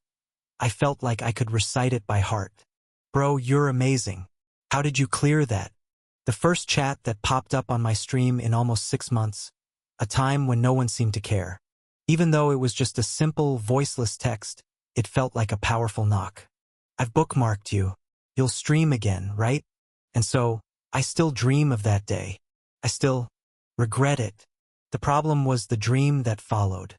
A vast and red, unfamiliar room. I was lying on a bed, struggling to breathe heavily. As if I had a fever, my body felt burning hot, but the air felt like a freezing cold bite. Then, soothingly, a cool and gentle touch caressed my forehead. The hand pushed away the sweat-soaked hair from my face. I tried to turn with great effort, rubbing my cheek against that hand. "Mom, don't go." As a soft sob escaped my lips, the owner of the hand whispered soothingly, "It's okay, my precious born hater." The hand paused, and then I felt a soft kiss on my forehead. "I promise, Ash." And with those words, she vanished. Suddenly, my eyes shot open. Ha! A ragged breath escaped my lips. Heave, heave. Thankfully, a familiar ceiling came into view. Crossroad Lord's bedroom. The ceiling adorned with an old-fashioned wallpaper, which Evangeline once painted pink and then restored. Ugh! As I struggled to sit up, I felt a heavy weight on my legs. What now? Looking down, I found ZZZ. Purr. Snore. Evangeline and Damien, peacefully sleeping with their heads on my legs. What the hell happened? My legs felt numb, indicating they'd been there for a while. I gently slid my legs out from underneath them. Evangeline and Damien, unperturbed, turned over and continued to sleep, snuggling into their arms. I glanced outside. The sun was setting. Then it hit me. I fainted earlier. After the defensive battle, I had suddenly collapsed. After overworking and sleeping so little in the past days, my body couldn't cope. I didn't realize my character was so weak, even if the stamina stat was on the lower side. So after I fainted, I was brought here, and these two, exhausted from days of battle, must have stayed beside me and fallen asleep. Slowly, I propped myself up. A wet towel that had been placed on my forehead slid off. Touching my forehead, I felt the heat. I must have had a fever. Before I chastised myself for unintentionally overexerting, there's something else.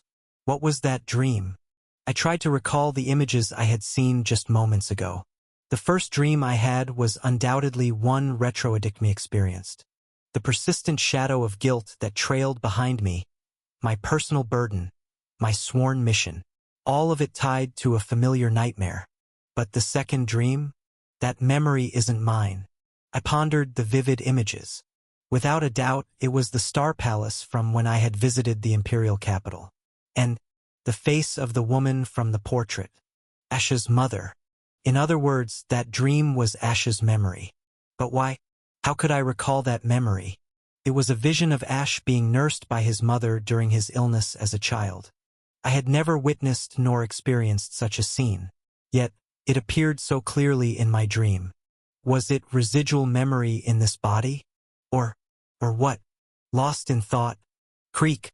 The door cautiously opened, and in came Junior and Saintess Margarita. Seeing me awake and the two sprawled next to me, their expressions shifted from surprise to relief, rushing over. Your Highness, you're conscious. We need to check your condition immediately. This way. Fortunately, it wasn't a severe ailment, merely exhaustion.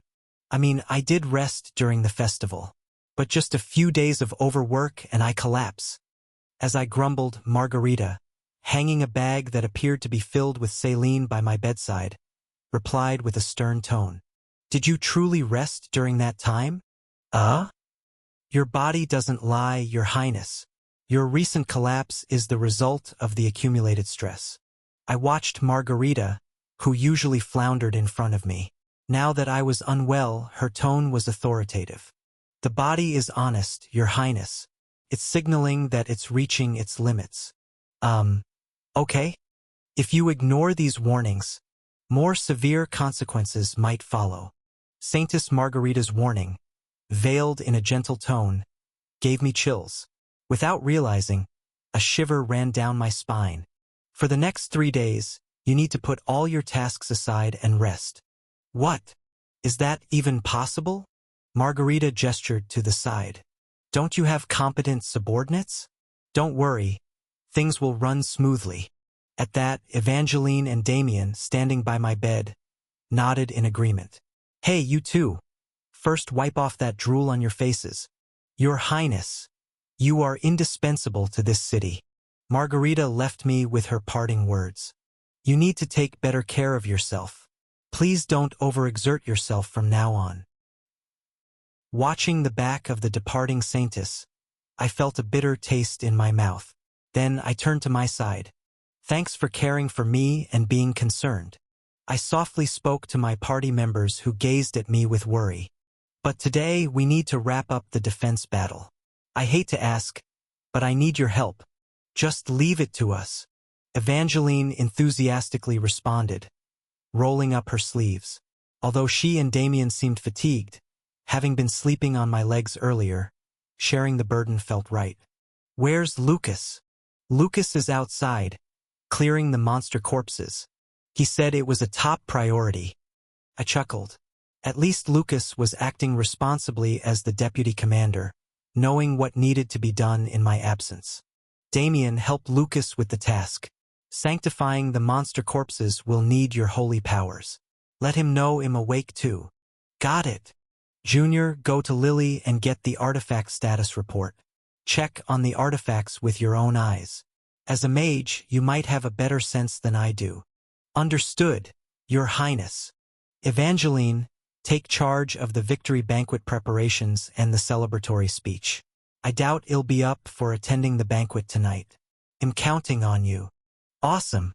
I've always wanted to do that.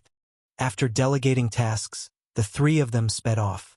The three stopped by the door, glancing back at me with continuous nagging. You need to rest, Your Highness.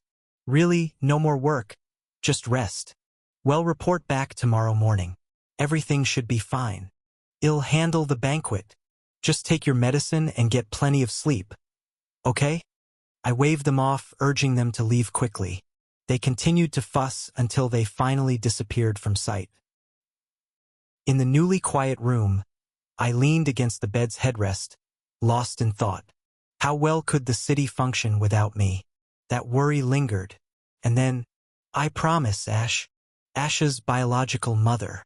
I reflected on the smile of Dustia, the second empress, from the dream. Why? She was unrelated to my existence and to my objective of clearing the game. Yet I had an inexplicable feeling, a gamer's intuition, if you will. It's related.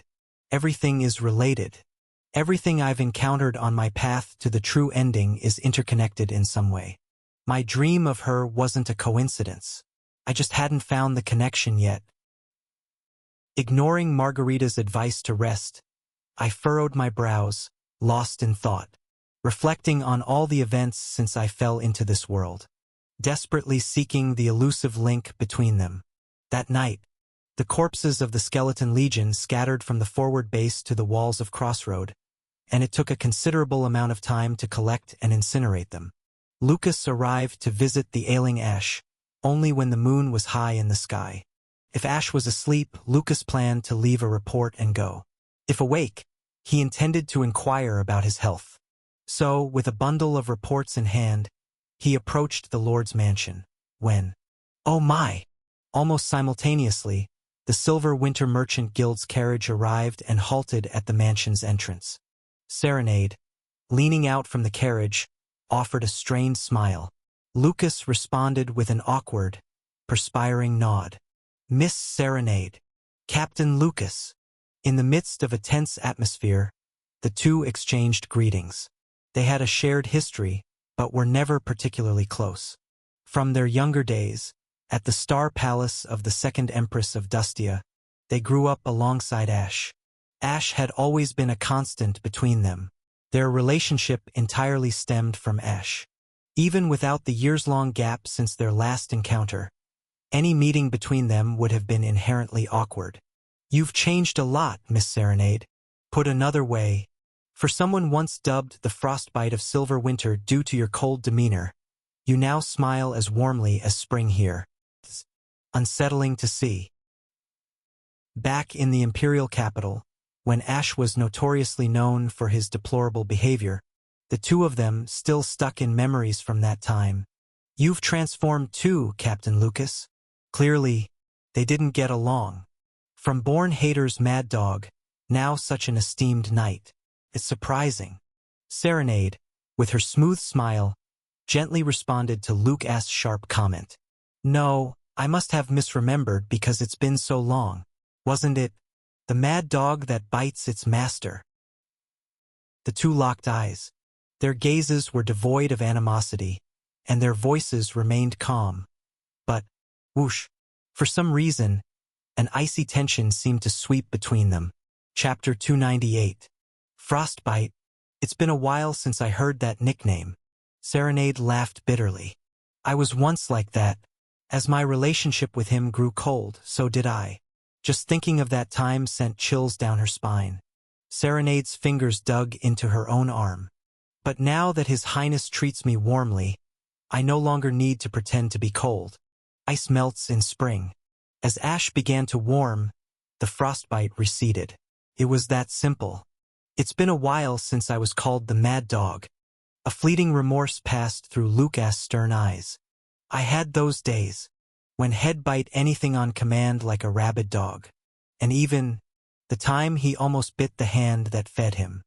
Whether his highness commands me as a mad dog, I act as one, and if commanded as a knight, I act as one. After all, he was just a sword. He moved according to the will of the one who wielded him. It was that simple. In the end, Serenade took a deep breath. It was his transformation that allowed us to change. Lucas silently agreed. Indeed, compared to Ash's transformation, the changes in Serenade and Lucas were trivial. The prince, who once pushed himself to the edge, desperate to destroy himself, had transformed. He became as warm as the spring sun. Lucas gently inquired, "Aren't you afraid of his transformation?" Lucas had been forewarned about Ash's change. "Hey guard, from tomorrow I'll act differently. But no matter my appearance or behavior, I am still me. Undoubtedly the Ash you've always known. Trust me and continue to support me as you have. I request this of you." The day after those words, Ash changed. Despite the warning, Lucas sometimes felt a chill down his spine. Is this thoughtful, benevolent ruler really the same person he had sworn allegiance to? What's there to be afraid of? Serenade spoke with conviction. His essence hasn't changed. From their childhood, that radiant boy's essence remained unchanged. Even if his actions, speech patterns, and even beliefs change, I can tell. The Ash I loved remains unchanged. How can you be so sure? As Lucas asked, Serenade smiled mischievously, reminiscent of her playful younger self. It's a lover's intuition. Immediately after, Serenade mumbled, twirling a strand of her hair. Well, we're divorced now. Watching her, Lucas chuckled. I feel relieved that you're here, Miss Serenade, to share these concerns. I'll trust your intuition as well, Miss Serenade. Lucas gave a soft smile, a sight that made Serenade widen her eyes in surprise. He wasn't one to smile like that. You've changed a lot, Captain Lucas. We've grown up, all of us. For a moment, Serenade and Lucas locked eyes, looking at each other, who were once on the brink of friendship but eventually remained distant. And always between them was the memory of young Ash. All I wish for is His Highness' happiness, Captain Lucas. Serenade murmured softly, to which Lucas nodded in agreement. I feel the same, Miss Serenade. Let's serve him from our respective places. Of course. Lucas stepped aside, bowing slightly. Serenade, with a gentle nod, walked into the manor first. And when the two entered Ash's bedroom on the third floor, SNNN, Ash was soundly asleep, papers scattered across the bed. He leaned against the headboard, having left the light on. Lucas and Serenade, sharing a wry smile, tidied up Ash's sleeping area. Lucas organized Ash's writing materials, while Serenade gently laid him down, pulling the covers over him. Looking at the sleeping young man, seeing traces of the boy they knew from their youth. Sweet dreams, Your Highness. Serenade whispered softly and withdrew. Lucas turned off the bedside lamp. With a soft click, the room was plunged into darkness.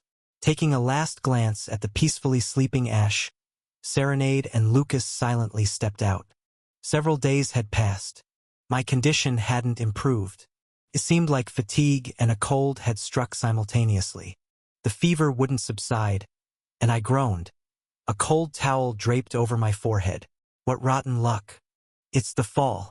As the days get colder, it's especially crucial to be cautious during these transitions. Damien, who visited me every morning and evening to provide me with holy energy, remarked. Apparently, healing magic couldn't remedy fatigue or a common cold.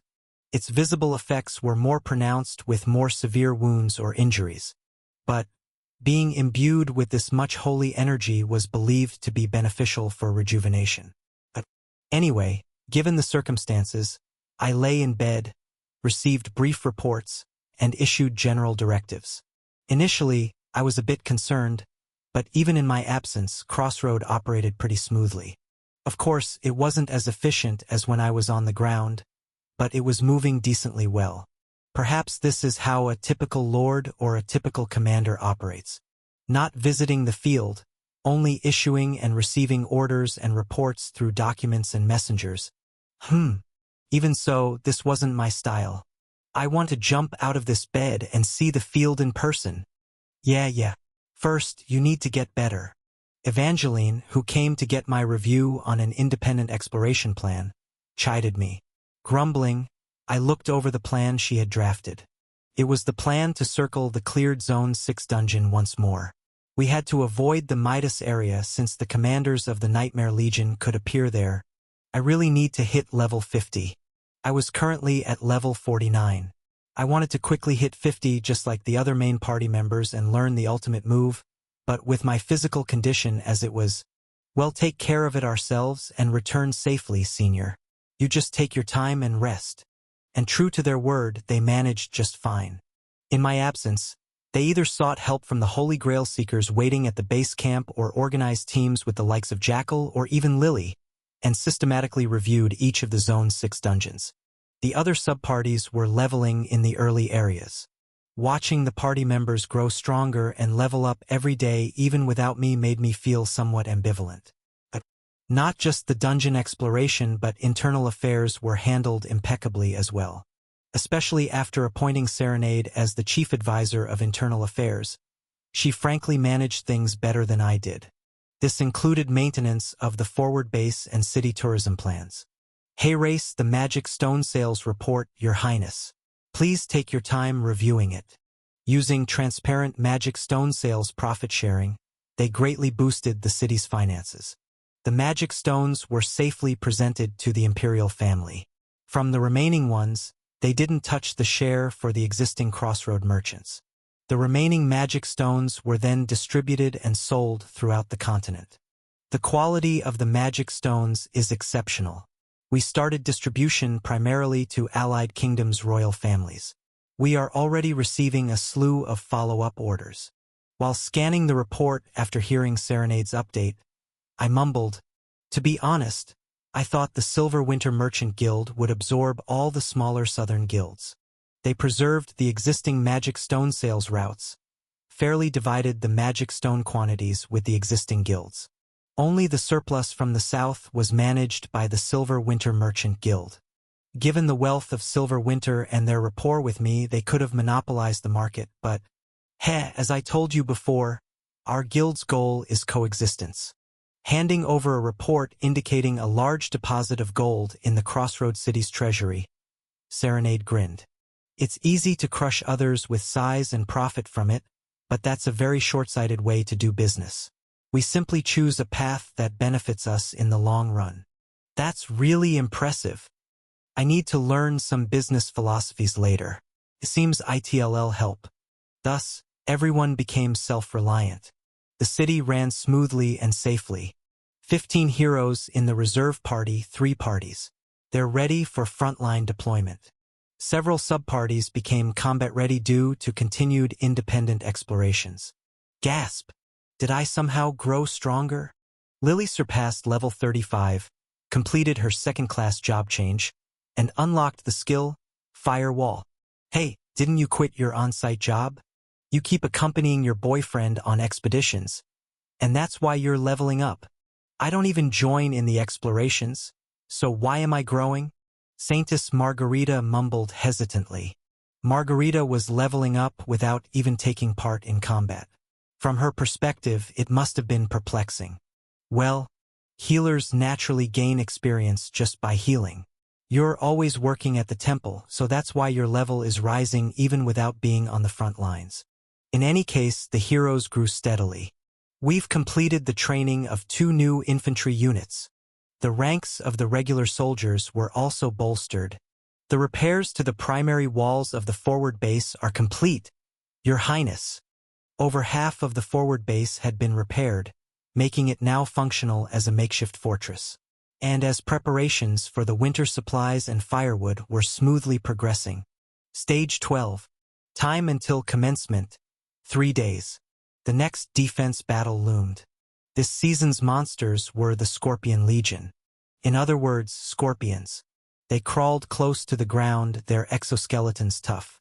They had high resistance to ranged weapons like arrows. Their venomous tails possessed piercing power that was incredibly threatening. Their two pincers were sharp and strong. They were robust, formidable, and tough warriors. Facing them head-on would not be easy. Despite their toughness, their weakness is clear. From the forward base, seated in a wheelchair that belonged to Evangeline, borrowed from Lily, and wrapped in a thick blanket atop the freshly repaired walls, I said, "Their underbelly isn't armored. If we can somehow target that area, they can be taken down easily. So there are two methods.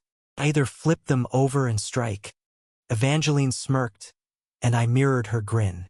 Or simply attack from below. Put another way, laying mines would easily take care of them. Which is why, at this moment, the southern plains of the forward base were laden with mines. Not only that, but we also selected artifacts that activated on contact with the ground. There are more weaknesses, of course. The Scorpion Legion has low magic resistance. While they have high poison resistance, they're highly susceptible to other status effects. If we are equipped accordingly, they can easily be taken down. But the mines alone are sufficient. We're in for some fun fireworks. They're coming. A scout atop the forward base's tower, overseeing the south, shouted. Then Lucas, standing at the edge of the wall, raised his hand and shouted, "All units, prepare for battle." Click, click, click. Heroes and soldiers swiftly armed themselves and took aim. The command for this defense battle was handed over to Lucas from the start. I planned to just observe from the back. After all, I'm a patient. Thud, thud, thud, thud. It didn't take long for the dust kicked up by monsters to appear from the southern horizon. A horde of scorpions with shimmering dark exoskeletons scuttled forward, their many legs chaotically propelling them. It was both a creepy and intimidating sight, given their sheer numbers. It seems my guys prepared hard even without me. The feeling was akin to watching a younger sibling, who claims they can run errands without their older sibling, clutching their money and heading to the store. With such feelings, I intended to comfortably watch how well our troops would defend without me. Ha! Something strange caught my eye. Thud, thud, thud, thud. From the side of the Scorpion Legion charging in from the south. Gleep-glop, gleep-glop, gleep-glop. 5 knights suddenly appeared, all mounted on horses. Leading them was a young girl with long black hair, her silver crown gleaming. Muahahahaha dash. With a laugh that seemed mismatched to her slender voice, the dragon lady who had suddenly sprung into action shouted, "Crossroad, I have returned dash." Then, without hesitation, she charged directly into the flank of the Scorpion Legion. Chapter 299. The dark event didn't occur in this stage either. Skips their turn. No dark event will be triggered in this stage. Following the last stage, the unidentified enemy skipped their turn again. The intention behind this move remained unclear, but one thing was certain. At least in this stage, the foe wasn't plotting any underhanded moves. Whoosh dash! The Scorpion Legion, without any tricks up their sleeve, simply crawled on the ground. And the Dragon Lady Duskbringer and her personal guard found such ground-crawling creatures barely worthy opponents. Wahahaha-hot! With a booming laugh, Duskbringer, followed closely by 4 knights clad in red armor, charged. Together, the party of 5 dragon knights relentlessly assaulted the side of the Scorpion Legion. Galip-glop, galip-glop, clip-clop dash, crunch, snap. They tore through the Legion's ranks, breaking from one side and emerging from the opposite end in a breathtaking maneuver. Duskbringer, at the forefront, unleashed her mighty magical prowess, and the 4 knights brandished their weapons with violent force. Their steeds were dragon-blooded warhorses, 1.5 times the size of a regular warhorse with 3 times the power. They were monstrous mounts that likely also had their own levels. Following the Dragon Knight's breakthrough, these mighty warhorses trampled over the Scorpion Legion. The torn chitin and flesh of the scorpion monsters scattered everywhere. Witnessing this shocking scene, I glanced sideways. My own heroes wore expressions of disbelief. Should we go support them, Senior? Evangeline asked hesitantly, to which I slowly shook my head. No. They seemed to want to show off their skills. Matching the monster's entrance, they'd appeared as if waiting for the perfect moment to flaunt their might. This couldn't be a mere coincidence. The Duchess seems to want to have her fun. Let's let her have it. I gestured, and a scout brought a telescope to me. Looking through it, I chuckled. Let's watch and see just how strong the last knights of the Bringer Empire are. After punching a significant hole through the Scorpion Legion's ranks. How exhilarating! Crushing these insects without a sweat isn't usually my taste. Duskbringer laughed, revealing sharp, shark-like teeth. Splatters of the black blood from the scorpion monsters stained her fair cheeks. A battle I cannot lose has been too long overdue. It's immensely satisfying. Ahahaha.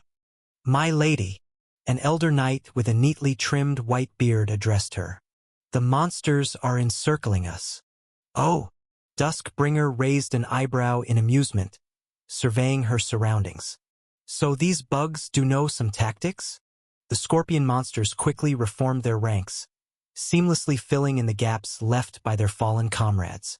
Simultaneously, in the blink of an eye, they spread across the ground, intending to encircle the 5 dragon knights.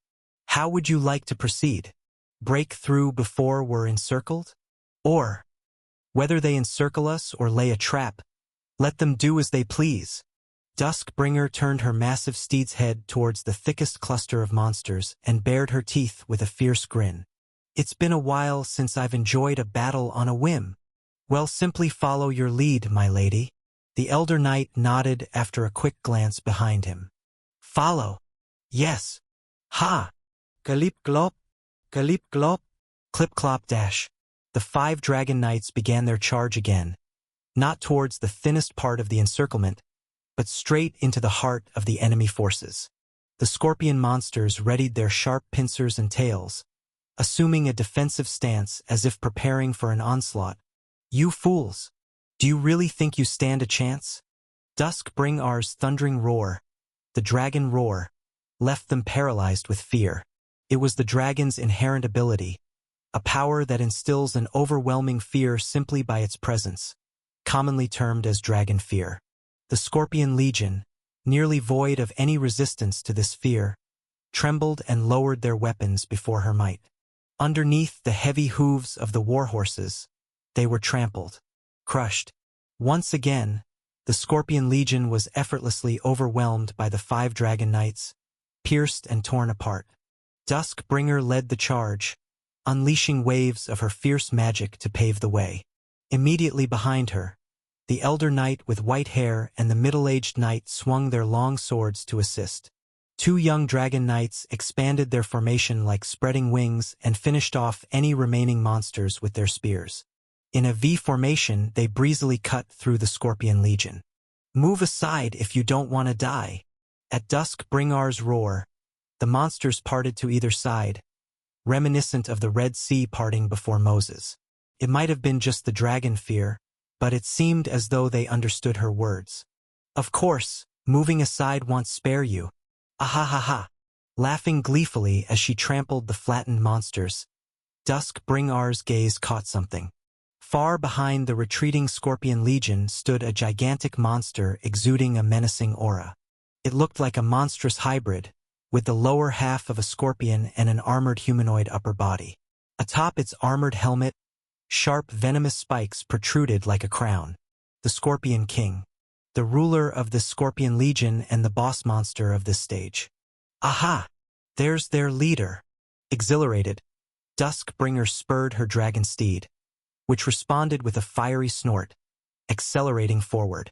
Quickly! Faster! Hurry! Hurry up! However, despite Duskbringer's urgency, the dragonsteed's speed didn't increase dramatically. Unable to wait any longer, Duskbringer, in her frustration, propelled herself off the saddle. Fine, I'll go ahead. You all catch up at your own pace. My lady, wait! Before the elder knight could stop her, Duskbringer leapt into the air, amassing magic behind her, propelling herself forward like a rocket. Whoosh dash! The energy field forming behind the Duchess looked like wings attached to her back, flapping. Duskbringer darted across the sky, making a beeline for the Scorpion King. The beast let out a defiant roar. "You mere half-dragon. I've lived in the same era as your ancestors and dash." "Oh? The monsters here can speak." Her round, surprised eyes quickly filled with mischief. "Ah ha ha ha. This is fun. No wonder the third prince wanted me here. Be silent, half-breed dragon. I am the great ancient." Before the Scorpion King could finish, drawing two venomous stingers from its tails like sabers, its gaze was drawn to the unfolding spectacle in front of it. Roar! A massive torrent of magical energy converged between Duskbringar's hands. At first, the magic glowed red but soon blended with a pumpkin hue, eventually radiating a brilliant crimson. Reminiscent of the hues of a sunset, the energy began to take shape in Duskbringar's petite hands. "Materializing magic is?" the Scorpion King muttered in shock. Shaping the energy released from oneself into a different form was an endeavor not even the greatest magicians of ancient times would attempt.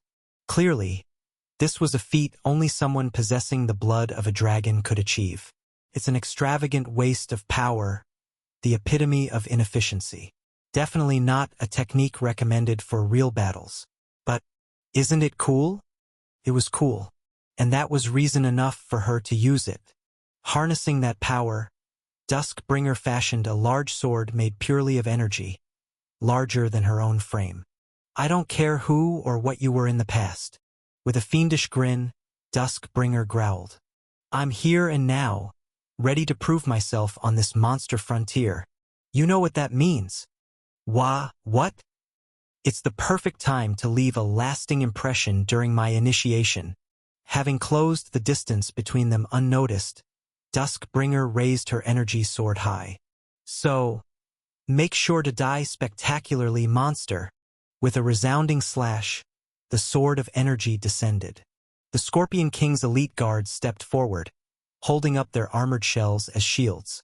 Still, the blazing heat emanating from the energy sword instantly melted their defenses. The immense surge of magic struck vertically, engulfing the Scorpion King and his elite guards in a blinding flash and intense heatwave. Kaya Hawk! The guards, attempting to protect their king, exploded in a burst, shattering and scattering in all directions. Clank! The twin venomous stingers of the Scorpion King, held crosswise, shattered like fragile glass. And, "You half-dragon! This can't be!" With a loud thud, the enormous form of the Scorpion King split from head to tail. Boom! The aftershock of the attack ravaged the ground, creating a storm of dust and debris. Moments later, emerging from the settling dust, Duskbringer could be seen catching her breath, her slender shoulders rising and falling rapidly. Her small hands looked as though they had suffered burns, a deep red hue replacing the glow of the magic, which now dissipated like a mirage. Heh! Even if I'm a half-dragon, a dragon's still a dragon. Looking down at the fallen Scorpion King, Duskbringer smirked with a mischievous glint in her eyes. "You're nothing more than an insect compared to me." Clatter! Clatter! The other dragon knights and her dragon steed arrived behind Duskbringer, albeit belatedly.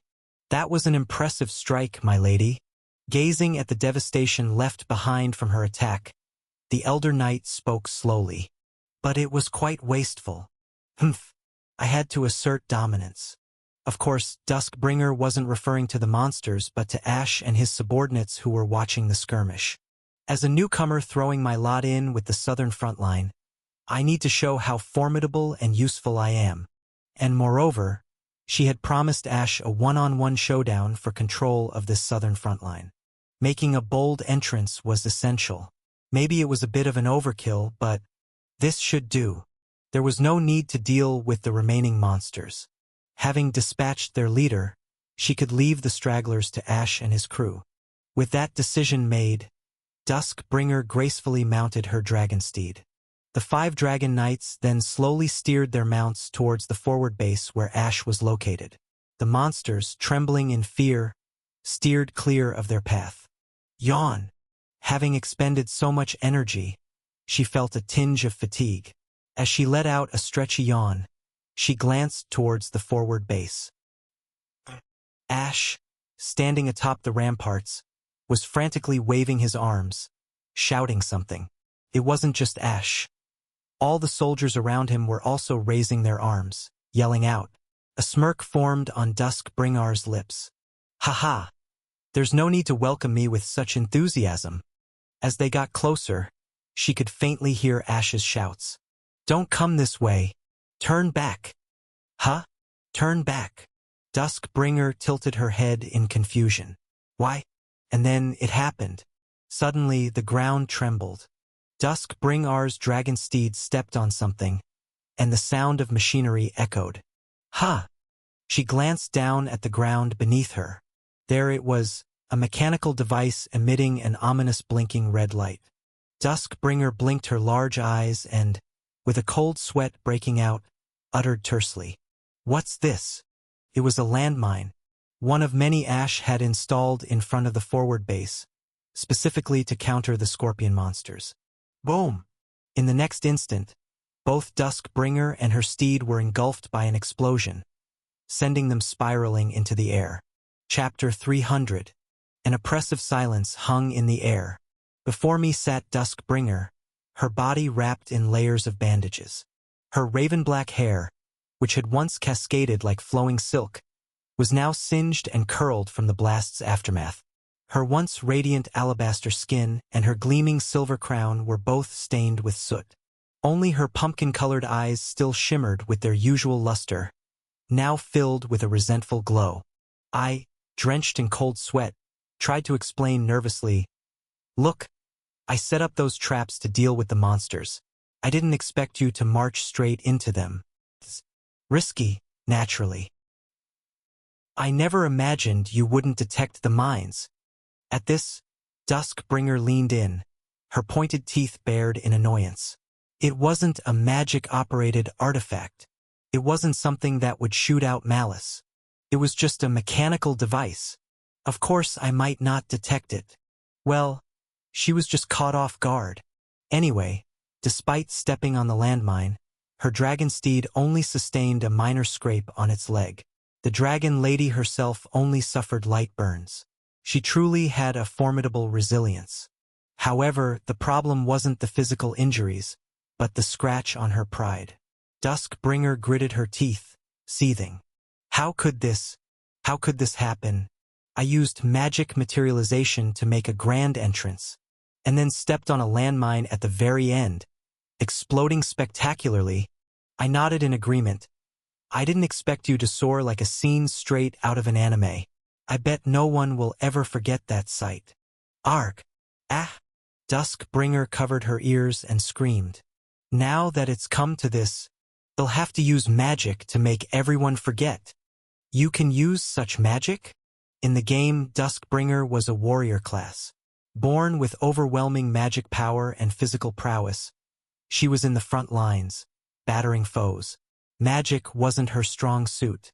To this, Duskbringer laughed weakly and raised her fist.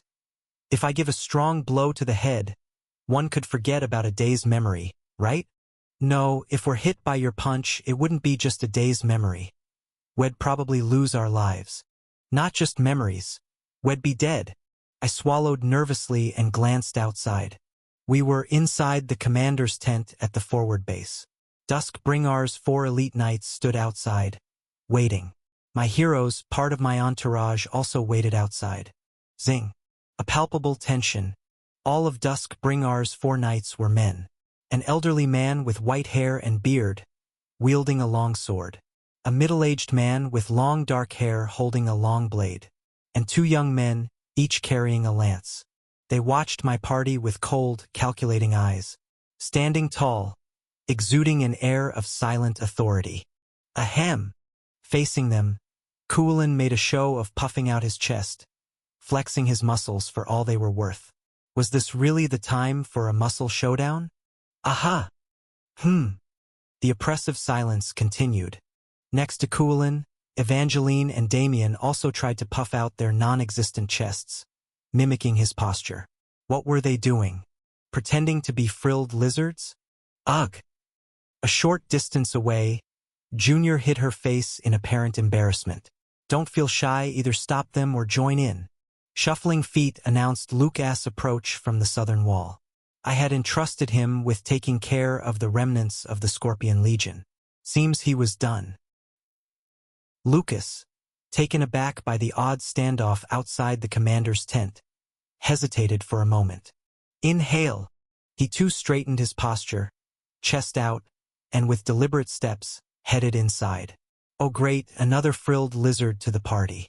Entering the tent, Lucas reported in an exaggerated, forceful tone. We've dealt with all the remaining scorpion monsters, my lord. After a quick glance at Duskbringer seated in front of me, he added, thanks to the Grand Duchess' assistance, we encountered no issues. None of our allies were harmed. Well done. Ensure the disposal of the monster corpses and collect any spoils. Understood. Lucas, after a crisp salute, turned and with the same exaggerated steps, left the tent. Adorable bunch. I pulled my attention back to the scene inside, facing Duskbringer with her now explosive hairdo. So, after you've actively helped us fend off these monsters, should we take it that you're joining our front line? Humph. Absolutely not. Duskbringer smirked threateningly. Didn't we agree beforehand? We will compete for control of this front line with a 5v5 showdown.